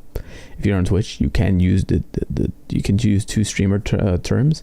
You can either go to the profile pages to find a link to the YouTube channel where you can subscribe and check out more content, or you can use within the Twitch chat ! Discord or ! YouTube to either be directed to the YouTube channel or Discord, where you can share, stay up to date for live streams and all that crap. The only time an everyone gets used is when I go live. For the rest, I don't tend to use them, and nobody else is allowed to use them, so that tends to work, I think. Actually, don't fully know that.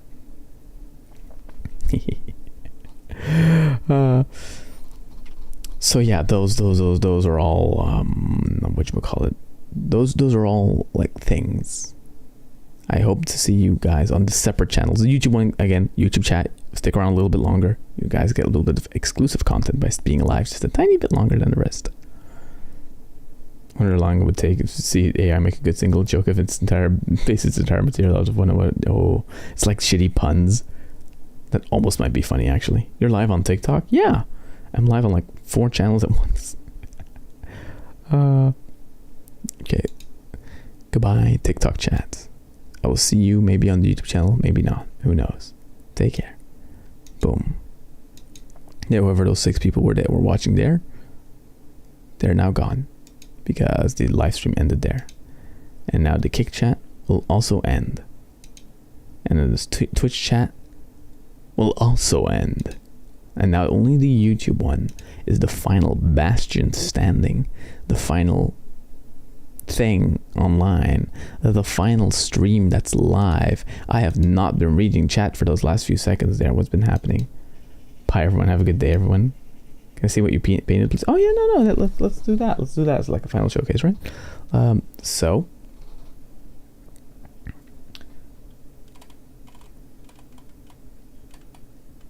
let's make it as light as possible and then just get it as sharp as possible. There we go. So we started off our stream by examining and looking at, okay, wait, let's go back into the full live. Whoop. There we go. And wait, let me hide my hand again. There we go. There we go. Keep going, bro. Bro, this is like when I found out you were live on YouTube a few days ago. Pretty much, not gonna lie. Well, history repeats itself. Lol. I don't want to look like an amputee. That would not be the idea. I thought TikTok Live was all about NPC streaming. Well, it is now, but you know, ice cream's so good.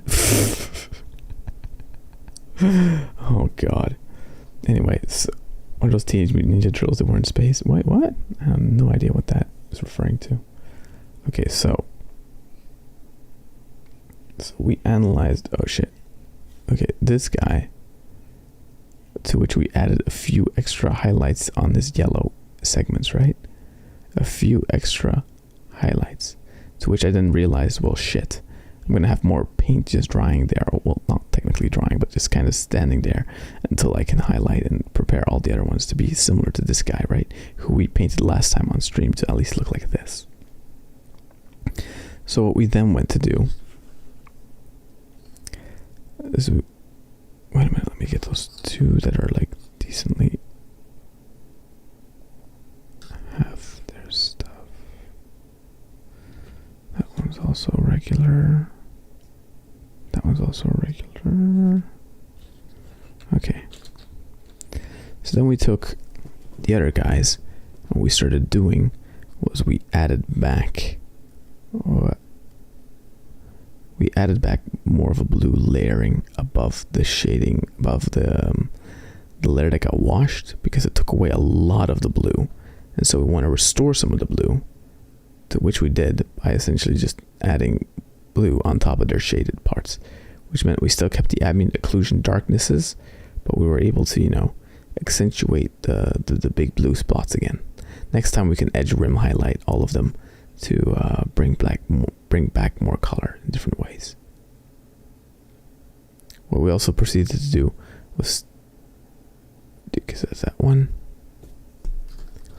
What? Then we have this one. What?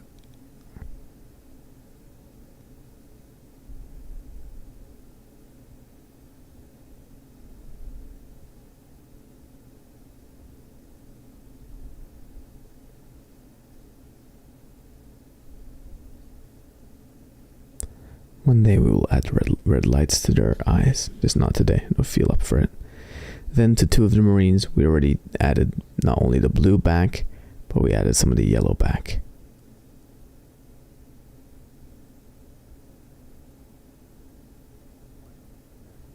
Wait a minute. And there we go.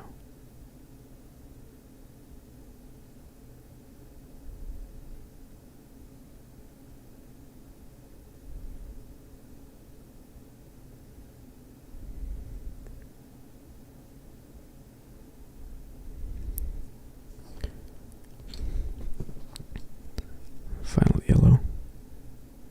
You see how the yellow pops, especially on the chest piece, right? How it pops way more after we add a little highlight back in.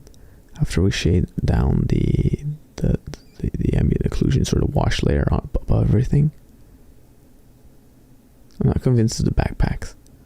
The next time what we'll also do is then we'll add like red back to the gear, right? The guns and shit to make it good. And our final guy, which we just gave extra blue layering, not that much else that we did with him today. But just to show him off.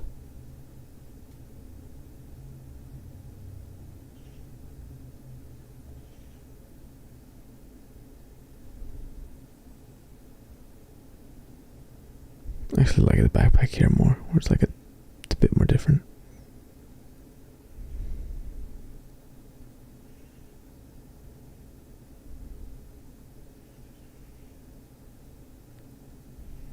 Okay. There we go. And that's essentially the tiny bit of progress we made today. There we go. So with that done, I'm going to round off this stream. I want to thank all of you for dropping by. If you watched for a minute, if you were here for half an hour, for 15 minutes, listening at it as like a podcast. If you are part of the VOD gang, maybe in the future that will check this thing out for some reason in far into the future, welcome. I hope you enjoyed your stay. And to all the people watching, there is no schedule, I think, left on for this week. We have a few backup games that we might be playing. However, it kind of depends on what happens later on in the week, as in what happens today and tomorrow for me IRL. Sunday, though, there might be something planned, but at a different time point than we're used to. So don't worry about that. I'll explain it on the Discord. I'll keep you up to date there whenever that happens. So for the people that want those updates, I suggest you scroll down into the video's description where you can join the Discord, where you can stay up to date of not only stream schedules, events, stuff that's happening, new videos that get uploaded, but also you can share a few memes. You can enjoy the art channel where you can see all the thumbnails in their full quality, I think, sort of, yeah, kind of. There's also an open lobby that I rarely join, but I technically could. And yeah, with that said, thank you all for showing up. Thank you all for being here. And I will see you in the next one. Music. Take care, everybody. I enjoyed your guys' company. Incredibly. I actually really did. I really enjoyed your guys' company. Thank you so much for making this stream way more fun than it should be. Thank you, everybody. Take care. And I mute myself. And I let that play for a little bit more. And then the stream will be over. Haha. I know I'm still hot mic, okay?